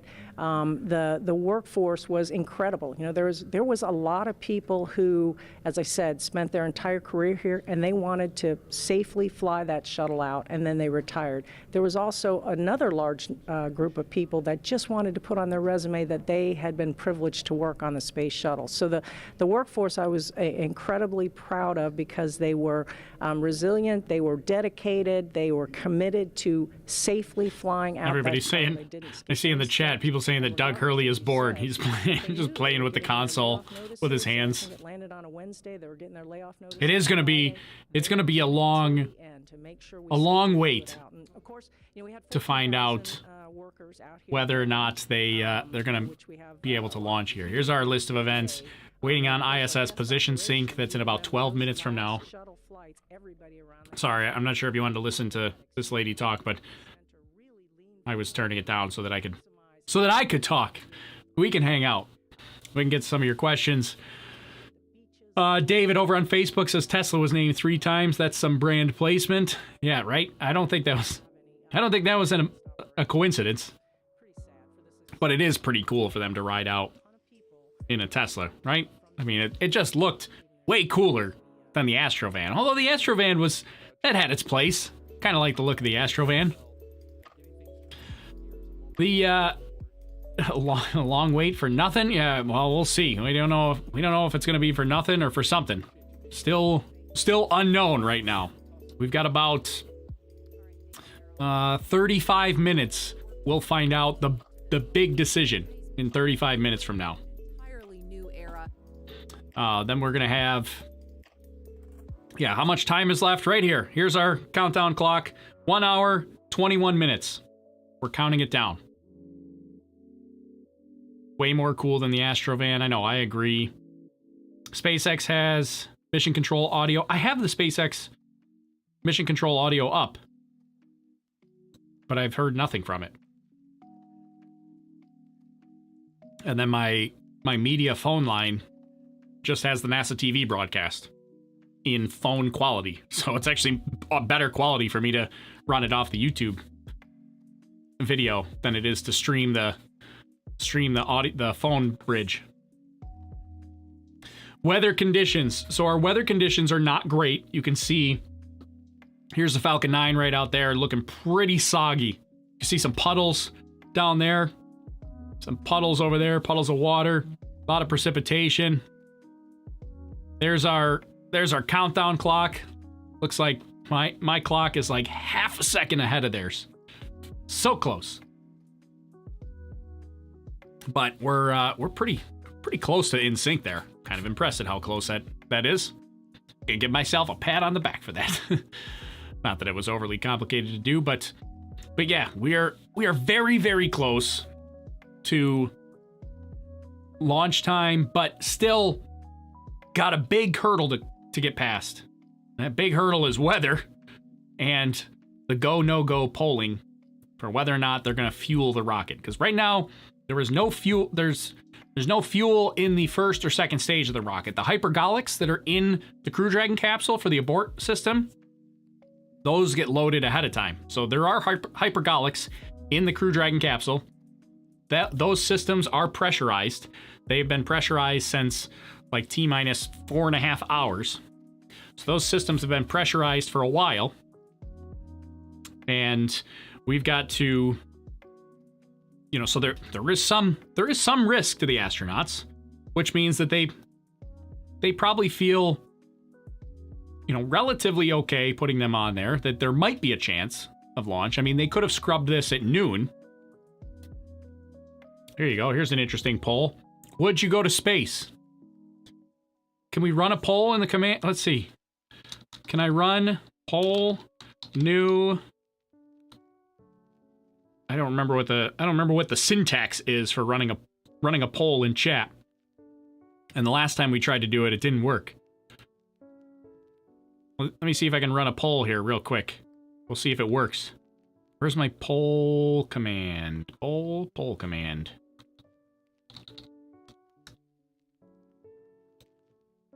Not sure where it is, but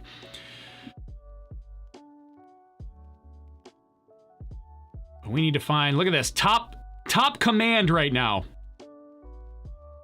is exclamation point weather. Everybody looking for weather. Trying to find out what the weather is going to be like today. Top chatter today. So far, it looks like it's Mark Arnott. Mark's our top chatter. Aside from, I ruled you out, Sebi, just because you got moderator status, but technically Sebi's our top chatter, but top command is weather, top chatter is technically Sebi, but non-moderator, Mark Arnott. Thanks for chatting it up with us here. Let's see, where's our command? I want to try to run a poll here real quick while we're waiting. What's our poll command? Really, it's just the syntax I'm looking for because I don't remember it. Let's see, poll, okay. Poll, new, title, let's see, would you go to space?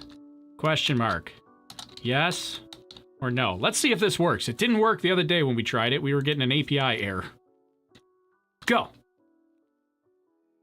Will it create a poll for us? Let's see. Now we have to wait and chat and see. Nope, there it is. See? Straw polls API returned an error. Come on, Nightbot. Hasn't been working for days. Oh well. Okay. Hey, Michael over on Periscope. Thanks for the super heart. Appreciate that. Would you go into a... Oh no, Lost in Transition is just answering the question. Would I go into space? In a heartbeat.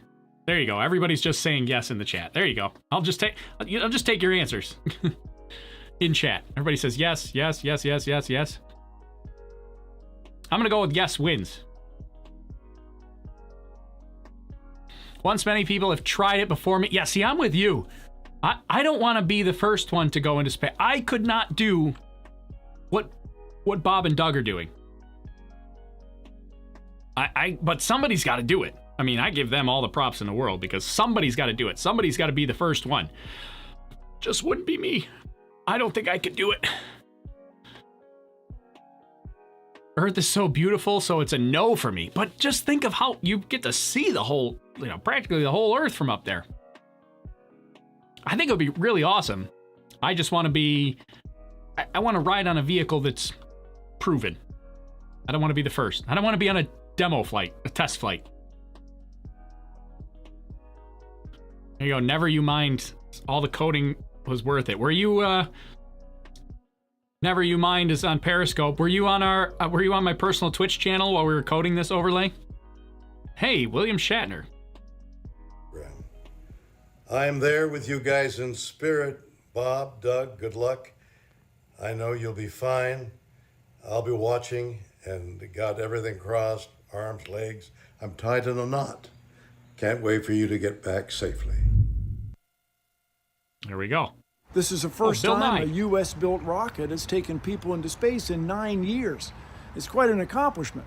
So for us at the Planetary Society, more rockets means more exploration. More people in space means more exploration. More countries involved in the endeavor of spaceflight means more exploration. This is how we know the cosmos and our place within it. So congratulations, SpaceX. Here's wishing your team, and the crew especially, a safe journey and the joy of discovery. Let's go. And a big thanks There to we go, a William couple of- Shatner and Bill Nye for Couple those of big well-wishes. shout outs there. Now, so there's our pad view right there. We're still waiting on this weather decision. We're gonna get some sort of answer in about 30 minutes. But the next big event coming up, that ISS position sync, that's in about 3 minutes. Upload the International Space Station's position directly to the Crew Dragon capsule, so it has the exact and updated positioning parameters.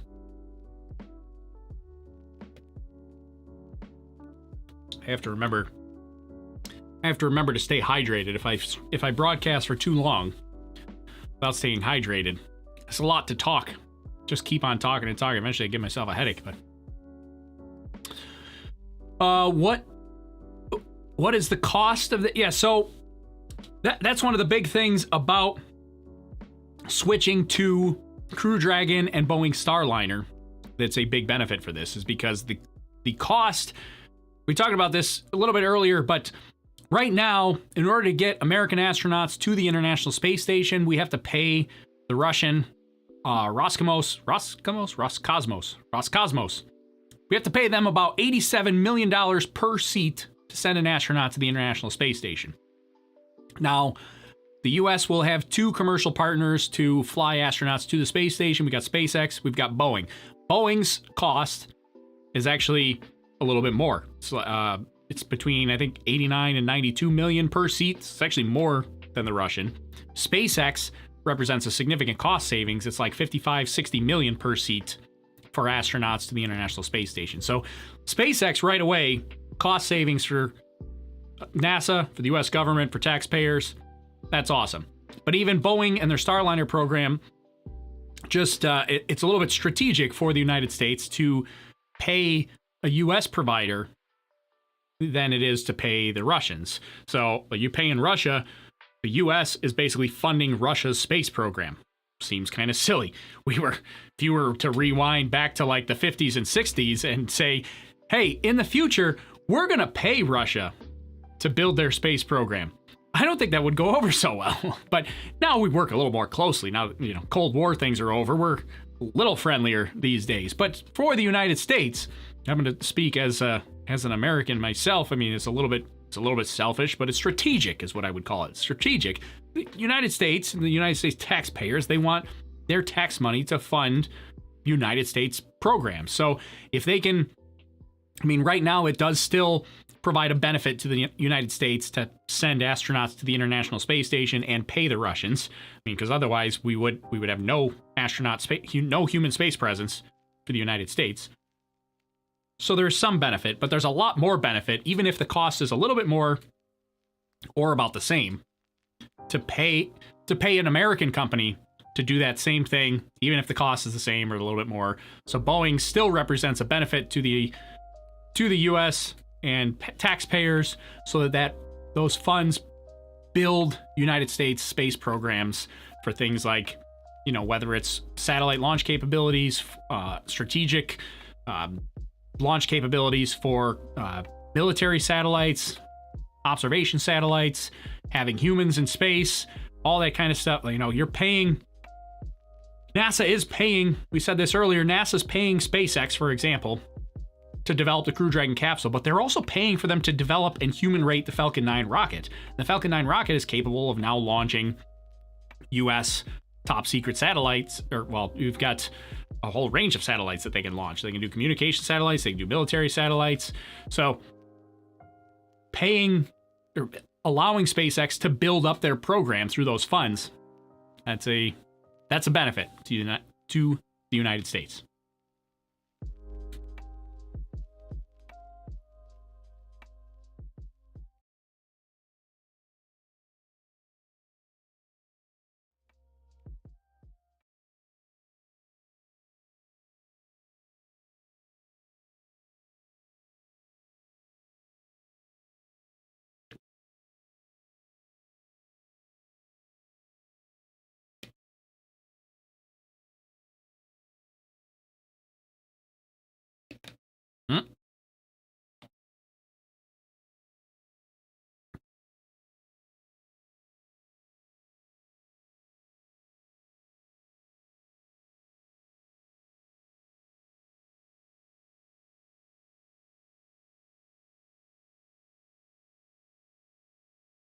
Flight will meet right up with the Thanks, guys. Sorry, no audio again. Chris Cassidy aboard the International Space Station is finishing up some tasks, going into his pre-sleep period, and will be able to watch the launch of Bob and Doug. Mission Control Houston will largely... basically what they said was that they, Mission Control, which is operating the, in charge of the International Space Station, Mission Control was go for launch, is what we missed there when I had it muted. So many buttons in front of me to control. Can't imagine being an astronaut with all those buttons up there. You're like, oops, forgot that one. I got all these, my whole board here lit up. Forgot the mute button. Because we are 1 hour, 8 minutes and counting away from launch. And this is our coverage for this mission known as Demonstration Mission 2, or Demo-2. Liftoff time still holding for 4:33 p.m. Eastern. Tracking no issues with Falcon 9 or Dragon, and we're still waiting for that weather to hopefully cooperate. We're still tracking a few things like precipitation and flight through clouds. We're hoping that clears within the next 20 minutes or so. Over the last 3 hours, our crew members, Doug Hurley and Bob Behnken, donned their SpaceX Check your staging, in the yeah, right? crew quarters suit-up room and made their way out to launch pad 39A. They walked out of the crew quarters building just as every astronaut to fly from this spaceport has done since Apollo 7. They were transported to the pad where the crew now on board the Crew Dragon spacecraft, and we're continuing to get views of them inside that cabin live. Today is a historic launch. It will be the first. All right, so they're chatting more up about that. I'm not going to push the mute button this time. I'm just going to lower the volume. That way I don't forget to push the mute button. The problem is I hit the mute button so that I can hear it without you guys hearing it. And then I can hear if there's something important happening, and I can talk through it without you guys being distracted by them talking behind me. So we've got ISS position sync has happened. That was our next big event right here. The position sync it should have happened at this point. They're probably not going to announce that, but ISS position sync will have happened at this point, where they upload the final and exact position parameters for the International Space Station to the Crew Dragon navigation system. That should be done. And our next big event, go, no-go polling for fueling the rocket. That's when we're going to know if the weather is going to cooperate, or at least have any chance of cooperating. Hey, thanks for the super chat. I don't know if I can say this name here. Antenagenes Rojas. Thanks for the super chat and the super sticker. Is that what it is? Super sticker with the hype. Hype. We are, the hype is real. We are getting darn close. Oh, we got audio. We're going to equalize the pressures in the common manifolds just to raise them a little bit. So we will be momentarily cycling the tank isolation valves. Just wanted to what was that? let you know for awareness. Just wanted to take a pause to listen into the nets. Okay, we appreciate that, Jay. Appreciate what? We didn't so hear we'll it. be getting insight into all of the Dragon and Falcon 9 systems as we proceed towards launch. At T-minus 1 hour and 7 minutes, let's check in with John Innsbrucker for a status update on both of those vehicles. What's the update, John? Here we go. Well, the good news is we've had a smooth countdown this afternoon. SpaceX team is working no technical issues on either the Falcon 9 or the Dragon spacecraft. For the Falcon 9, operators have they're actually still in work. They're going to complete in a few minutes propulsion checkouts that are being done on both the first and second stages. The team will be assessing their launch readiness with a final go, no-go poll. That'll come at T-minus 45 minutes, and that'll be followed by propellant loading starting at T-minus 35 minutes. Now, earlier today, Dragon operators performed a series of checkouts of Dragon's flight systems. The spacecraft is also currently go for launch. Our NASA crew, astronauts Doug Hurley and Bob Behnken, that you can see inside the Dragon capsule on the right-hand side of the display, they are currently going through the various screens, simple checks. Their hatch is closed, suit leak checks are complete, comp checks are good. The next major event for Dragon is going to be retract of the crew access arm that you can see on the left monitor up alongside the Dragon capsule. That's going to happen somewhere between 45 and 42 minutes before liftoff. Now, the big one right now is the range. The range is currently red for launch from historic pad 39A. Now, the air and the sea space is clear, and the worldwide network of ground stations, as well as the tracking and data relay satellites, they are ready to support Dragon as it heads into orbit. But the range is red for the weather. We recently did clear, we went green for lightning, but we are still violating several constraints. Rain, cumulus clouds, field mills, which is essentially you can tell that the atmosphere is energized around the launch site. We are expecting that we'll possibly clear that. We're going to hear a weather briefing at 1 hour with the expectation that those conditions may clear shortly afterwards and allow us to move into propellant loading. Also, we've been releasing balloons. What we're seeing at the upper altitudes is conditions look good for Falcon 9 with Dragon. No concerns have been expressed by the GNC guidance team right now. Now, as a reminder, today we have an instantaneous launch window at 4:33:35 Eastern Daylight Saving Time, or just past 33 minutes after the upcoming hour. So we get one chance at it today. But currently, T-minus 1 hour and 3 minutes, just passing that. Falcon 9, Dragon are go. The range is ready to support, but now we're waiting on the weather as we've been expecting all afternoon. Thanks, John. We've got an extensive history now of flying Falcon 9 from the Florida coast, and just last year completed a test run of the mission that we're less than an hour from beginning here today. All right, so I just added an event here just to give us a little reminder that we've got, they just said they're going to do a weather briefing at T-minus 1 hour. So that's coming up here in like 2 minutes. We'll get a weather briefing. But he did say, John Innsbrucker said that the range is red. The range is red for weather. They went green for the lightning constraint, but still red overall. They're violating conditions for precipitation, cumulus clouds, and field mills, which is how energized the atmosphere is around the pad. That would be good, or that would be bad, because you can create rocket-induced lightning, where basically the rocket and the exhaust will fly through, and it will pretty much form lightning, because the atmosphere is so energized, not enough to produce lightning on its own, but having... Jay, we were just making a comment about that. I heard some clicking, and Bob watched it on the systems display, so absolutely. Copy all. And that again right there, that's the crew talking to the Corps here in Hawthorne, California, who's going to be talking to them throughout their ascent uphill today. So they were just doing a quick checkout. Bob and Doug confirmed they were able to hear it. Sounds like everything's still good, so still no issues with Falcon or Dragon. Back to what we were talking through. They were just talking about how they heard some clicking or something. So, hey Frederick, thanks for the super chat, or the super sticker. Appreciate that. He says, wait for it. Wait for it. We're waiting. We got the weather briefing coming up any second here now. toward SpaceX's goal of reusability and less refurbishment time. We should hear, so they did say they've got a weather briefing coming up. Here's our T-minus 1 hour weather briefing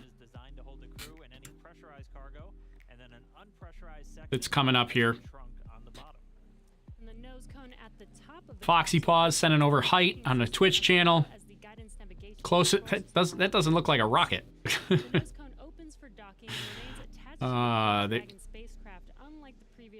Let's see. Can you explain again what will happen if the program? We are at T-minus 1 hour. We will go for section 6. When ready, we report go for launch. I don't know what section 6 is. SpaceX Dragon will put section 6 in work. So the crew just has a couple checks, Copy. and when they are ready for launch, we're going to hear them report to the core that they are go for launch. Continuing to walk you through the Dragon spacecraft, opposite of So these are cone is the trunk. We can see. Yeah, we don't have. We don't know exactly what Section 6 is in their procedures. They don't share that kind of stuff, but it looks like these are kind of the final, they're almost like final checkouts for the astronauts to prepare themselves for launch. Like you can see Doug there tightening his straps up. Then they'll likely initiate a procedure. You can see that center screen, the center monitor touchscreen there has their procedures list on it. So that's their procedures that they're following. They're watching that center screen and going through that's basically their checklists. SpaceX Dragon, Bob and I are go for launch. And you heard that call out right Copy, there? go for launch. Next up will be the go no go pull at T-minus 45. Bob and Doug are go for launch, and Hey, next up... Cappy, we're holding in step 6.5. 6.5. You're hearing it live from the nets. This is amazing, very exciting. The spacecraft is designed to accommodate up to 7 crew members with modular seats. So that's a go for launch. That's a go for launch from the astronauts' standpoint. So each team member has to give their own go for launch. So that's just a go for launch from the astronauts, basically being like, all right, from our end and everything we have on our displays from a technical standpoint and the stuff that we have to do, we are go. That doesn't mean that the weather is go. Bob and Doug are not in charge of the weather. They won't give that go ahead. But they have to make sure that everybody's okay for launch. Right now, the astronauts are like, yeah, as far as we know, we're good to go. So they are okay and good to go from their end. Now we just have to hear from weather. There was a weather briefing, but we've not heard weather briefing yet.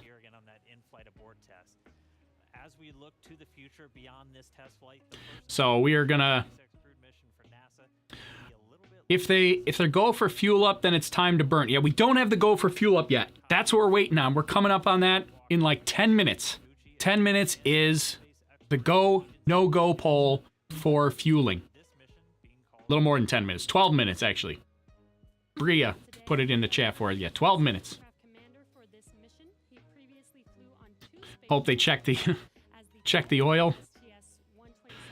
Check the oil and the spare tire. Yeah, I think they're good to go. They got spare tires in the trunk. Please review your launch commit criteria. Again, this is to review. And Coming up. confirm no Oh, we got. I was trying to turn down that. I've got 2 streams up. I had the mission control audio. I wasn't sure which one that was playing, but I can't play the video that they have playing right now because there's music. So while they play this video. Oh. Reporting that the technical poll was completed. All systems are proceeding. We're monitoring the weather as LD briefed. We're also looking at a watch item on a hydraulics QD rod ring.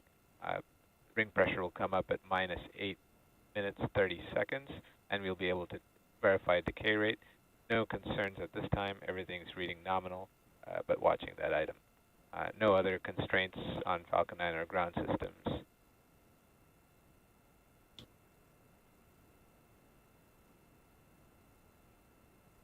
So they said they're watching the weather. Stage 2 RP1 bleed is complete.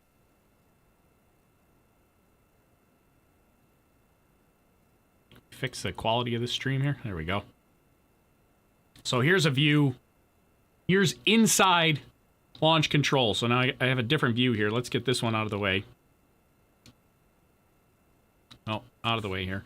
So we're going to keep both streams up and ready here, but this is a different view. This is the Launch Control Center. This is firing room 4 at NASA's Kennedy Space Center. This is where the teams are launching from. SpaceX is in control and in charge of firing room 4. You can see that's what this looks like here. They are looking out. You can see pad 39A in the distance through the windows there. All right, we just crossed the 55-minute mark away from launch. Sitting right next to Doug Hurley, who's closest to your screen, is NASA astronaut Bob Behnken. He is the Joint Operations Commander for DM-2. I don't have. Previously flew on I'm gonna mute that stream.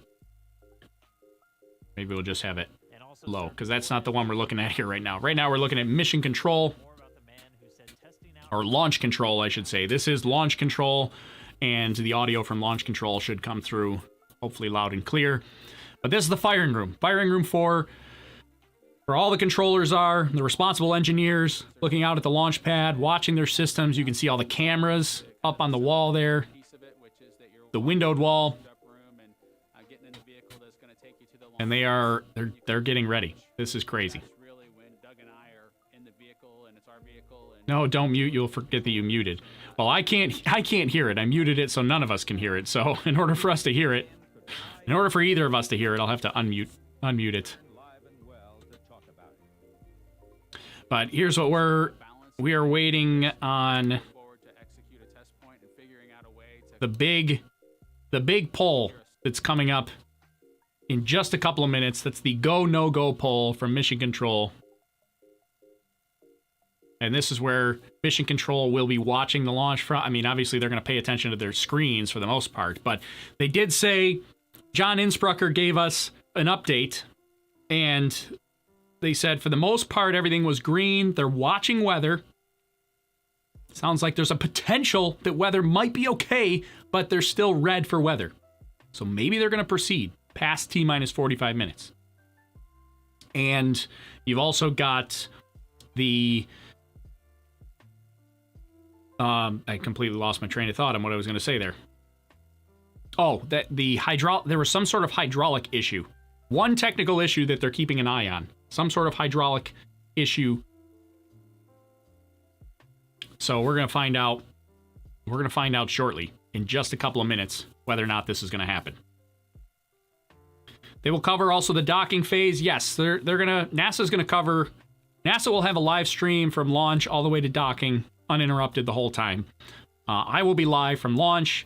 We're going to go all the way to past launch, to the press conference, and then I will end today and pick it up tomorrow morning, 10 a.m. Eastern, 1400 UTC, assuming we all launch successfully. I'll be live again tomorrow morning for the docking phase. So we are... That's the plan, assuming we have a launch today. Just waiting on that weather to find out whether the weather will cooperate. This is one of the biggest moments here. No 20-hour stream. No, I don't think I can go 20 hours straight.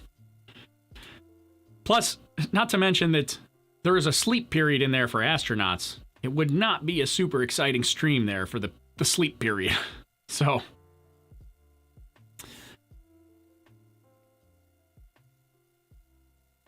let's see. Yeah, Heaven Bright says we only get one shot with this, folks. Everything's got to be spot on. That is the truth. There is a lot at stake here for SpaceX, for NASA, for the entire commercial crew program, for the astronauts and their families. Lots at stakes. Lots at stake.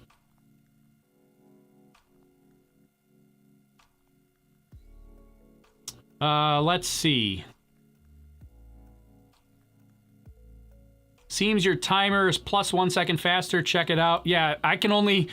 So I have to change my timer to, I'm kind of forcing it to be up to date because there's a streaming lag between... If I set my timer to the exact launch time, it's not going to match what you see on stream because by the time NASA streams it and we see it, there's a delay. So I could just set my timer to the exact launch time, but then you're gonna see T0 expire before you actually see launch on the stream. So I have to like manually try to adjust the timer to be the same as what NASA's timer is, which is difficult to do to get it to match perfectly here. So actually, I think I can. Oh, I can do. So let's see. Mine is. It's like half a second. Mine is like half a second faster. I can do milliseconds. I forgot I can do milliseconds. Maybe if I do, I'll add a half a second to my countdown timer. We'll see if that matches now. So there, I just added a half a second to the timer.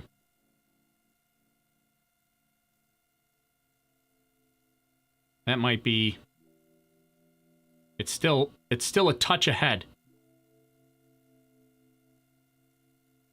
Mine is still a touch ahead. Here we go. Here's John Innsbrucker back. From launch of the Falcon 9 carrying Dragon to the space station. Right now, the launch director and the launch team are preparing for a readiness for launch poll. In this poll, the 13 members of the launch team will electronically indicate a go for launch. This is also the go for propellant load. Now, we're going to hear that in a couple of minutes, so while we wait, we are tracking you watching from all over the country. We're seeing large numbers of you logging on or tuning in from coast to coast, as well as around the world. We want to know, is this your first time watching a launch live? If not, how many have you seen before? Tell us using the hashtag LaunchAmerica from your favorite social media website. As for me, this isn't my first one. I've seen a lot, but everyone is exciting. Now, coming up, we're going to go into a readiness poll, as I mentioned. Currently, right now, on other nets, the SpaceX launch director is checking to verify the Dragon team is ready and that the NASA launch management team is ready. They'll come back at about T-minus 47 minutes with instructions to the SpaceX Falcon 9 team to make their final assessments. Then they log into the procedure. It's a little different than the old days where you would hear a go, go, go, position by position, all up and down the row. In this electronic age, everybody just clicks on whether they're go or no go. The launch director will then, at T-minus 45 minutes, summarize the end of the poll and will then provide instructions for the team. At the same time, we will begin getting ready for the crew access arm retraction, and we'll show you that on one of the screens that we've got up.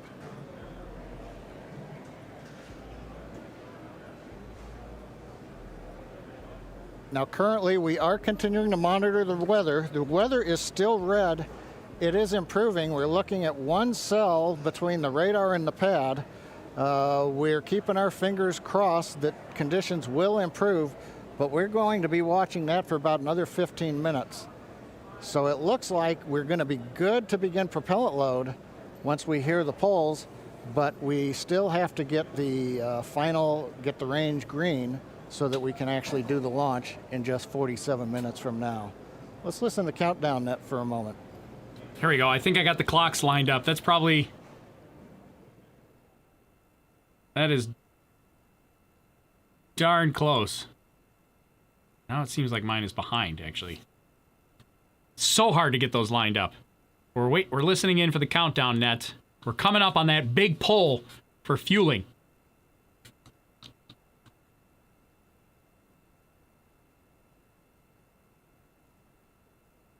Yeah, now my timer is behind. Why is it behind?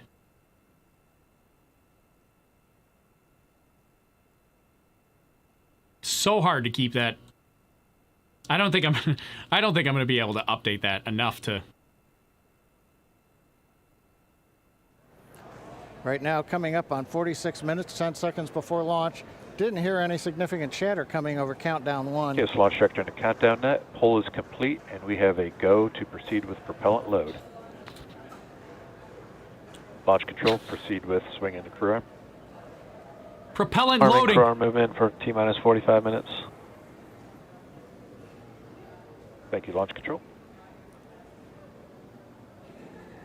A reminder in control room on hold and launch escape protocol. For non-urgent no-go conditions, brief CE or LD, and it will approve aborting the launch auto sequence and proceed to launch abort. For urgent issues affecting the safety of the operation, operators shall call hold on the countdown net. Launch control will abort the launch auto sequence immediately and proceed into the launch abort auto sequence. Operators shall also advise the launch director whether structural breakup or fire is imminent or occurring per Dragon manual escape flight rules. Remainder on fire alarm instructions. Here in Firing Room 4, in the event of a fire alarm, key operators, previously briefed, will remain at their post while the alarm is evaluated. In the event that personal safety is threatened, we will evacuate to the south-facing emergency exit, which leads directly outside. One final reminder, we'll be arming the launch escape system momentarily. Need all personnel, please stay in your seats from now through orbit insertion and Dragon separation from the second stage. Crew access arm retract has started. And you've heard Mike Taylor, the SpaceX launch director, give instructions to the team. We've also just heard the call. The crew access arm retraction is underway. Great view from the camera inside the White Room as we see the arm moving away from the Dragon capsule, one of the major events necessary to get down to T0. The next one coming up will be arming of the escape system on the Dragon capsule. Now, right now, the next plan for Falcon 9, T-minus 35 minutes, we will begin loading propellant onto the first and second stages. Now, currently, Falcon 9's looking good, Dragon's looking good. The range continues to be go for launch in terms of the clearance around the launch pad, both the air and the sea space. Looking at the flight corridor, the ground stations, the NASA tracking and data relay satellites are ready to support. And we just continue to monitor the weather. Our team is getting constant updates. We're monitoring weather data sensors around the launch site, looking to make sure that we can get everything into the green position. The one that we're mostly looking at right now is how much rain we're going to get between now and liftoff, whether it's just going to be mild precipitation that's within the rules for loading propellant. That's what the expectation is, but we're going to continue to watch that. So fingers crossed, but right now coming up at T-minus 43 minutes, 18 seconds and counting, everything but the weather's go, and the weather is trending in the right direction. So we've got our fingers crossed here. Yeah, all right. Oh, whew, it's happening. Everybody joining the stream right now. What is this guy freaking out in the corner for? Over to Kennedy Space Center as the action is picking up on the launch pad. Thanks, This John. is Now that countdown clock is continuing to tick. This is when it's getting serious now. 2 minutes and 46 seconds away from launch. Now, as you just saw, the crew arm retracted. That is the last major visual milestone before liftoff. And we should be hearing out on the net soon confirmation that the launch escape system is armed. When that happens, all 8 of the Super Draco throttle valves are opened, which means that those engines can ignite. For section 7. Okay. So that means those 8 throttle valves are opened, and if those Super Dracos needed to fire in order for Dragon to escape off of the pad, they could. And so things running just a little bit ahead of schedule right now. Fuel bleed is complete.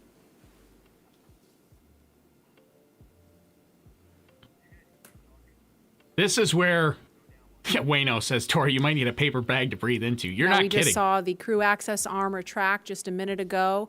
We saw NASA astronauts Doug Hurley. In 7.2, our visors are closed, and we're arming the launch escape system.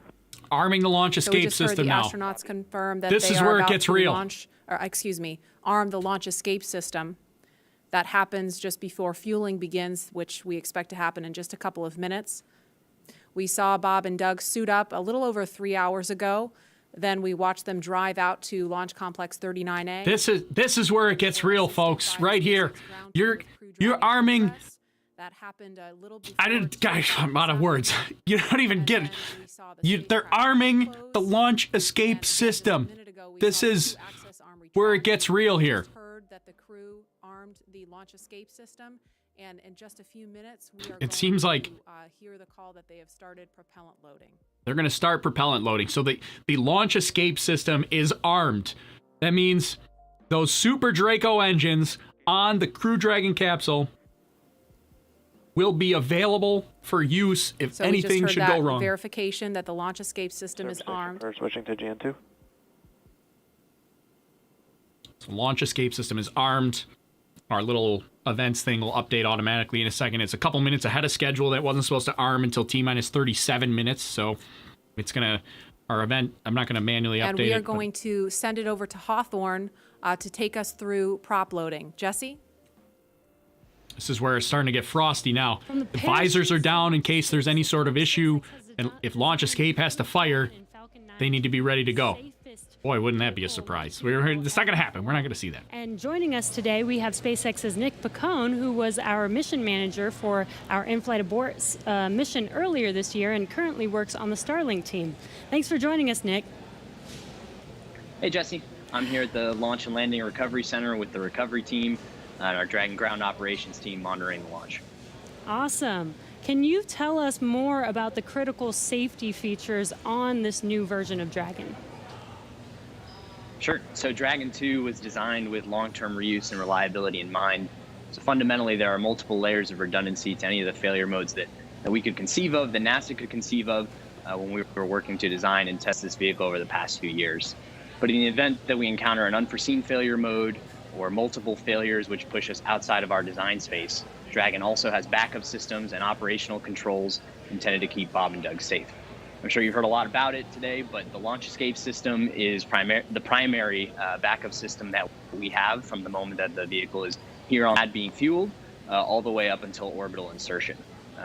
At a high level, the launch escape system, in the event of a major Falcon anomaly or emergency, will terminate Falcon thrust, separate Dragon from Falcon, and it'll use Dragon's 8 Super Draco engines to quickly pull the vehicle away from any kind of Falcon anomaly.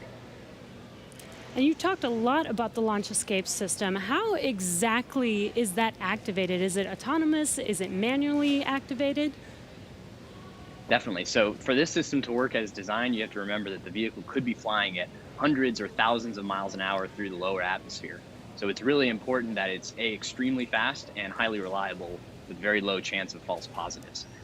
The launch escape system fundamentally is set to look at a set of pre-programmed criteria which are on board the vehicle. Dragon and Falcon are looking at high rate telemetry, looking for abnormal vehicle dynamics, loss of communication between critical systems, or manual commanding. Our launch director and chief engineer, who you've heard a lot from today, are capable of sending a manual command to Dragon to initiate a launch escape.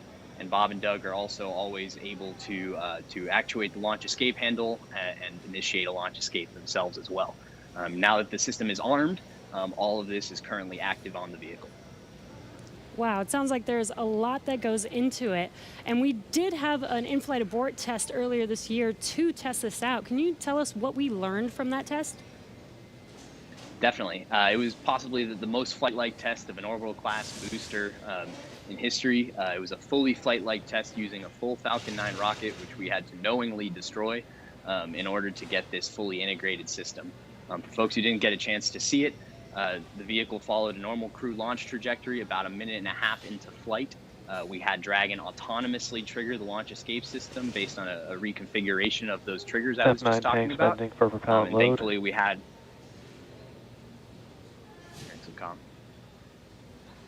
we continued through flight, had a successful parachute deployment and splashdown, and we did see Falcon rather spectacularly blow up about 10 seconds after separation. It's important to recognize that all of that happens from command to actual separation of the vehicle in under half a second. Wow, yeah, that sounds amazing. Thank you so much, Nick, for joining us and talking through those details with us. Enjoy the launch today. So we're going to send it back to KSC with Lauren. Thank you, Jesse. All right, we're back. We are I just needed that. I needed that moment just to breathe for a minute. We should hear the call out on the nets that propellant load has So started. now we're waiting on propellant loading. A minute and 13 seconds away. That should happen. Yeah, that's supposed to happen at T-minus 35 minutes. They start propellant loading. See, now the space... now the countdown clock that's in this view, it's off by 1 second. Why is that? when we retracted everything, when all the prop was getting loaded up, I was just going through my crew notebook. I was thinking about, Interesting that could be. I don't know how that could be so far ahead. Because usually everything goes nominally when you fly to space, but you have to think about the things that you have to take care of. But this is getting. The abort calls, like if we had this is getting very, very close. Sorry, I was listening to what they were saying there. We're going to turn it down for just a minute, but we're waiting for propellant loading. This is real. This is when they think there might actually be a chance for this weather to clear. So propellant loading should start about 15 seconds. Now I'm behind on the count. We're getting close. We should hear that call out any second now on the nets. So let's listen in. Propellant load has started. There it is. Fantastic. So prop load has started. We've started loading liquid oxygen on stage 1 and stage 2. And yeah, liquid oxygen and RP1, which is our rocket grade kerosene. So now that we are 34 minutes and 42 seconds away from the first launch of astronauts into orbit from American soil since 2011, we know that the launch escape system is armed, which happened just before fueling. Dragon prop load happened weeks ago, actually just a few miles down the road at what we call Dragonland. And those propellants, which are MMH or monomethylhydrazine, that's our fuel, and NTO, or nitrogen tetroxide, that's our oxidizer, those not only feed the Draco engines that propel Dragon on orbit, but they also supply those 8 Super Draco engines of the launch escape system. And that NTO, right here, a little model. The NTO, which is the oxidizer for the hypergolic fuels. Hypergolics meaning they don't need an ignition source. They just come together and they combust immediately as soon as they come together. That NTO is what caused the Dragon anomaly, an NTO and titanium interaction. So basically NTO, that oxidizer, flowed the wrong way in a check valve, got stuck in the pressurant lines, which is like the helium lines that are used to pressurize the system. Got stuck in there, which was fine by itself, but when it came time to pressurize the system, it forced that little bit of oxidizer back through the titanium check valve, and the NTO and titanium came together and ignited instantly. So they had some sort of that NTO titanium compatibility is what they keep calling it. Kind of shocked everybody that happened, and that's what caused the Dragon anomaly explosion almost a year ago, or more than a year ago. It was in April of last year. So that was a bit of a hiccup that they had to get through. Because if you jettisoned your escape system prior to that, so we are now. That's little Dragon there. Again, new era, much safer design. Yeah, absolutely. Thanks for walking us through that, Lauren. Again, the launch escape system is armed. That protects Bob and Doug so that if something were to go wrong, they can shoot off of the pad away from the rocket and parachute to safety in the ocean. That is such a crucial safety capability. And so now we want to go over to Hawthorne for an operational update with John. All right, here we go. Here's John Innsbrucker. Thanks, Marie. We are counting down those final minutes. Everything is still looking good on the Falcon 9 and the Dragon vehicles for an on-time launch. But weather is trending the wrong way right now. We're keeping our ears open in case we hear that the weather is going to be no-go for the rest of the count. Right now, we are counting down at T-minus 32 minutes. Stage 1 locks and Falcon 9 RP1 did flow rates begin are nominal. propellant load at T-minus 35 minutes, right on time. The propellants we use on Falcon 9 are a fuel, which is rocket-grade kerosene, also called RP1, refined petroleum. We use an oxidizer, and that's the super chilled liquid oxygen, or LOX as we call it. Those two propellants come together, but they don't light, so we need an ignition source to complete the fire triangle. For this, Falcon 9 uses a fluid called T-tub. You might see that just before first stage ignition, or maybe later in the second stage ignition. You get a green colored flame as the T-tub comes out into the oxygen, and that ignites the main engines right before the rocket takes off or the second stage engine lights. Now currently in the fueling, RP1 fuel is about 10% full on the first stage. That's the bottom 2/3 of the stack of the vehicle you can see on the left. The first stage is that long white cylinder at the bottom plus that black cylinder called the inner stage. That's the entire first stage that we're loading with LOX and RP-1 kerosene. That's the part that comes back to Earth. The second stage just above it, the white cylinder, and then above that will be the Dragon trunk and the capsule. Now currently, the second stage is also loading fuel with RP-1. That's about 8% full right now. We are loading liquid oxygen on the first stage. The second stage liquid oxygen load will begin at T-minus 16.5 minutes if the weather cooperates. So LOX loading will then continue on both the first and second stage until the last few minutes of the countdown. Helium loading is also underway into pressure vessels on the second stage. We use that to pressurize the tanks in flight as the propellant is being pulled out by the Merlin turbopumps. Dragon on board the spacecraft. You can see the astronauts are monitoring systems while propellant is loaded into the Falcon 9. Now when we Stage flew 1 cryo-helium load the has first started. demo flight last year and then the in-flight escape test earlier this year, the sounds inside the Dragon capsule were recorded. So as part of the training, the sounds of the propellant loading were played back to acclimate the crew to what they're experiencing now. I'm listening to some discussion on one of the back nets, trying to track where we are with the weather criteria. We're just passing another weather gate right now, trying to see whether or not the conditions are go. In certain situations, when the weather is no go, you have to wait 30 minutes, and we are now inside of 30 minutes.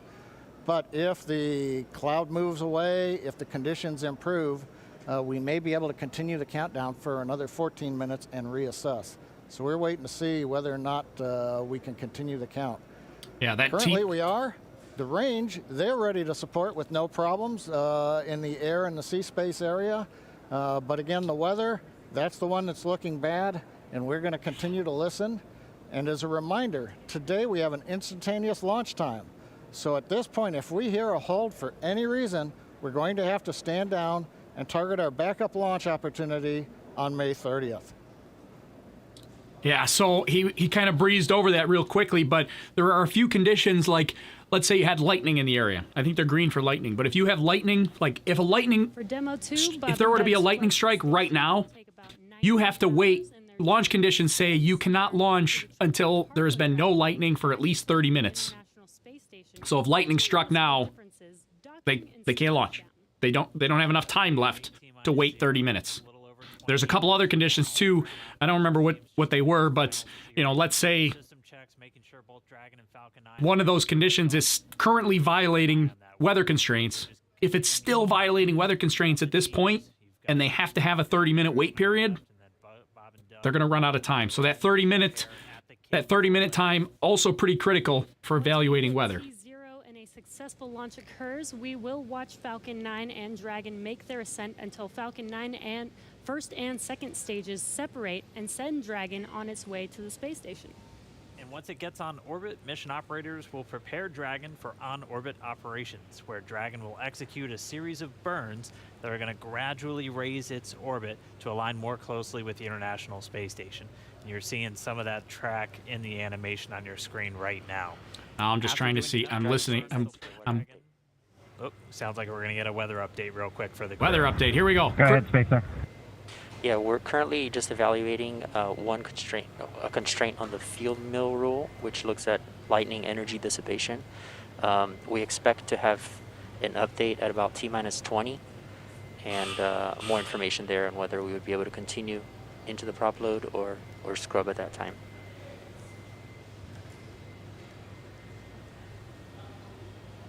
Okay, Jay, thanks for the update. We appreciate it.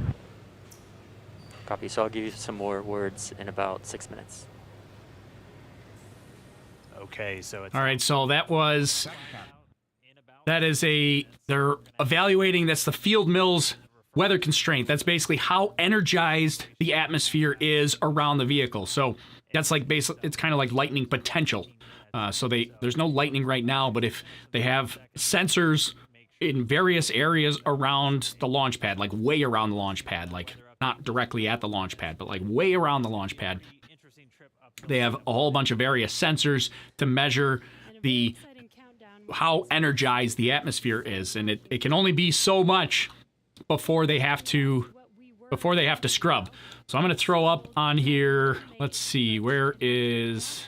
I'm going to throw up an event right before second stage locks load, so we have it here. We're going to throw in a weather check. We'll say teams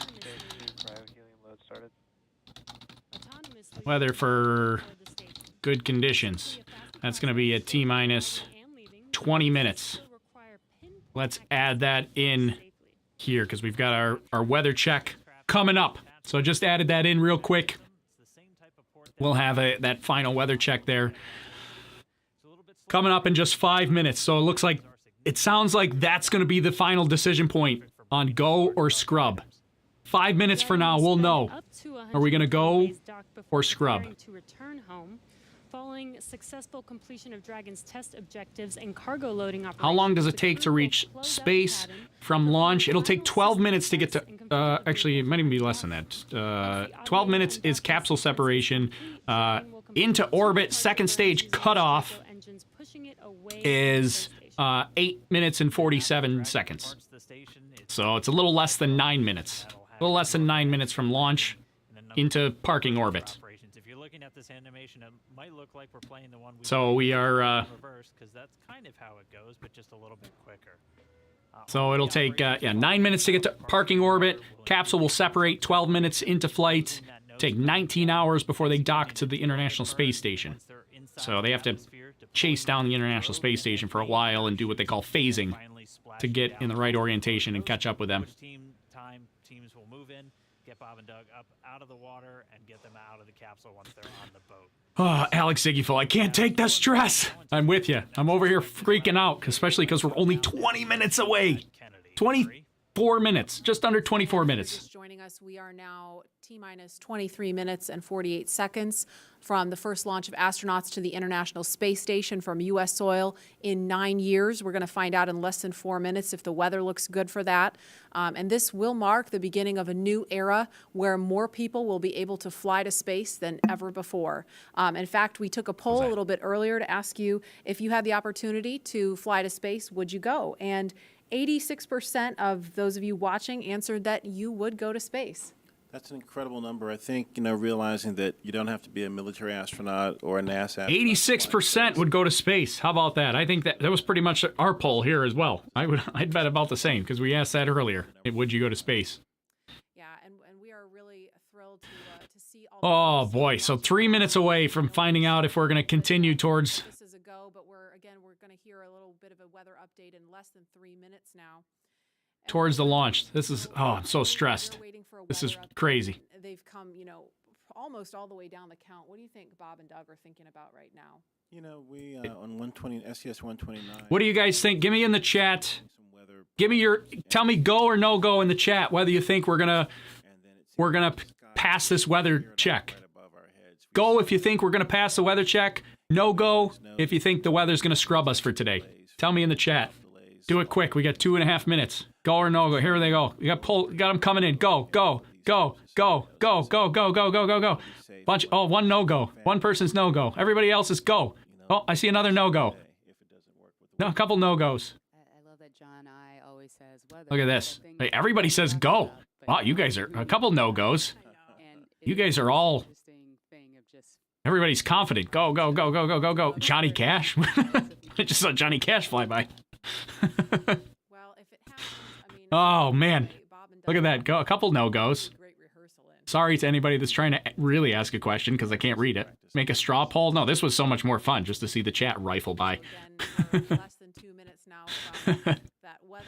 Couple of no-goes, but everybody else is feeling good.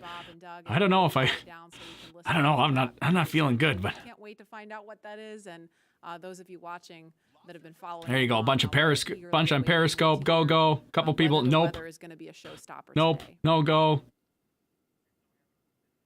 Woo! I like everybody's enthusiasm. Everybody wants it to go. We're 1 minute away. We're going to find out. These clouds can seem really deceiving at times, right? You can see the booster getting frosty already. You see the smoke coming off of there. That's the super chilled fuels that are loading in there. So they're super, super cold. That cold air, it cools down the outside of the rocket. Warm air hits that cold surface and condenses. So you get a little bit of condensation that forms there. That's what that smoke is that's swirling around. Completely normal. You'll get more of that as the rocket fills up. The more the fuel that gets in there, the more you'll see of that smoky condensation look there. Just go already. Let's see. What will they eat in Demo 2? I don't know the answer to that. I don't know what they have for food on board. Here we go. Seconds away. Here's our decision point. Stage 2 RP1 load complete. Stage 2 RP1 load complete. That's the kerosene, rocket grade kerosene. They've not loaded liquid oxygen into stage 2 yet. Look at that. There's your super chill condensation that we were just talking about. I told you there was gonna be more. That is liquid oxygen you see venting off the rocket. That's completely normal and expected.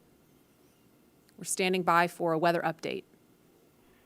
Unless you can give us another 10 minutes, I don't think we're going to get there with any of the rules today. I'm going to give you 10 minutes. I mean, another 10 minutes past T0. Oh, 16:45 local. I think we'll probably be clear on all the rules, but not quite going to make it for this.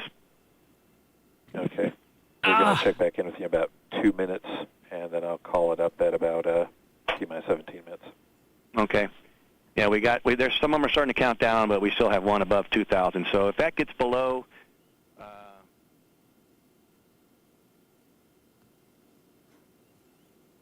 We lost him. Where'd he go?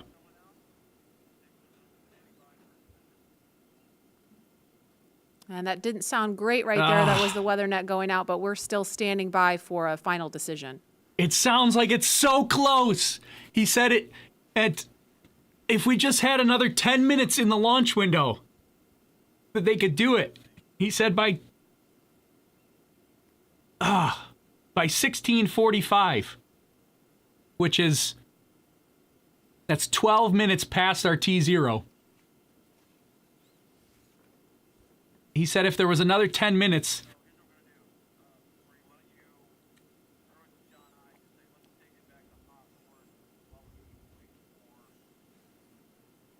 I hear something. And we're going to continue to listen in for an update, but in the meantime, we're going to go over to John Innsbrucker at SpaceX headquarters in California. John? And Dragon SpaceX on weather, we're still T-minus 18 minutes and counting. LD is we are still red on weather. Expect an update from LD. We're waiting in about another minute for one final check with weather. We're going to check at T-minus 17 minutes possibly. We don't really expect that things will have improved. The weather officer was not optimistic that the weather would clear up that rapidly. We did hear the launch director, Mike Taylor, joke that if we could move 10 more minutes past the T0, weather conditions may improve, but Mike was not able to do that. We have an instantaneous window today. So at 17 minutes, we want to make that call because shortly after that, we will begin loading liquid oxygen onto the second stage. So if we're not going to have the opportunity to launch, if the clock's going to run out, stand by. Continue to violate a couple different weather rules that we now do not expect to clear in time to allow for a launch today. We go ahead and end today's launch attempt. Launch control would end the launch auto sequence and proceed into the launch abort auto sequence, please. Launch abort has started. That's it. They just scrubbed it. And Dragon SpaceX, unfortunately, we are not going to launch today. You are go for 5.100 launch scrub. Oh man, they scrubbed it. 5.100. It was a good effort by the teams, and we understand, and we'll meet you there. Copy all. We've heard the call from the crew. They have been informed. Launch director Mike Taylor has called a scrub for the day, and we got the feedback when the Dragon team informed Bob and Doug. They said we gave it a good try, but they understand, and we are here to try another day. So right now we did officially hold the clock. It looks like at T-minus 16 minutes, 54 seconds. The launch automatic sequence that controls the Falcon 9, the loading of propellants, the cycling of valves, that is also stopped. We now proceed into what is a normal scrub sequence for us. We practice this every launch. So now we move into safely taking the propellants, the pressurization gases back off the first and second stages. As things get into a safe configuration, then we will disarm the escape system on Dragon, and we'll bring the crew access arm back around the spacecraft. So right now, we got down to just inside 17 minutes. Hardware was working very well on both Dragon and spacecraft. We had the fuel loading going on. We had liquid oxygen loading going on, everything but the second stage. And the weather just needed a little bit more time to clear the conditions. We didn't have that time because we had an instantaneous window. And so with that, SpaceX launch director had to call upon the input from weather, Dragon, copies had to all, call about 30 a minutes. scrub Thank for you, the bye. day per the safety rules that we have for this flight. So right now the team is undergoing the post-scrub operations on both Dragon as well as Falcon 9, working with the range. No issues being reported right now as we start to go through that sequence. Everything looks good. And Dan, we had a good webcast going here until the very end. So you know, we'll look at it as now we've had another great dry rehearsal. Last Saturday we did a dry one, I should say, and today we've done a wet dress rehearsal. But sorry, we just couldn't get there, Dan. Yeah, thanks, John I. And yeah, so there we go. Gah, scrubbed for the day. We were so close. So close. They said if there was just another 10 minutes in the window, they could have done it.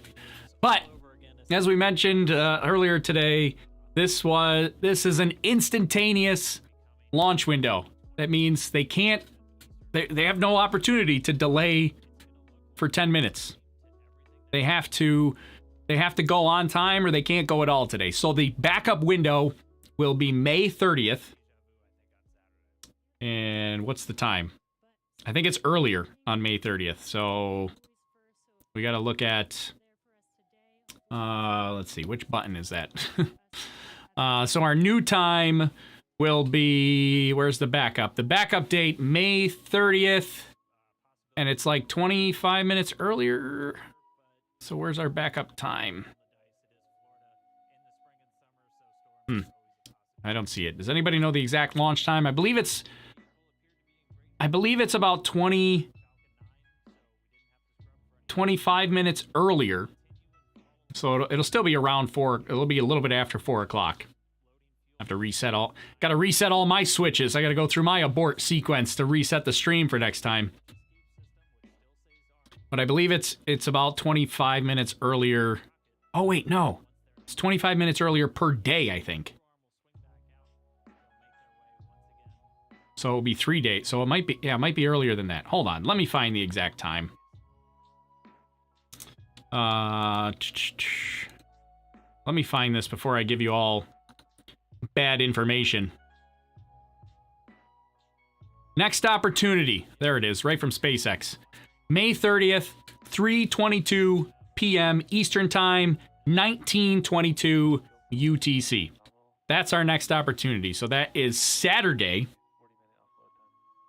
3:22 p.m., 1922 UTC. Oh, we were so close. Only that instantaneous launch window that crushed us. Access arm will swing back out. They'll be able to make their way back down and then over to crew quarters. So unfortunate scrub today because of weather. That was the one thing we were tracking from the moment we started today, watching Bob and Doug get suited up for their launch. We did abort today's launch, or scrub today's launch, with a little under 17 minutes to go until our T0 time, which was 4:33. So that's going to move us to our next attempt, which is coming up on Saturday, and that time is going to be 3:22 p.m. Eastern Time, so a little bit early earlier in the day for Bob and Doug and for everybody else watching around the world.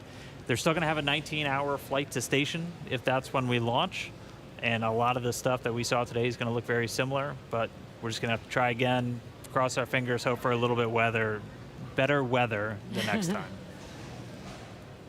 And again, this goes with every launch. We do track everything all the way down to T0 to make sure that everything is go, making sure that the range is go, weather is go. So this is standard procedure. We always tend to make sure that we have a backup day, launch day, in case we do have scrubs like today. So this is pretty normal and standard. Nothing to be worried about. Again, we do this for the safety of our vehicles, as well as today we had astronauts on our vehicle. So even bigger reason for us to make sure that we have safe weather for them to fly. And just a reminder for everyone still tuned in, it takes about 40 minutes for all of this propellant to come off of the Falcon 9. And while it is offloading that launch escape system on Dragon, which is designed to pull the capsule away if there's any issue with the rocket or anything on the pad, that is still armed. So we're going to continue to stay with this until all the propellant's off, and then we'll see the launch escape system get disarmed. Bob and Doug will be able to open up their visors again. The crew access arm will swing back out and link up with Dragon, and they'll make their way off and then down the tower at the pad. But if you're just now tuning in, no launch today. We did have to scrub because of weather. We're going to be moving to our second attempt on Saturday, just a little bit earlier in the afternoon. Just going to continue to stand by as this propellant comes off. We heard a call that everything was going nominally or as expected so far. And then once all the propellant's off, we should see Bob and Doug make their way out of Dragon shortly after. So I guess we're going to hang out for a little while because we're going to wait until we'll wait for Bob and Doug to egress from the crew capsule. I don't know what Doug is looking at there. And what you're seeing on your screen is a live view of Bob and Doug on the right side inside of Dragon as they're waiting for propellant to be removed from the vehicle. They're looking so that it is out the safe window for them to disarm the launch escape system.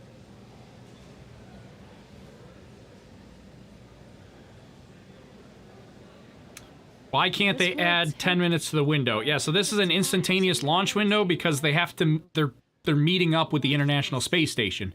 If you wait 10 minutes, the International Space Station is going to be long gone. You're going to miss it. And the Dragon only has so much fuel available to do on-orbit maneuvers to get them to meet up with the International Space Station. So if they waited 10 minutes, they would never make it to the International Space Station. So these are Crew Dragon missions are instantaneous launch windows because, or at least in this case, I don't know if they'll always be, but instantaneous launch window here. Usually for the International Space Station, they're instantaneous launch windows, but I think Space Shuttle had more capabilities for handling larger launch windows. So, but Crew Dragon, instantaneous launch window. So it's not happening today. They wouldn't be able to make it to the space station. Yeah, especially Mark says it's going 17,000 miles per hour. You can't miss that. Yeah, I mean, 17,000 miles per hour, you wait 10 minutes, it is in a whole different place. Just can't do it. So if you're, in case, I'll say this now, I'm going to stick around for a little while. I'm not going to end it right now, but in case you're done and you're checking out and you're like, see ya, I will be live again about 5 hours prior to launch. So if we're launching at 3:22 p.m. Eastern, I should be live around 10 a.m. Eastern time. And we're going to go through the whole thing again. Hopefully you don't get sick of me. But 10 a.m. Eastern time on Saturday, May 30th, that is around 1400 UTC. That'll be about when I'm live here. But if you subscribe to especially the YouTube channel, turn on notifications, you'll get notified as soon as I go live. And then also keep an eye out I will create an event on our YouTube page so that you can set yourself a reminder so you don't forget about it. But I'll set that up as soon as I'm done streaming here. But we'll we'll be back again on Saturday, unfortunately. It didn't feel good about the weather until we started getting right down to it. I was like, oh boy, this might happen. We were getting so close. When we passed T-minus 45 minutes, I thought we might do it. But unfortunately, it's not happening today. So, yeah, just make sure you subscribe and turn on the notification bell, especially for the YouTube side of things, and then you get notified on Saturday so you don't miss it. You can join in and we'll hang out and we'll chat it up. I'll have to remember to make sure we have slow mode turned on again for Saturday, so because that worked out a little bit better. Might be a little annoying for you guys, but I could actually read the chat once things slowed down. We were earlier in the day. I couldn't read the chat at all.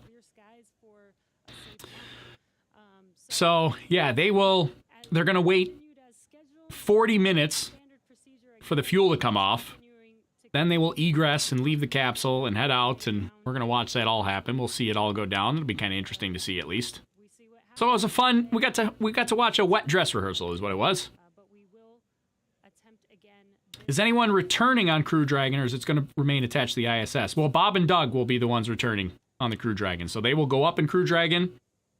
They'll be on station for 4 to 16 weeks, and they will return on the same crew capsule. The scrub was called. Liquid oxygen and fuel are coming off of the first stage. Hard to tell from the view. It's still a little misty around the tank because there's locks on board. But we're between half and a third of each of the fuel and LOX tanks filled on the first stage. So propellant coming out right per plan. The second stage fuel tank is offloading. That's going slower, but it's also a smaller tank. It doesn't take very long to either load it or to offload it. The other thing that we're working on is the high-pressure helium spheres, as well as the nitrogen spheres for the landing leg system.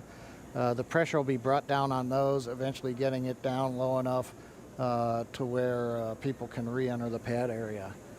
So right now, the team is preparing, once they get permission, the SpaceX Ingress Egress technician team will come back inside the caution area around the pad, make their way up when conditions are right, open up the hatch and assist the astronauts out of the Dragon. I'd like to point out that for those who are wondering whether or not, having gone through this, putting propellant, pressurization gases on, getting fairly close to launch, whether that has done anything to wear out the Falcon 9 or the Dragon, the answer is no. If you can recall, the Falcon 9 is designed for at least 10 flights, and about time we get up to a 10th flight, we'll be doing testing to find that we probably got enough margin to keep flying. So this is the very first flight of a new first stage and a new second stage. So we haven't even gotten through the first flight. And in all of our margin calculations, we also take into account the fact that we may scrub a launch. So even today's operation, where we have pressurized and we have stressed the vehicle a little bit, that's taken into account in our design and our qualification testing. The other good thing is that the most stressing part of the flight for the Falcon 9 on the first stage is the re-entry. So we didn't even get through that. So we're sitting here on the pad. It's a fairly straightforward situation and not stressing on the Falcon 9. And on the Dragon spacecraft, with the human rating factors to carry crew, there is enough factors of safety, margins of safety, redundancy, that just having 2 people on board and closing the hatch and even pressurizing the propellant system does not eat into the margins of the vehicle. Offloads continue nominally 30% on stage 1 so launch. Right now everything's continuing to stage offload. 1 the automatic sequences that we use routinely, both at the launch sites, Kennedy Space Center, Cape Canaveral, even Vandenberg Air Force Base, as well as in our Texas test site for first and second stage. Those sequences are running. Propellant is coming off of the vehicle per plan. And we see Bob and Doug up in the Dragon spacecraft, just waiting when we can get up there, open the hatch, and help them egress and come on back down the tower. And the other thought I had, Dan and Jesse, is right now we are coming up on what would have been T0, and I'm wondering 10 minutes from now whether the weather officer would turn around and say, yes, it turned good. You just didn't have a long enough window. We only had 1 second and we needed 10 minutes. So we'll have to ask offline and say, hey, did the weather conditions improve? And one thing I'll tag on to that Dan was mentioning and Jesse was talking about, the launch opportunities. The launch window does move earlier on Saturday a little bit. So it just happened to be Orbital Dynamics said today, if you want to go to the International Space Station and you want to launch northeast, which is the approved trajectory, you have to go right at 4:35 p.m. Eastern Daylight Saving Time. You pick another day, the T0 moves.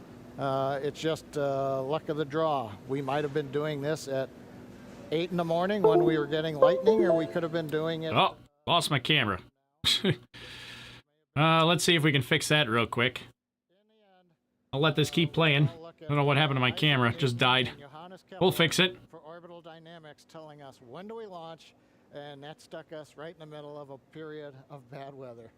So there's my science lesson for today, Dan and Jesse.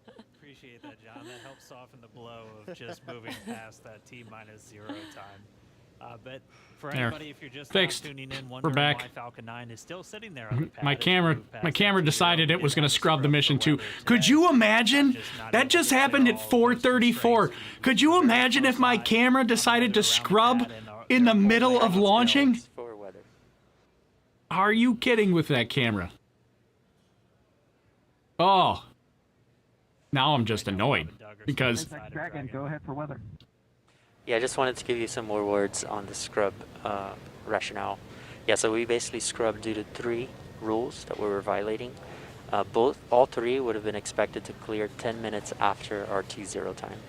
And those 3 were natural lightning, the field mills, and the attached anvil. natural lightning, field mills, which is the energy in the atmosphere. And what was the other one he said? Yeah, we copy, Jay. We appreciate that update. We could see some raindrops on the windows and just figured that whatever it was too close to the launch pad at the time we needed it not to be. So we appreciate that. Understand that everybody's probably a little bit bummed out. It's just part of the deal. Everybody was ready today, and we appreciate that. And the ship was great. And we'll do it again, I think, on Saturday. Copy all. And yeah, we concur. And appreciate your resilience sitting there in the vehicle for us. We got the easy job. Nothing better than being prime crew on a new spaceship.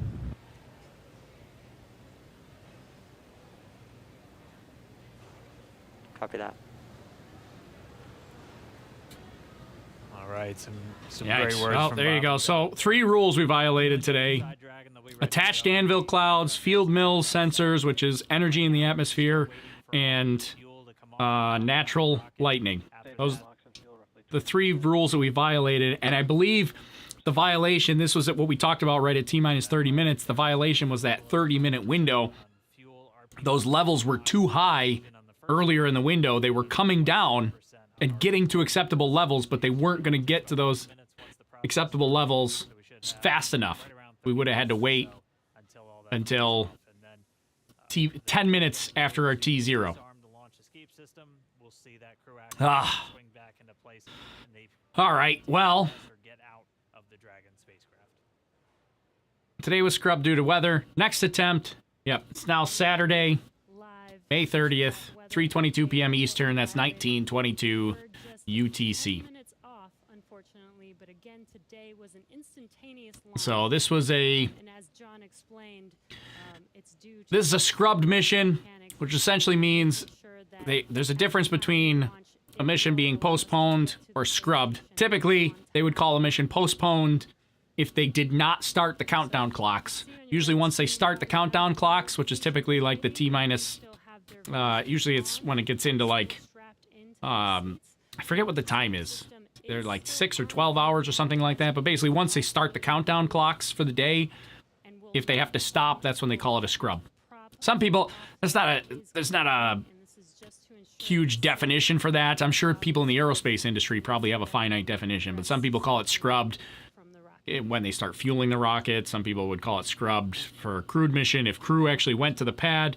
But yeah, basically for my purposes, and I've heard other people use this, is when they start the countdown clock, that's when they would consider it a scrubbed mission versus a postponed mission.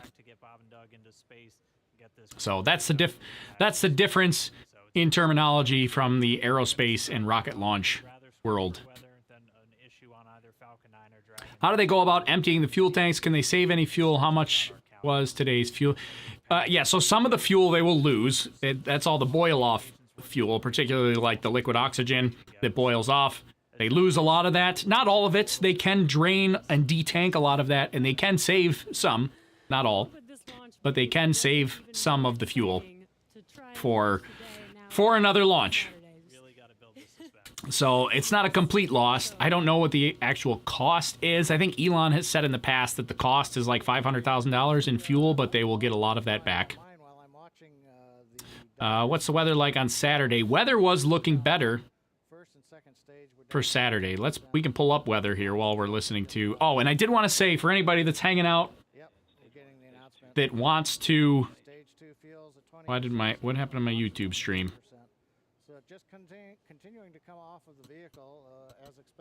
All of a sudden, my panels just went nuts. Am I...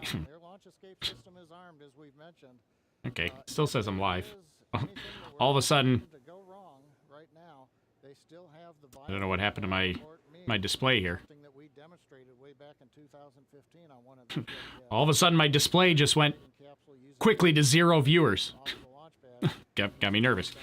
But anyways, okay, so if you do want to set a reminder, I created an event already on the YouTube page. So go to youtube.com/OLHZN, or if you're watching on YouTube, just click my username. I created another event already for Saturday.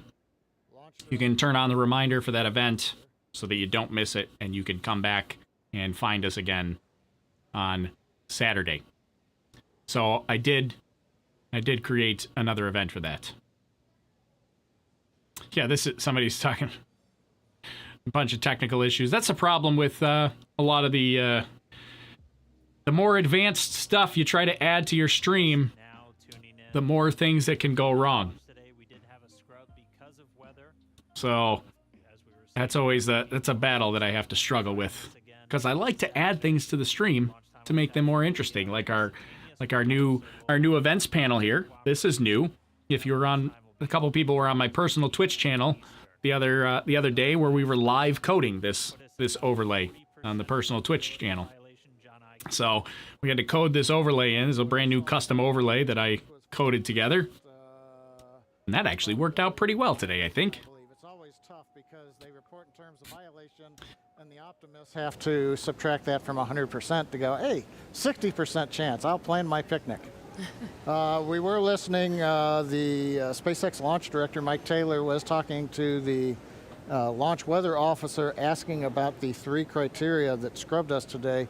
It sounds like in another minute or two, the lightning and the attached anvil cloud rules will clear. The field mill rule, charge in the atmosphere, is still bouncing around, and so, hey, we may need several more minutes before that one would clear. So we'd need even longer than 10 minutes in the window today, it looks like, for all the rules to clear.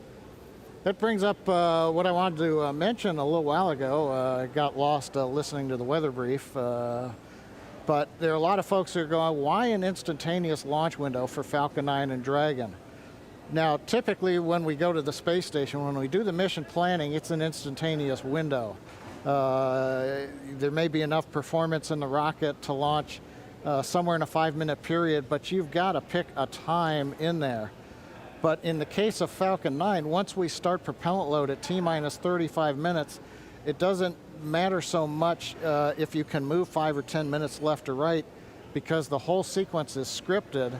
We do the flight analysis assuming that the temperatures of the propellants are below a certain amount so that we know how much performance is available to the rocket, how much margin we're going to have.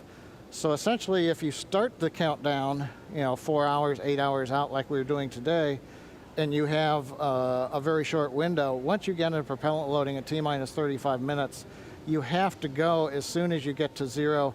We don't have the ability to stop the countdown, wait 5 minutes. Now all of a sudden the liquid oxygen starts warming up from 340 degrees below 0 in the ground system, and that changes how much performance you get carrying into orbit, and we don't want to cut into those margins. Now, if we had had something like a 4-hour window, which some communication satellites have, we could actually get down to almost 0, hold the count, detank the Falcon 9, wait a while, it takes us about an hour and a half, reload a whole new batch of cold liquid oxygen and fuel from the big storage tank that we've got there at pad 39A, and try to launch again. But in that case, you have to be able to launch, about an hour and a half or so later after you scrub. And in the case of the International Space Station, an hour and a half from now, it's nowhere near where we need to be to get to orbit with the performance of the Falcon 9 and the Dragon. So today, it's a combination. We start the day with a 1-second window. Yeah, just informing you, it's but been once 2 we hours, get 30 inside of minutes 35 minutes, rotation, so it becomes an instantaneous window for the Falcon 9, regardless of what the customer may be able to give us. So there's a little explanation for folks who are wondering why we have such a tight window. Okay, Right now, it looks like we are bringing the last bits of level, fuel I would off of the say, is stage, just about what and we'd liquid expect. oxygen I think, is just about off of the just the stage. standard stuff, but So not too bad things at all. are clocking right along per the 40-minute timeline. Everything looks good, and we'll wait to hear that we're clear, and then when we get the call for Bob and Doug to go ahead and disarm launch escape system, and the crew access arm will watch come back out, center itself around the Dragon hatch, and then the Ingress team will go up there and open the hatch. Thank you for the science lesson, John I. Hey, no charge.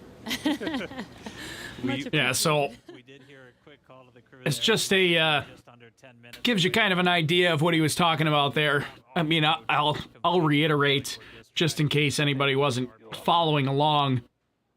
Here you go. Snell says wear that same shirt again Saturday, but with at least one SpaceX logo. I got news for you, Snell. This is not just a NASA shirt. Look at SpaceX underneath.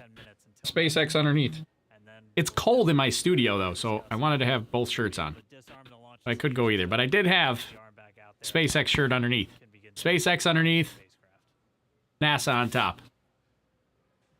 Plus, I thought this would be more entertaining for the live stream, and I feel like that was a success, because everybody at the beginning of the live stream went, "Look at that shirt!" It was really going for the shock factor there. Still not the friendliest skies in the background. So yeah, we're man, I can't believe we got so close. To be honest, I was really, I mean, I thought today was going to be scrubbed. I just didn't think we'd get this close. I didn't think we'd get so far through the countdown. Somebody called you Lego guy. I don't know what that means. I think I saw that in the chat, but I don't know what Lego guy means, so feel free to explain that to me. Is that just because like I look like I'd be like a Lego character? Is that what it is? I don't know. I don't understand that. Is that an insult? Is that a compliment? I don't know. I'm dropping from this stream because it's making me sad. I know, right? Kind of want to drop from the stream myself. No, we're gonna hang out. We're gonna watch. I want to watch crew egress. I might take an intermission for a minute because we got to the T-minus 45 minutes and I was like, man, I gotta go use the bathroom here. But we're just holding it together for you guys. Now, we're gonna probably take an intermission here in a few minutes. So was it canceled? Yeah, we're scrubbed now. Sure would have been really interesting if Tory was doing blue screen instead of green screen. I know, I had interesting side notes. I had to test in my old setup.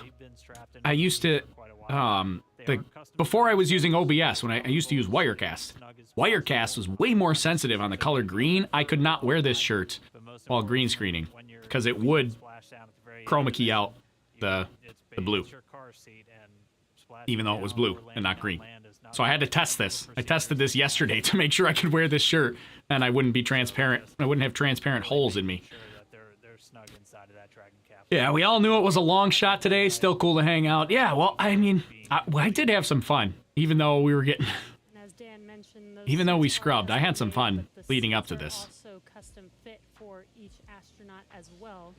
So can you tell me why you didn't change the weather? I would love to change the weather. I don't have that power. I don't know of anyone that does yet. And make sure that the suits and the seats are comfortable enough for them to How many minutes left? Well, 0. We're scrubbed. We're scrubbed, as noted in our countdown timer. We are scrubbed. These suits. Took a photo of my Lego NASA astronaut, but can't post it here. Links are always removed, but I understood that reference, and yes, you looked like that. Oh, can you tweet it at me? These suits? These suits. Tweet it at me, at OLHCN. I'll retweet it. Tweet, somebody tweet me a picture of a NASA Lego guy with me next to it. Like, screenshot this look, and then tweet me a picture with the Lego guy next to it, because I want to see if I look like the Lego guy.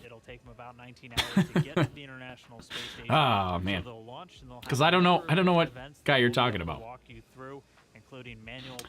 Mike Mongo, he's still with us. This has been terrific. Imagine how many folks are going to watch Saturday. I know, I'm excited. Well, thanks for hanging out with us, Mike, and thanks for coming in. Mike, you want to come back on Saturday and say hello again? Can have you in at the beginning again. We'll talk a little more. But yeah, Saturday should be... We should get a ton of people watching Saturday, especially since nobody's going to have to work, hopefully. Well, not nobody. Some people have to work, but a lot of people won't have to work. Like an actual mission. When Bob and Doug get on the station, they will be performing some research while they're up there. There was a guy on the forum, who knows about telemetry. I don't know what that means. But what is this streamer's name? Here it is. Allow me to... No. Oh, there, it is not there. How come that didn't show up? Okay, well. I thought that would show up. Let's try again. Go. Okay, well, my streaming setup has also scrubbed for the day. It was working great earlier. Okay, well, that's the problem. 6-hour live stream. The streaming setup has also had enough. It's done. It's said that it's not going to do anymore. And my name's Tory, by the way. I guess I could just say my name. Try to put it on screen. Maybe I'll mess with the overlay. And when I go to this view, I'll put my name somewhere, like here, in a box maybe. I could probably put my name in a box, and people know who I am. That's what I'll do for next time. We have, the better off we will be. Hopefully, next launch attempt will be a flawless launch, and actually be able to. Scrubbed due to what reason? So primarily, well, weather, not primarily weather. Weather. It was scrubbed for weather. Which means there were 3 weather constraints that we violated today. We violated attached anvil clouds, we violated natural lightning, and we violated the field mills, which is a measurement of the energy levels in the atmosphere. A lot of it's to prevent rocket-induced lightning. So you can have high energy atmosphere with no lightning actually happening, but then you send a rocket through that high energy, and the rocket and the exhaust stream from the rocket will actually induce lightning strikes that would not have naturally occurred if that rocket did not fly through there. So yeah, they don't want to fly and risk flying through lightning, unfortunately. Which, as John I said earlier, and Lauren even referred. What does that mean? Weather scrubbed? Anyone? So yeah, weather scrubbed just means we violated weather constraints. These were actually launch constraints. So if you would have asked me what the biggest thing would probably scrub the mission today, I would have said recovery weather, which actually was not what scrubbed us today. What scrubbed us today was launch condition weather. Launch condition weather at the launch pad was not within their constraints, and they had to scrub. All right. So fuel is almost out. So here's what I'm going to do real briefly. I'm going to take another 2-3 minute break here. I'll leave you with the audio from this stream, and I'm going to come back here and just just a minute here. I'm going to take a quick 2-3 minute break, and I'll be right back. We'll talk some more. We're going to wait for Bob and Doug to egress and leave the capsule. Watch that, and we'll wrap up in a little while here. But I'm going to take a quick break. I'll be back in about, it's going to be a short break, real short break. I'll be back in about 2-3 minutes here. All right, we'll see you on the other side. All the way down to the final minutes of the countdown, and with Florida weather being pretty sporadic, sometimes we have even hurricanes coming through or bad weather coming through and passing 20 minutes later and having good weather for a launch. So this is why we continued to attempt to launch today, but unfortunately 4T0 today, weather was not on our side. Yeah, and Jesse, this is John again. I dropped off to listen to a weather discussion. They were just giving the times. The lightning rule went green, so we could have gone without a lightning concern. The attached anvil rule cleared, but the field mill rule is expected to clear at 58 minutes after the hour. So that's another 4.5 minutes from now. So we were close, but we needed about 25 minutes later launch time. It does remind me, at risk of offending some people, but the old saying that says it's better to be on the ground wishing you were flying than flying wishing you were on the ground. Yes, definitely. Safety first, always, and making sure that when Bob and Doug do fly, they are flying safely and as planned. So again, this is standard procedure for us to make sure that they do have a safe flight to the International Space Station. All right, well, for now, we're just continuing to stand by, expecting the call that all of that prop has now been offloaded from Falcon 9. Venting vehicle tanks to nominal TPC set points for crew ingress.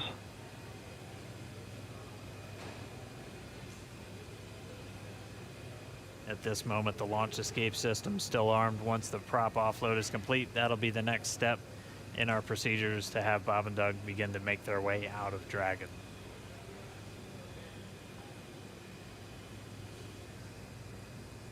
LD, countdown 1. LD. We have the prompt here for nominal crew egress. Okay, so we're ready for launch escape system disarm. As affirmed, ready for launch escape disarm. MD copies. You guys are ready? Yeah, launch team's ready. Go ahead and advise the crew. Hey, Dragon SpaceX, you copied that discussion. So with that, you are go for disarming launch escape system per section 2 of 5.100. We'll put that in work. Section 2, disarming the launch escape system. All right, that was the call we were waiting for, propelling off of Falcon 9. So Doug Hurley, Bob Behnken now going to disarm the launch escape system on Dragon. And once that's disarmed, those 8 Super Draco engines will be out of the mix. SpaceX Dragon launch escape system has been disarmed into Alpha Decimal 3. Copy that. We concur. And showing then confirmed the launch escape system has been disarmed. And Dragon SpaceX, with that confirmation, you are go to open your visors and proceed to section 3. Okay, we'll open the visors and go to section 3.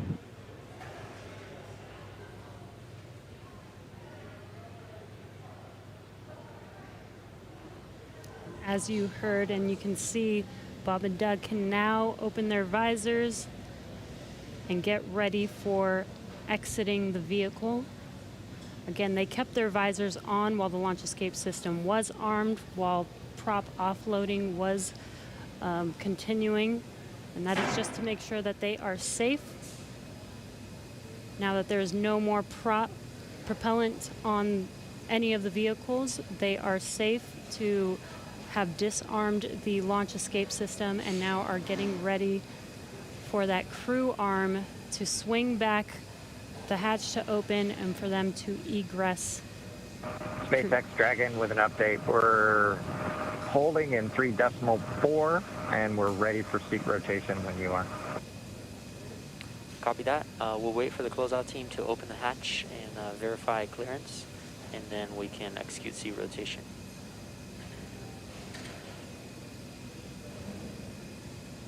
Dragon cap.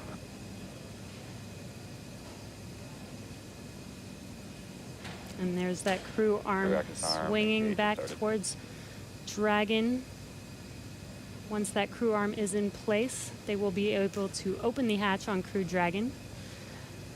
Bob and Doug's seats will rotate back out of launch position so that they can safely get out of their seats and egress the vehicle.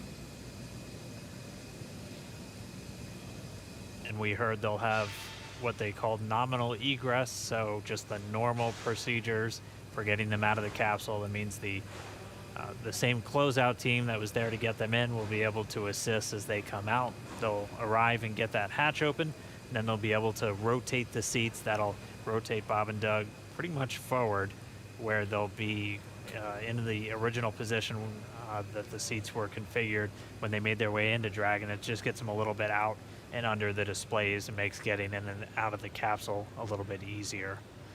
They've been in those seats for about 3 hours at this point. There's the crew access arm. I'm back, in case you didn't notice. Surprise. Crew access arm moved over to the Crew Dragon capsule. Means the abort system is no longer armed, which is why their visors are now up and they're taking their gloves off. So the abort system has been disarmed and they will egress shortly. So we're going to see the opposite. Sorry, I don't have events for an abort sequence. The events just stop. If we have an abort, the events stop. But so the fuels are out. Abort system disarmed, and they're going to go through and do the opposite. They'll open the hatch, and they will rotate the seats back down to the more upright position, because right now they're on their backs in the launch position, but they will rotate forward so their feet come down. Makes it easier to get in and out there. Yeah, let's see. What did I miss? You tell me what I missed on the way. Best thing has been the names Bob and Doug. No, they're nice and easy to say. More a scrub than an abort. Yeah, this is officially, the terminology here is scrub. What is the average cost of this cancellation? I don't know if they ever publish a cost of cancellation, but I mean, there is a cost to it. There's some fuel that they lose during a scrub scenario. There will be some fuel and liquid oxygen that they can't recover, but you know, I mean, they were very close to actually being able to launch. Sounds like they originally said they were about 10 minutes off, but then John Innsbrucker said that there were still a couple of weather constraints that they were still violating even after the 10-minute mark. So it sounds like they were a little more than 10 minutes off for the weather constraints. So unfortunately, it just couldn't happen. Not today, but next opportunity is going to be on Saturday at around, 3:22 p.m. Eastern Time, 19:22 UTC. I will be live at 10 a.m. Eastern Time, or 1400 UTC, in preparation for the launch. Now they have a vehicle to take care of. It's not everyone at the launch area. It's a full afternoon of work. I'm not sure what that means. They're close enough to launch. Gotta wait some more. Yeah, what's your name, guy? Tory. Tory's my name. I normally would have a thing that pops up here to say that, but I don't know why it's not working. I wonder if I can close and reopen it. Here we go. Close. Open. There we go. It's reopening. This is my feed that's supposed to give animations like this. No, it's not working. Okay, well, I don't know. Like I said earlier, my stream has also scrubbed for the day. What was your favorite part? Oh, I don't know. It's hard to say. I mean, watching the whole thing, I thought it was going to scrub the whole time. So I think my favorite part was probably at T-minus 45 minutes when they gave the go to proceed and to start fueling. I was like, ah, they might actually launch. I was pretty pumped. It's exactly the sound I made too. My son has been awake since 1 a.m. to watch. Now he's trying to get out of school. Yeah, right?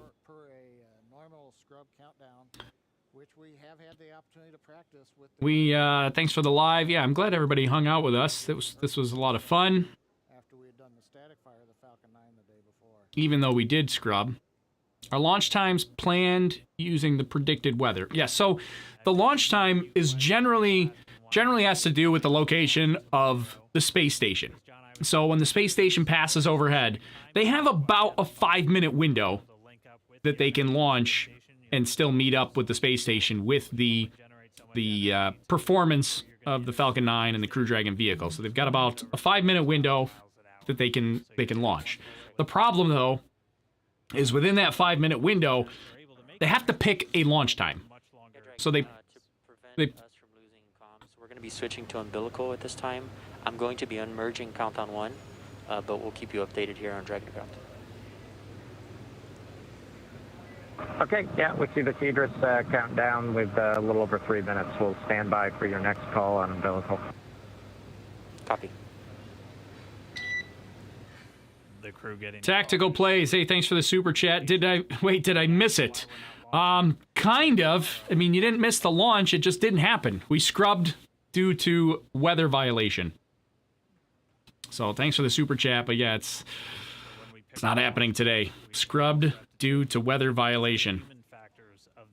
Why was it? Yeah, weather violation is why it was scrubbed today. Bad weather. Saturday will be the next launch opportunity. What was I saying before this? Before they started talking? I can't remember what I was saying now. Oh, meeting up with the space station. So they have a 5-minute window, but they have to pick a launch time. I mean, they got to determine at what point they have to launch. And one of the critical components for launching is those super chilled fuels, the RP1, the kerosene, and the liquid oxygen. They have... Copy, heavy the same. Still getting good comm between the crew. They have to make sure that the RP1 and the liquid oxygen are at a correct temperature, and the timing at which they load those liquids into the vehicle is very much planned so that the temperatures and the pressure are all at the right stage. So John Innsbrucker mentioned earlier in the broadcast, if this was a long launch window, they could scrub, reset. They'd have to reset to about 15 minutes, and then they could give another launch attempt. But they need about at least 15 minutes, and a lot of time, they need a full 15-minute countdown. Usually, if they scrub, they'd have to scrub and figure out what the problem was, reset everything, come up with a new T0, and then they could start the T-minus 15 countdown. So, realistically, it's more like a 20, 25, or even 30-minute scrub if you have to scrub. So if they scrub, the moment they announce, especially if they have to announce the scrub after fueling started. So they would have to, they need at least 15, 20, maybe 30 minutes to reset everything and give another attempt. So that 5-minute window, I mean, once they start fueling the rocket, they've committed to their launch time in that 5-minute window, because if they scrub, like I said, they're going to need 15, 20 minutes to reset everything. And if you only have a 5-minute window to meet up with station, you just can't do it. And help the crew, or help Bob and Doug egress the vehicle. When's it launching? Going to be Saturday. Saturday now. A couple of people confused about the difference between scrubbed and postponed. Generally, or canceled and postponed. So generally canceled would mean that they're just not going to ever fly it. Postponed is usually the terminology they use if they don't start the countdown at all. So usually that would happen hours and hours or days. Go ahead. Yeah, the closeout team has arrived at the pad, and they are proceeding to the White Room. Copy that. Oh, that's a good point. I was Heard that call out.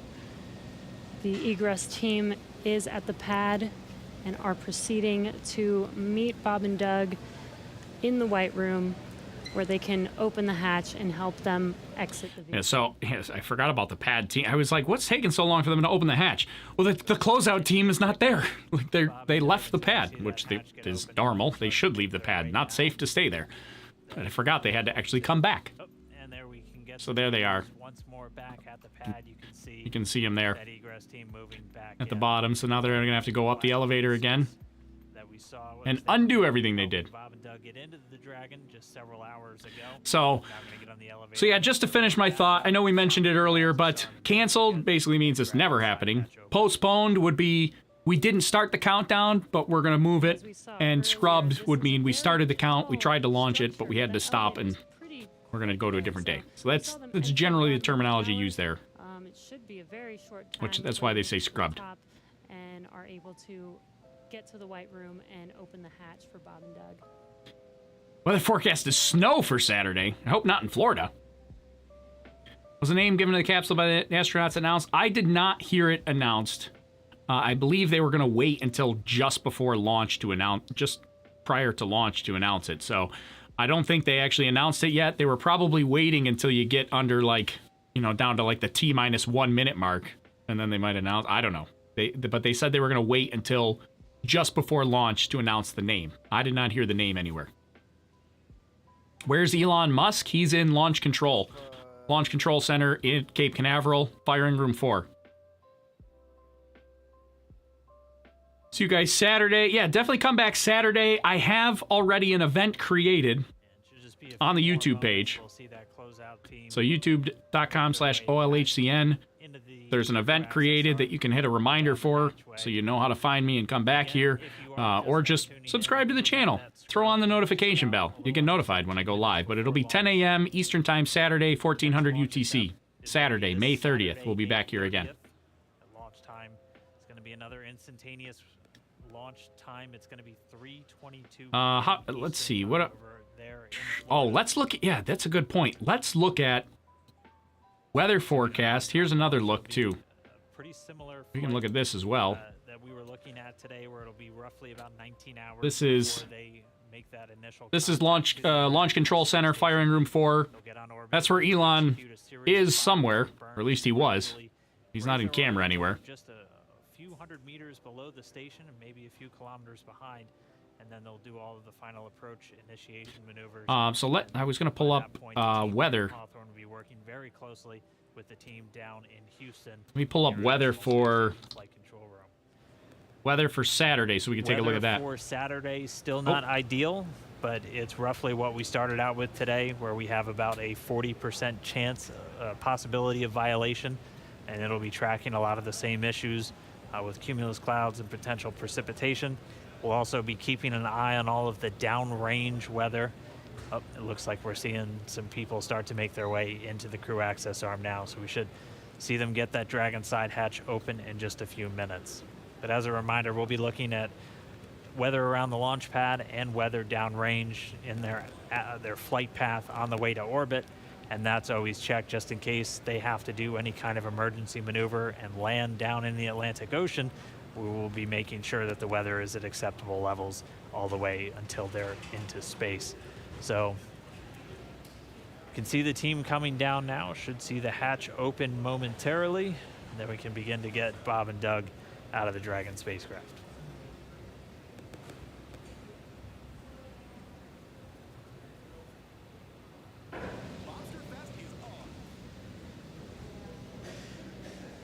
And again, we are staying live until Bob and Doug are safely out of Crew Dragon.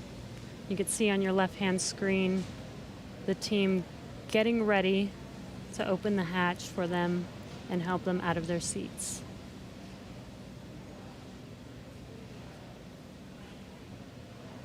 And at this point, the launch escape system has been disarmed. That was done after we successfully offloaded all of the propellants from the first and second stage of the Falcon 9 rocket. There are propellants loaded into Dragon, so the teams look like they were just doing what we call kind of a sniff test, so using a portable detector just to assess the atmosphere around the Dragon capsule itself before they get the hatch open and bring Bob and Doug out.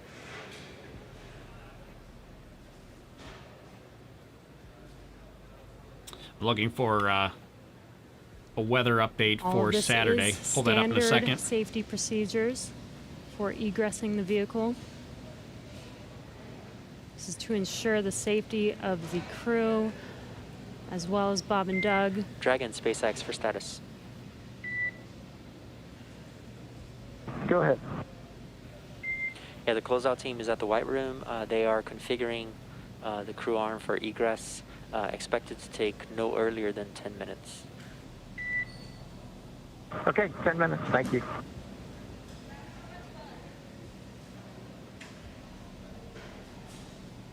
It should be just about 10 minutes. So here's As our a reminder, they're in the White Room. We walked through that a little Let's bit see. earlier. Oh, we'll take a look at this here real quick. But here's our weather.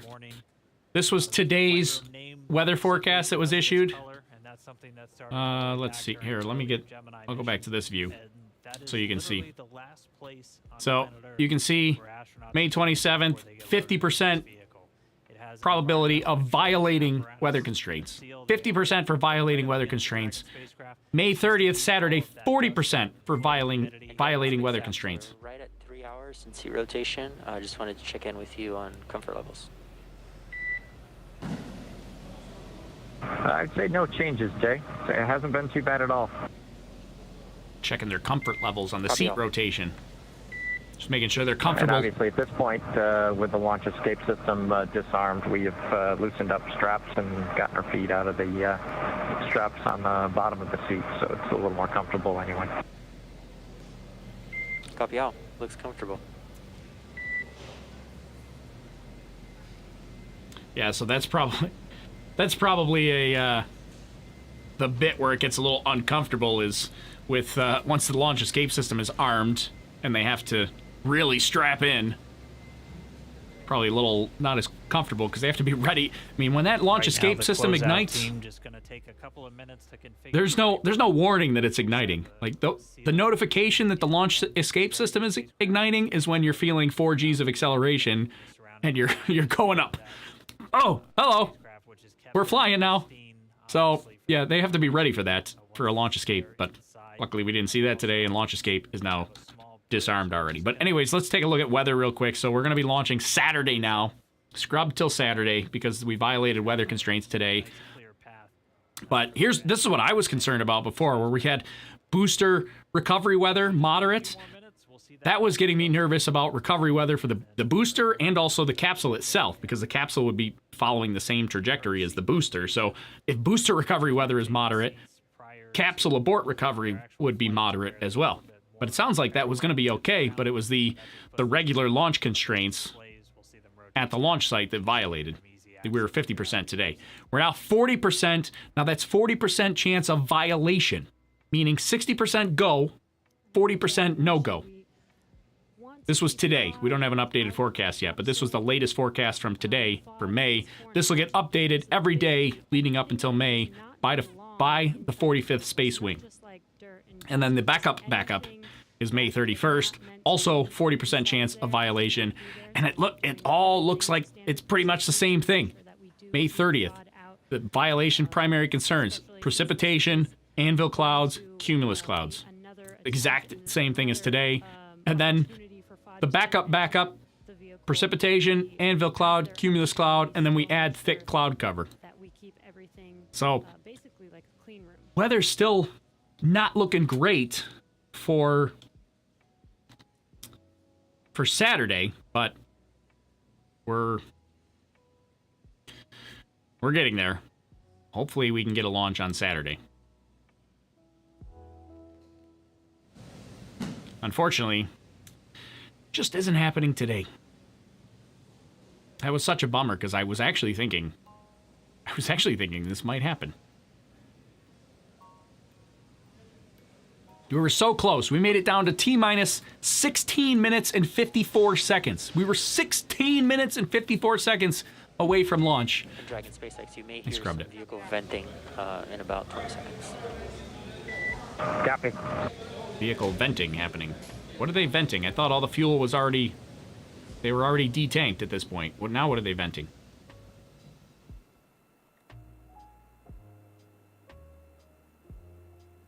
We also have to remember that although the astronauts are still not at no risk, because although they have detanked the rocket-grade kerosene and the liquid oxygen from the first and second stages, they've also disarmed the launch abort system. There are still hypergolic fuels in the Crew Dragon capsule, but they're generally pretty stable in the capsule. And hypergolic fuels got a lot of attention on the last on the Crew Dragon anomaly that happened a little over a year ago, last April 2019. They had that big Crew Dragon anomaly. Crew Dragon exploded during a ground test. Would have surely killed astronauts if there were any on board. Luckily, there were none on board. They were just testing the escape system. They figured out that there was a bad valve. Well, they were using check valves in the launch escape pressurization system and fueling system, and a little bit of NTO. I forget exactly what that stands for. It's like nitrogen tetraoxide. Is that right? It's the oxidizer for the hypergolic. So they have hydrazine and NTO. I think it's nitrogen. I can talk, I promise. Nitrogen tetraoxide. Yeah, we'll just kind of muffle through it and pretend like I know what I'm talking about. Anyways, the NTO leaked into the pressurant system, which is where the helium is that pressurizes the line. Leaked in there. Wasn't really much of a big deal, but when they went to go activate the launch abort system, it fired that oxidizer back through that titanium check valve, created an explosion. Nitrogen tetroxide. Yeah, I had it right, I just can't say it. Thanks, BB. So what they did to solve that problem is get rid of the check valve, and they put in burst discs. Actually, I don't know if they got rid of the check valve, but they added burst discs. I think they did get rid of the check valve, and they added burst discs. Problem with burst discs, it's not really a problem, but they're one-time use only. So when fuel flows out of them, they have to burst through the disc and break the seal in order to flow through. But that ensures that nothing can flow back into the system. There's no backflow. It's backflow proof. The check valve is supposed to not allow backflow, but it's not guaranteed. If there's just a tiny leak, stuff can leak back through. John Isberger here with the webcast desk in Hawthorne, California. We are continuing to wait for the crew to open the side hatch. We've got the camera showing astronauts Doug Hurley, Bob Behnken inside. Visors are up. They've gotten their feet out of the restraints. Gloves are off in case of Doug, it looks like. And the team is just outside the hatch. They're going through the sequence right now, make sure pressure checks are all good, make sure there are no concerns with gases, be it the propellants of the vehicle or just nitrogen gas that we use as a purge. Currently, we are coming up on about 50 minutes after the plan T0. To just reiterate what Dan and Jesse have been talking about earlier, we had a good countdown. I had a lot of fun saying there were no issues on Falcon 9 or Dragon of a technical sort. The range was ready to support. The downrange weather looked good in case Dragon had to make a unplanned abort splashdown in an escape maneuver somewhere in the Atlantic. And we even had the, once we get on orbit, in case Dragon had to re-enter and come back early, the weather was good in the Pacific in case it had to come down. So everything was looking our way except Mother Nature, the weather. It's Florida, and we got into the back end of the tropical storm that has now gone ashore in the Carolinas.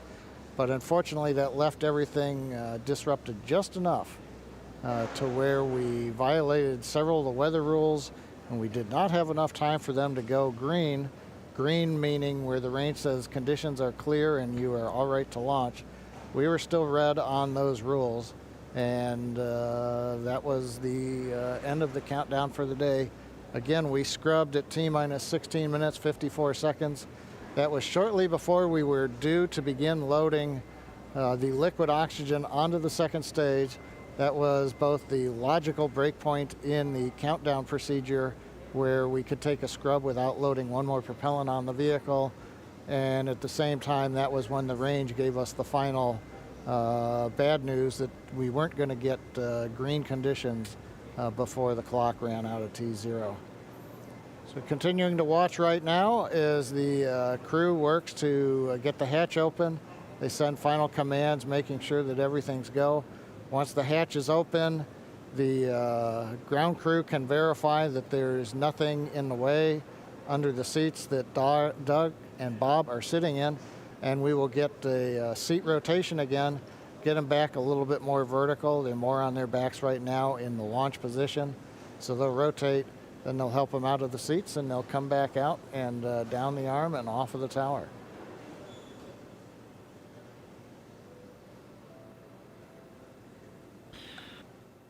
All right, so we're waiting here on the crew to exit the capsule. Waiting on crew to exit here. They will egress.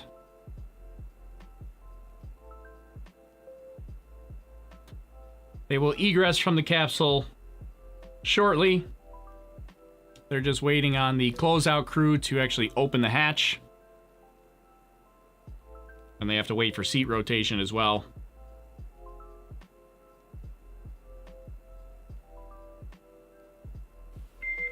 Dragon SpaceX, for status, it looks like the closeout team is inflating the hatch seal, the arm seal right now. Okay, yeah, we can see some folks outside the window.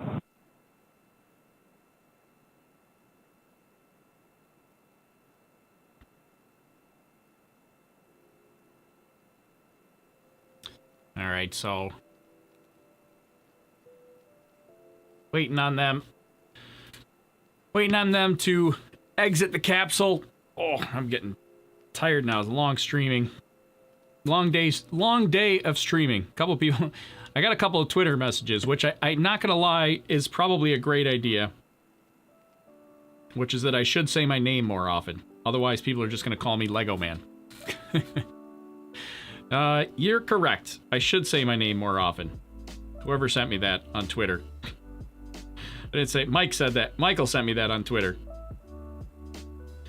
I should say my name more often. On Saturday, when we stream again, I'm going to change my overlay so my name shows up right here. I think that would be a good idea. Then you guys are going to know, then you'll know who I am. And then when I go to this view, I'll put my name here somewhere. Something like that. I think that's a good idea, right? We'll do that. So yeah, Saturday's weather also not looking super great. Let's see, TP Seeker wants to know when's your next weather balloon launch. Have you been able to get a hold of Reds on a collaboration or advice from him? I know he asked me about that a while ago. We haven't, I don't know, our plans because of this whole pandemic have been all screwed up. So we were already supposed to launch by now, but now everything's backlogged.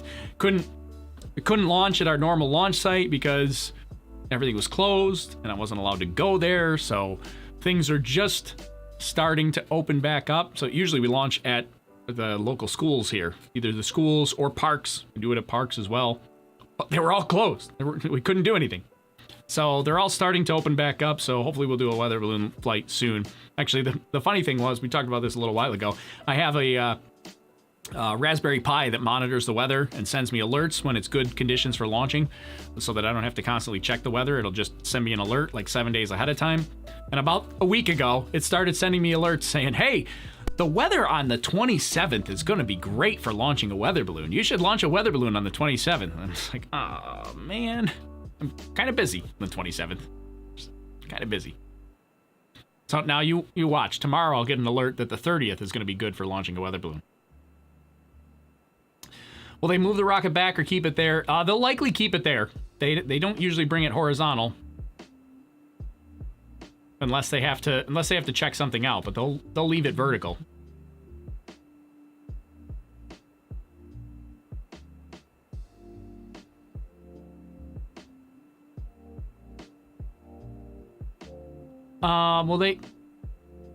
So they likely won't move anything.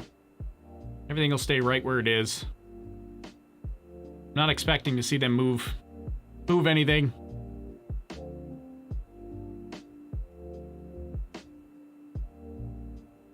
I am excited for our weather balloon launches. So if you're new to the channel here, we do launch our own weather balloon flights. That's what the whole name of the channel is. Although at this point I should just go with Overlook Horizon, because now we do a lot of space stuff, and the space stuff that we do is much more so than the weather balloon stuff at this point. But I am still kind of excited about our weather balloon flights, because we've got a couple things for live video and another treat coming up as well that I'm not going to tell you about yet because we're still working on it, but do still have plans for another weather balloon flight soon.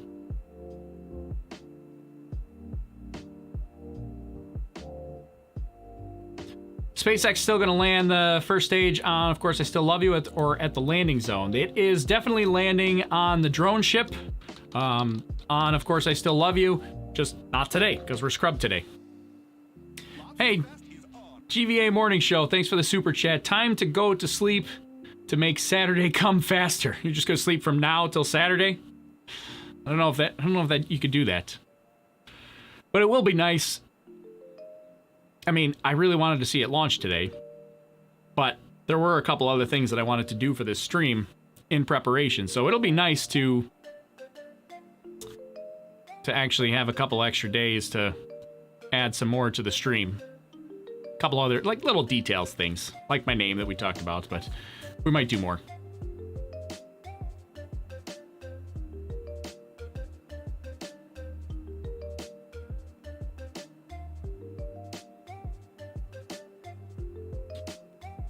So yeah, now the wait is on for Egress here, and there's not. See, now the excitement level has just been crushed. Excitement's crushed because now we all know that we're not going to have a launch today. So unfortunately, we got to wait until Saturday. But we'll take a look. We'll go back to check out the weather so you can see what the weather is going to be like for Saturday. There's our forecast. We can look at. Let's also look at. We've been quiet for a few minutes, but if you're just now tuning in, we did not launch today. We did have to scrub today's mission due to weather. We were just under 17 minutes away from our T0 time at 4:33 Eastern when the call was made. We were still in violation of a few of the weather constraints that just are really there to inform teams when it's safe to launch. So we're looking at weather both around the pad and weather all the way on the way to orbit for them. So we did have to scrub. Since then, we've been able to get all of the propellant off of Falcon 9. The launch escape system has been disarmed, and right now the closeout teams are there in the white room, so right at the end of that crew access arm. They're configuring the big seal that goes around the Dragon capsule just to make sure its environment is isolated from all that nasty Florida weather, and then they'll be able to get the hatch open, and we'll get Bob and Doug back out.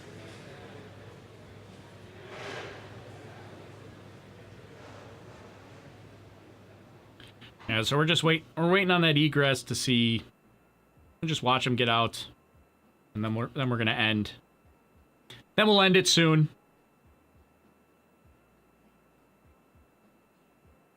Interesting side note, I just saw this saw a message from one of my family members. Doug Hurley went to school in a small town called Owego, New York, which is about 2 hours southeast of where I am right now, in Owego, New York, which is actually where my wife's cousin, her cousins, live and went to school. So got kind of a local connection, actually. We got a picture. Somebody sent me a picture. I don't know if I can get this on my computer. Where was it? I lost it. A picture of Doug Hurley in high school. Well, we're coming up. I'll have to get it on my computer, but just picture of Doug Hurley since the plan T0 in high school. Again, if you're just joining us, well, we've been here summing up for a while. Dragon SpaceX for status. Yep, stand by for status check. Go ahead, Jay. Yeah, closeout team's still working to do the hatch seal inflation. Expect another 5 to 10 minutes. Another 5 to 10 minutes. We scrubbed at T-minus 16 minutes, 54 seconds. We violated 3 weather rules. The weather rules finally cleared up, but it was long after the planned T0. The SpaceX Egress team did return to the pad. They were sent through the roadblocks that surround the pad, demarcating where the hazard area is. Team's up on the crew arm, and as you just heard, SpaceX talking to astronauts Bob and Doug. They're working the seal around Dragon. Then we make sure that Dragon capsule pressure is equalized with the crew arm, and then we'll go into the hatch opening sequence. So we've still got several more minutes. We'll carry that as we go.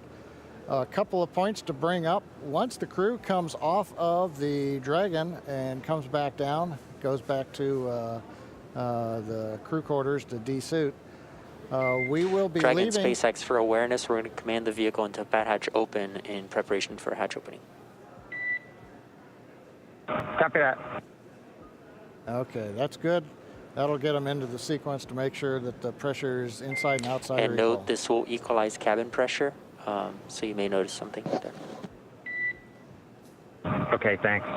In pressure equalization. Maybe their ears will pop or something? I don't know. Once everybody's off, we'll leave the Falcon 9 Dragon, the crew arm, where they are.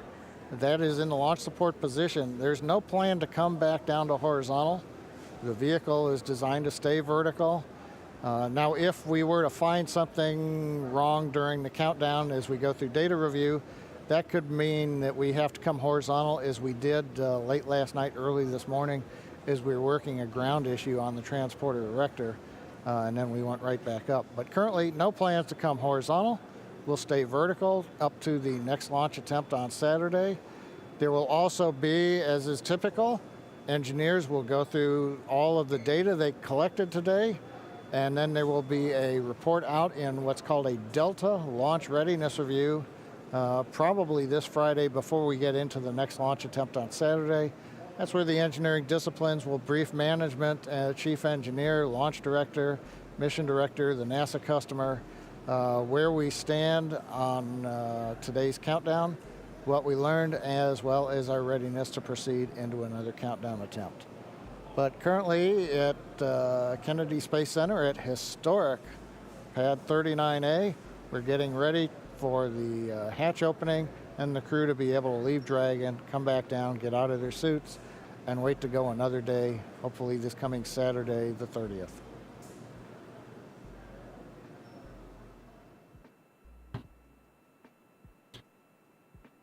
So, okay, we're getting a nice view of Doug's arm there.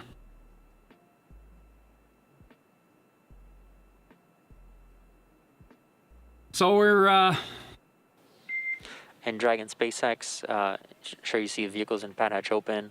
The AVVs are now open, and that nitrox injection is complete.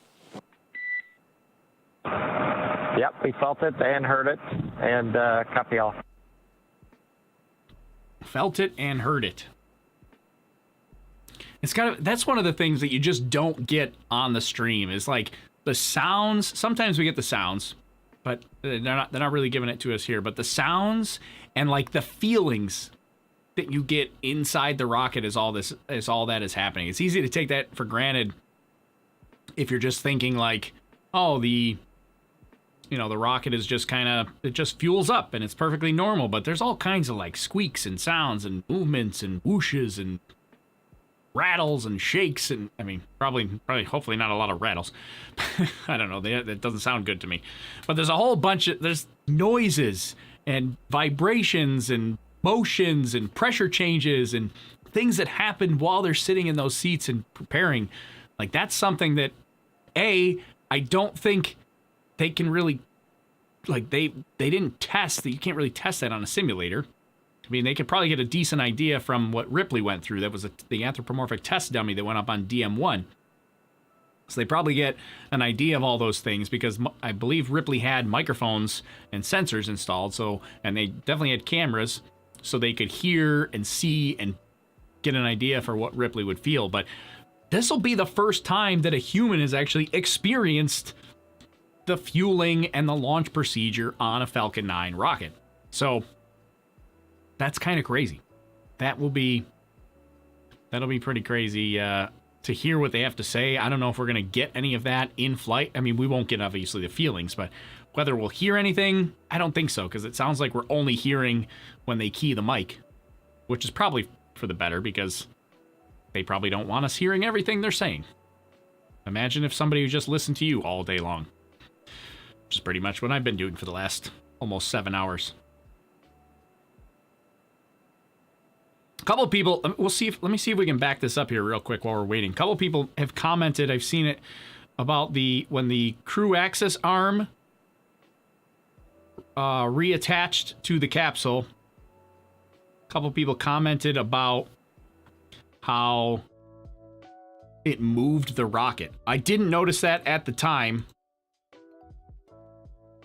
Let's see if we can rewind back to where that was. So here's the crew access arm coming back in. Here it is.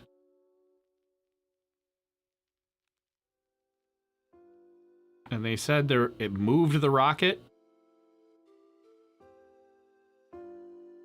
I don't know. It's really hard to tell perspective there. Whether it moved the rocket or it was the crew access arm that actually moved.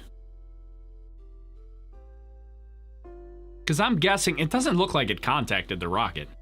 I'm guessing it was more the actual crew access arm that was moving, but since the camera is fixed to the crew access arm, it made it look like the Falcon was moving. That's my interpretation. It's right here when it comes in. It doesn't look like it actually... It was the rocket, the camera was fixed to the arm. Well, that's what I mean, like you wouldn't notice. It'd be really hard to tell.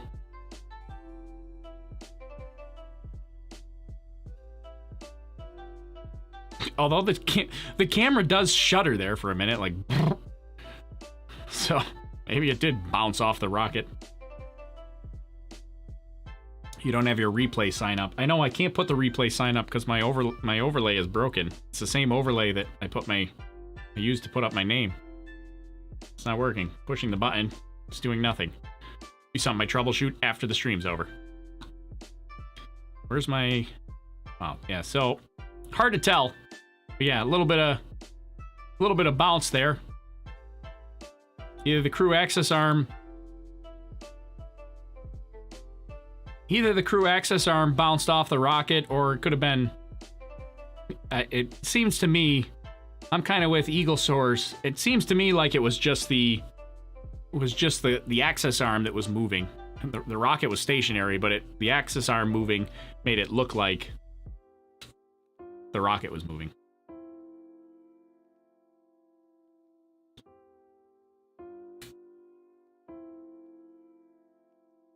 No motion and crew at the time. Oh yeah, we didn't see...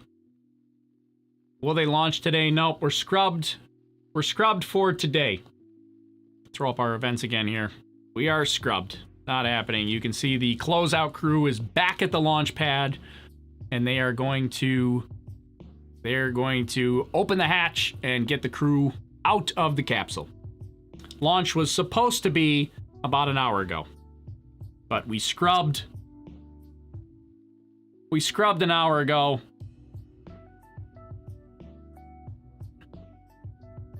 Yeah, Steve, I mean, I know what you're saying, but I don't know. That's really hard to tell whether it was the rocket moving or the access arm moving, because even if the background was shifting relative to the rocket's position, you still can't tell if that's the camera shifting, because if the camera was moving, the background, it would change the perspective of the rocket looking at the background. So just because the background was moving in relation to the rocket doesn't really give you any sort of information about whether it was the rocket that was moving or the camera that was moving. Because if the camera was fixed to the access arm and the access arm was moving, that would also shift the background too. I'm wondering what Doug and Bob are thinking about right now. They're probably thinking, get me out of here. Like, we scrubbed an hour ago and we're still sitting in these seats in the flight position, no less. The flight position is more on their back, and it's not a comfortable sit. Well, they're kind of like laying down. I mean, they did say they were relatively comfortable. They did kind of loosen the straps and unstrap a little bit so they can kind of stretch their legs out a bit. Speaking of stretch your legs out a little bit, I'm also going to do that. And all my drinks are gone.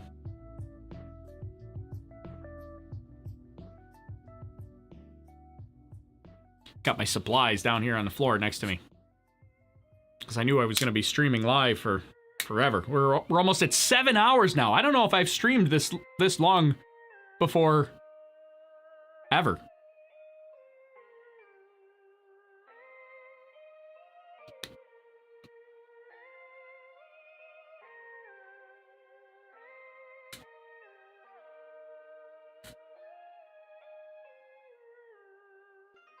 I have to say, these guys look like the sort of astronauts I hope we would have one day.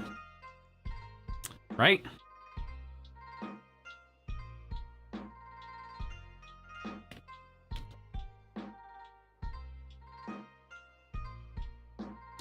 That's a good point. Somebody made... Who says... Somebody said it. Farnoosh says, can you remove the upcoming events? I don't want to remove the upcoming events, because I like that it lets everybody know that it's scrubbed. But, point taken, I think what I should do is change my overlay so that instead of saying upcoming events, it should say, like, countdown stopped. Right? I could make that a little more dynamic next time. And, instead of saying upcoming events, I'll just manually change it right now so that it says countdown stop. Oh no, I can't change it because it's going to screw up the thing. Oh, okay. Well, I can't change it right now. But I'll change it for next time so that if for some reason we scrub, it'll change that title. But I do want to leave it up because it says scrubbed. So it'll let people know that it is scrubbed.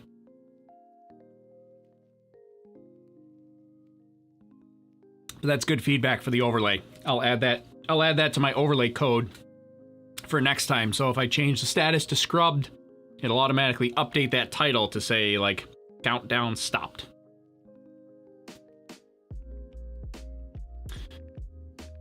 Oh, I want to see what they're doing. Well, that's a good point too. We could do that. I'm gonna put it up and take it down. I've been putting it up and taking it down a little bit here and there.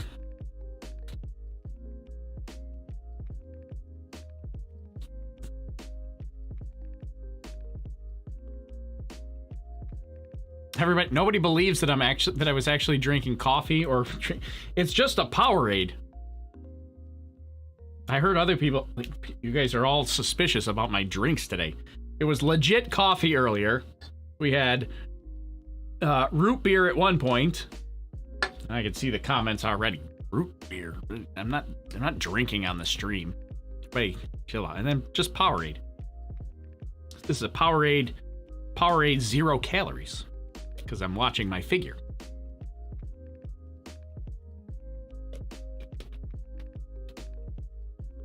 Did they lose the keys? Well, they need to repressurize their system, the capsule, or get the ambient pressure situated or equalized. Oh, there you go. I see the hatch open on the left side. You can see the hatch open now. There you go. You can see the SpaceX ninjas they're putting in protective guards around the outside of the hatch so that they don't bang anything into it.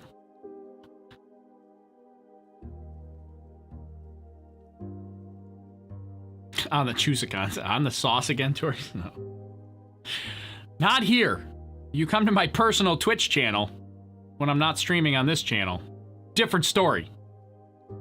Powerade today for this.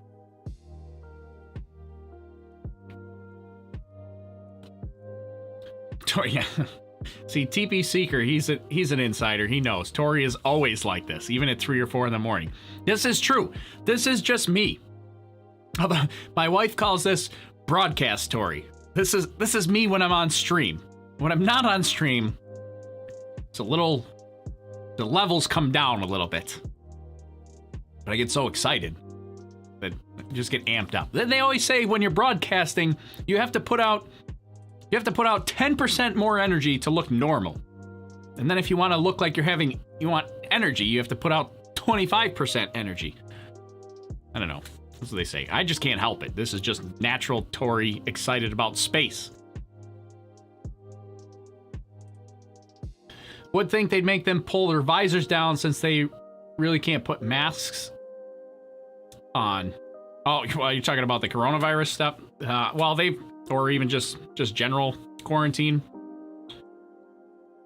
Yeah, I mean, all the closeout crew does have masks on. I think in the case of SpaceX and NASA and astronauts, generally, I mean, it's a shame to say this, but they are more concerned with the astronauts catching something because they won't be able to get medical care while they're on orbit. So most of their quarantine procedures are to protect the astronauts. Tory has to hold back 50% energy to look normal. And Matt Parkinson says you do 75% energy. I don't know what to tell you. This is just how it goes.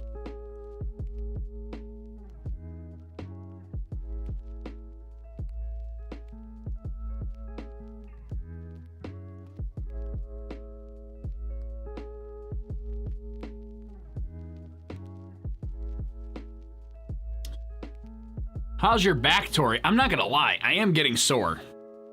Trying to stretch it out here. I mean, what are we at? Almost 7 hours sitting in this seat. I only got up twice. We're gonna have to end soon. Once the crew egresses and we see them get out,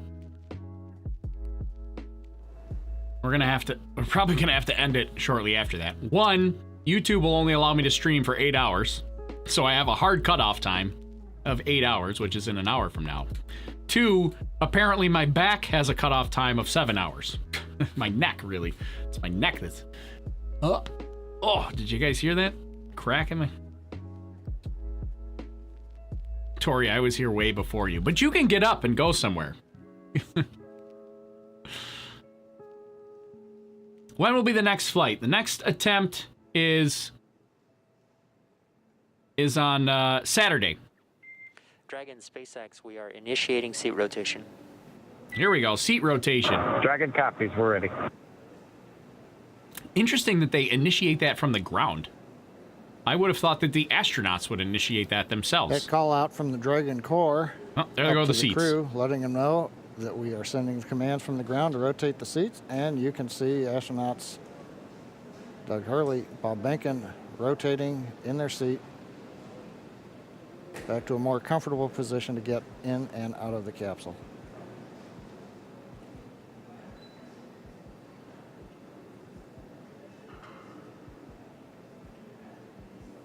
Very interesting that's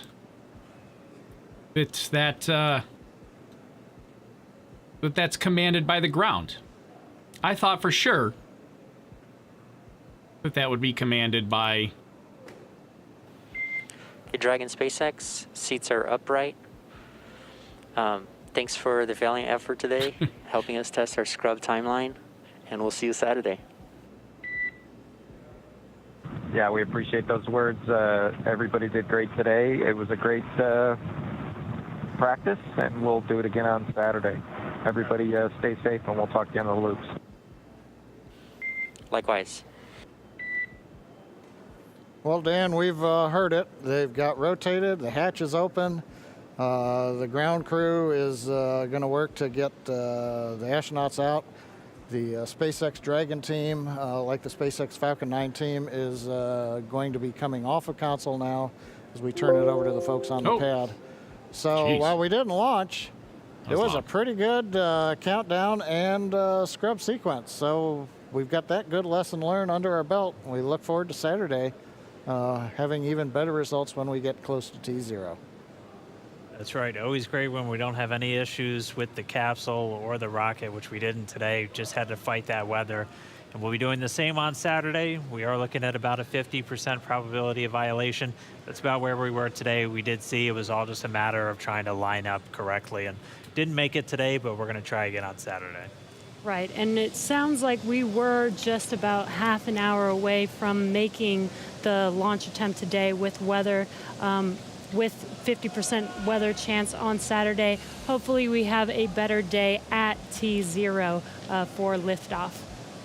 But we're definitely going to all be back. Jesse, myself, and John I will be here in Hawthorne to take you along every step of the way. We hope everyone else tunes in also, because this is really going to be a monumental moment. We're now going to look towards Saturday for America once again launching U.S. astronauts on American rockets from American soil.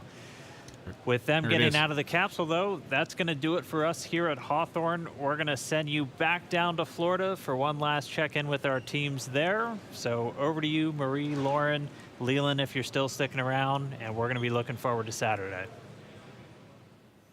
All right, thanks a lot, Dan. Yeah, we're just all sitting here. We watched Bob Behnken just climb out of his seat. Looks like he is out of Crew Dragon now, and Doug Hurley following suit, no pun intended.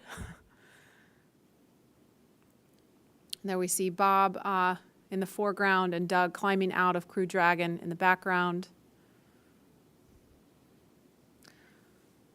Pad closeout team looks like helping them out. So any minute they're going to be basically just reversing course, coming back the way from whence they came. Leland, I know you had a scrub years back. Yeah, Marie, in 2008. Yeah, man, that's got to be. I'm gonna turn them down.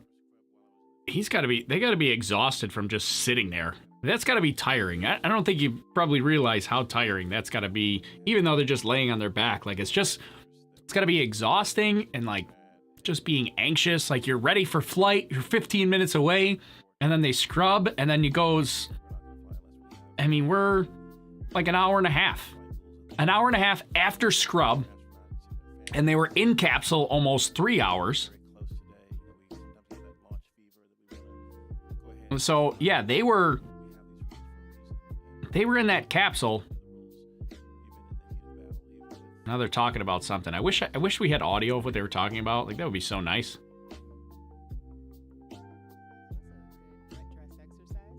It's interesting. I'm just watching them chat here. It looks like Doug is trying to get them to change something.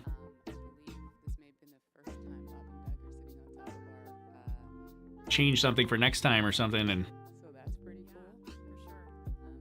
Closing the hatch. TP Seeker asked if they had tinted visors. I believe they only have clear visors. They don't really, there's no need for a tinted visor. So I don't believe they have tinted visors. I think it's just clear. Absolutely. So we're getting a cool view that we wouldn't have seen if they'd launched. They're making their way back down the crew access arm. And they are going to be turning the corner there, heading to the stairs that are going to take them down to the elevator. Passing the worm. Passing the worm. So, yep, they're heading down the stairs now. It's going to take them down to the 255-foot level, and then they're going to be getting in the elevator, take them down to the ground level. And we'll do it again on Saturday. It's actually very reassuring that all systems were go. You know, there was no problems with the vehicle at all, as Lauren, as you said, and it was just yeah. So some weather, and they're heading back down here now. I suppose we could go back to this view here, just so you can see. So anybody joining now doesn't get the wrong idea that we are in fact scrubbed. Oh, there you go. D-Suit says the visor can be tinted electrically. Interesting. This is something I did not know. Now I'm going to go look that up.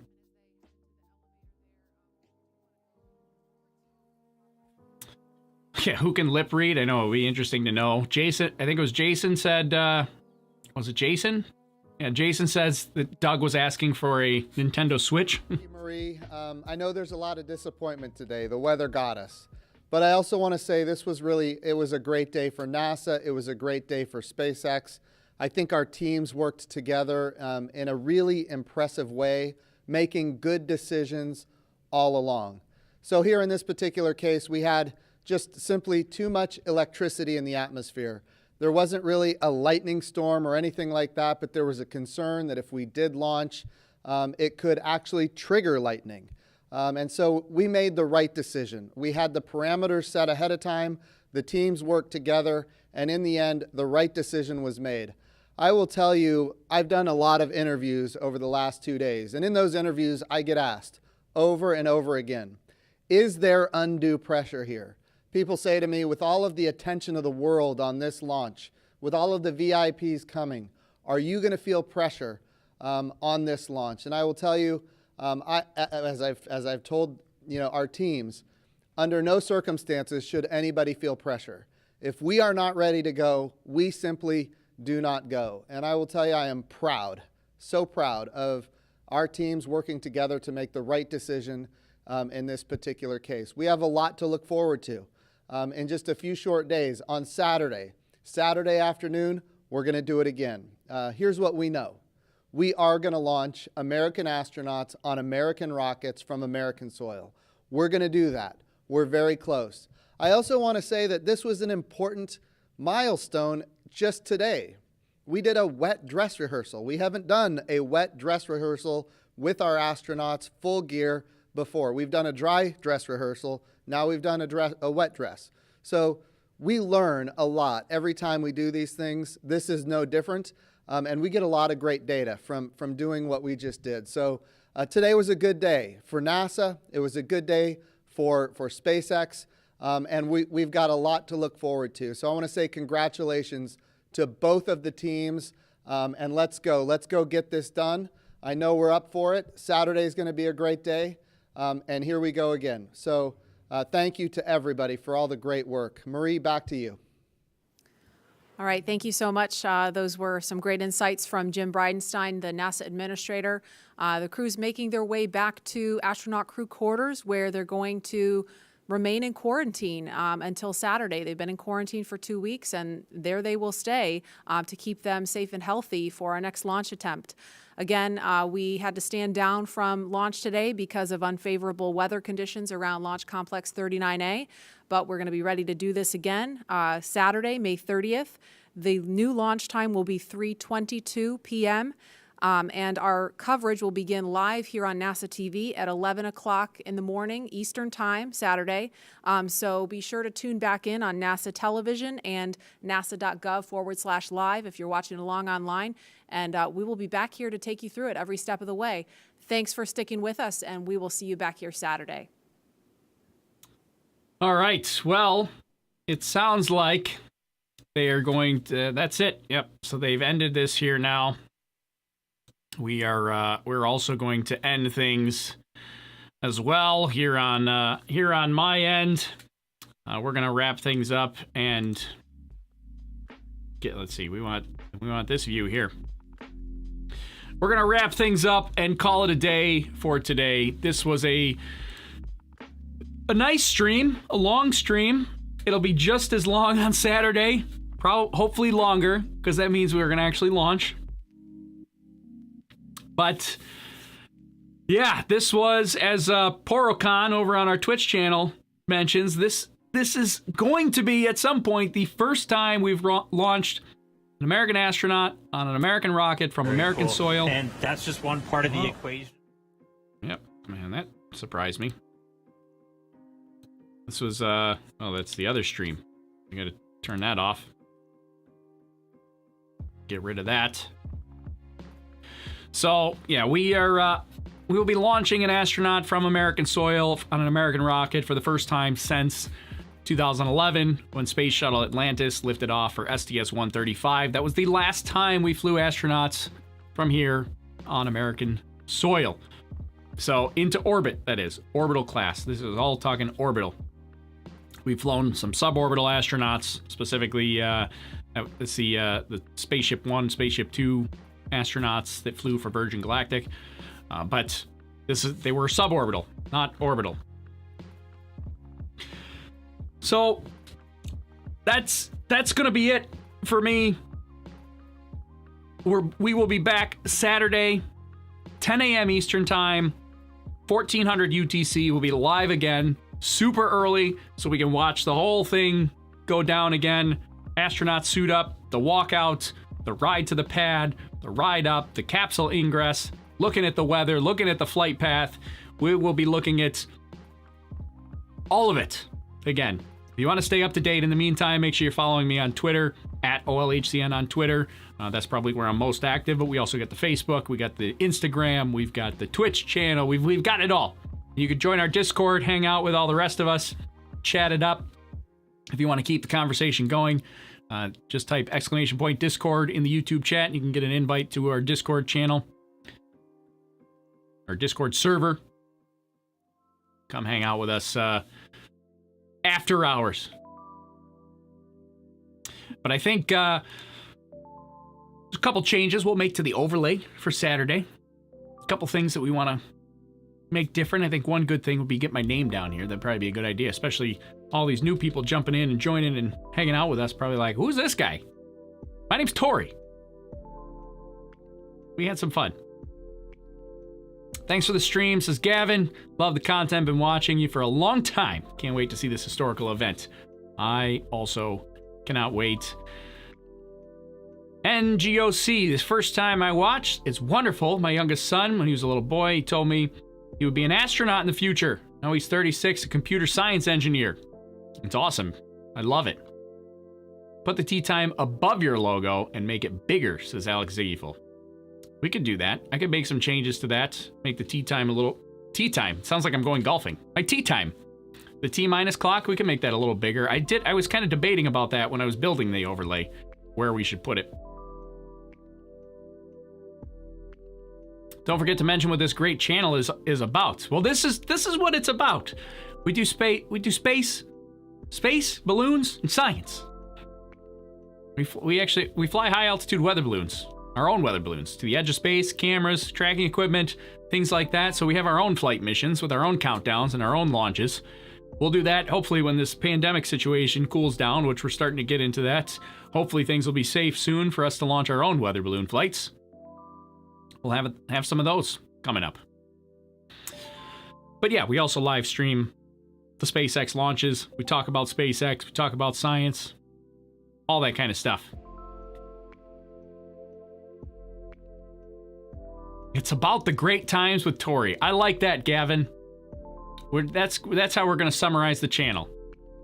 Channel description. Great times with Tory. I like it.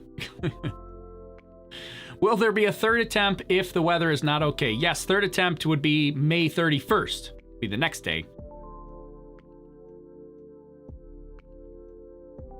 There you go, TP Seeker. Even miss you chasing the NOAA weather balloons or the NWS weather balloons. Yeah, so we also chase those down. The real weather balloons. We chase those down as well every once in a while.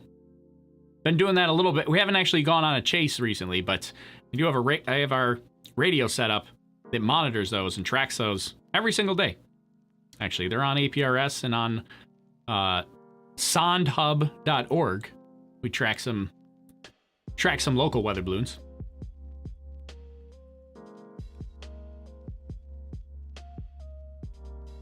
Would love to get out and play a few holes. Yeah, that's our tea time that we were talking about earlier. Have you thought about doing any model rocket launches? I've considered it. I have a number of things happening at the moment. It's hard to get time for that, but I have considered it, adding that to the channel, doing model rocket launches.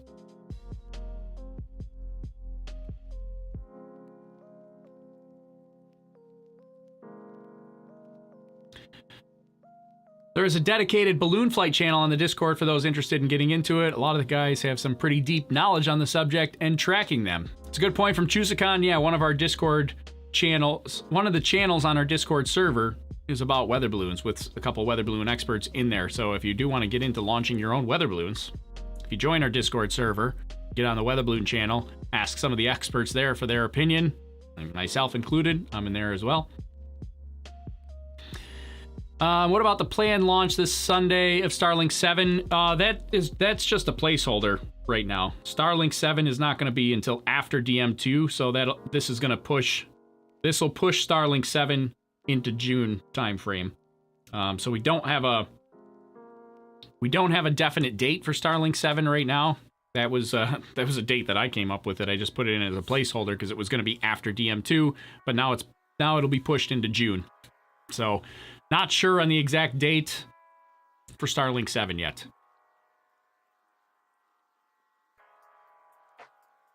isn't SpaceX worried about accidentally sending them into the future? No, I don't think so. All right, I think that's a good place to end it.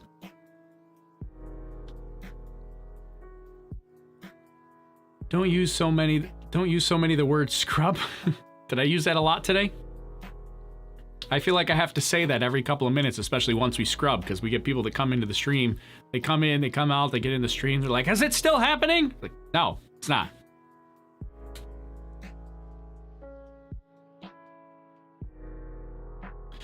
All right. I keep saying I'm going to end it. I'm really going to end it this time. But we'll be back here Saturday, 10 a.m. Eastern, 1400 UTC, for the next attempt for SpaceX's DM-2 launch, first crewed mission on American rockets with American astronauts from American soil. I screwed that up, said that in the wrong order, but close enough. We'll be back Saturday. Hope you'll be back with me. Subscribe, like the video, thumbs up. You know what to do. Turn on those notifications so you don't forget about me. I'll see you guys all on Saturday. My name's Tory. This is Overlook Horizon. We'll see you then. Thanks, guys. Goodbye.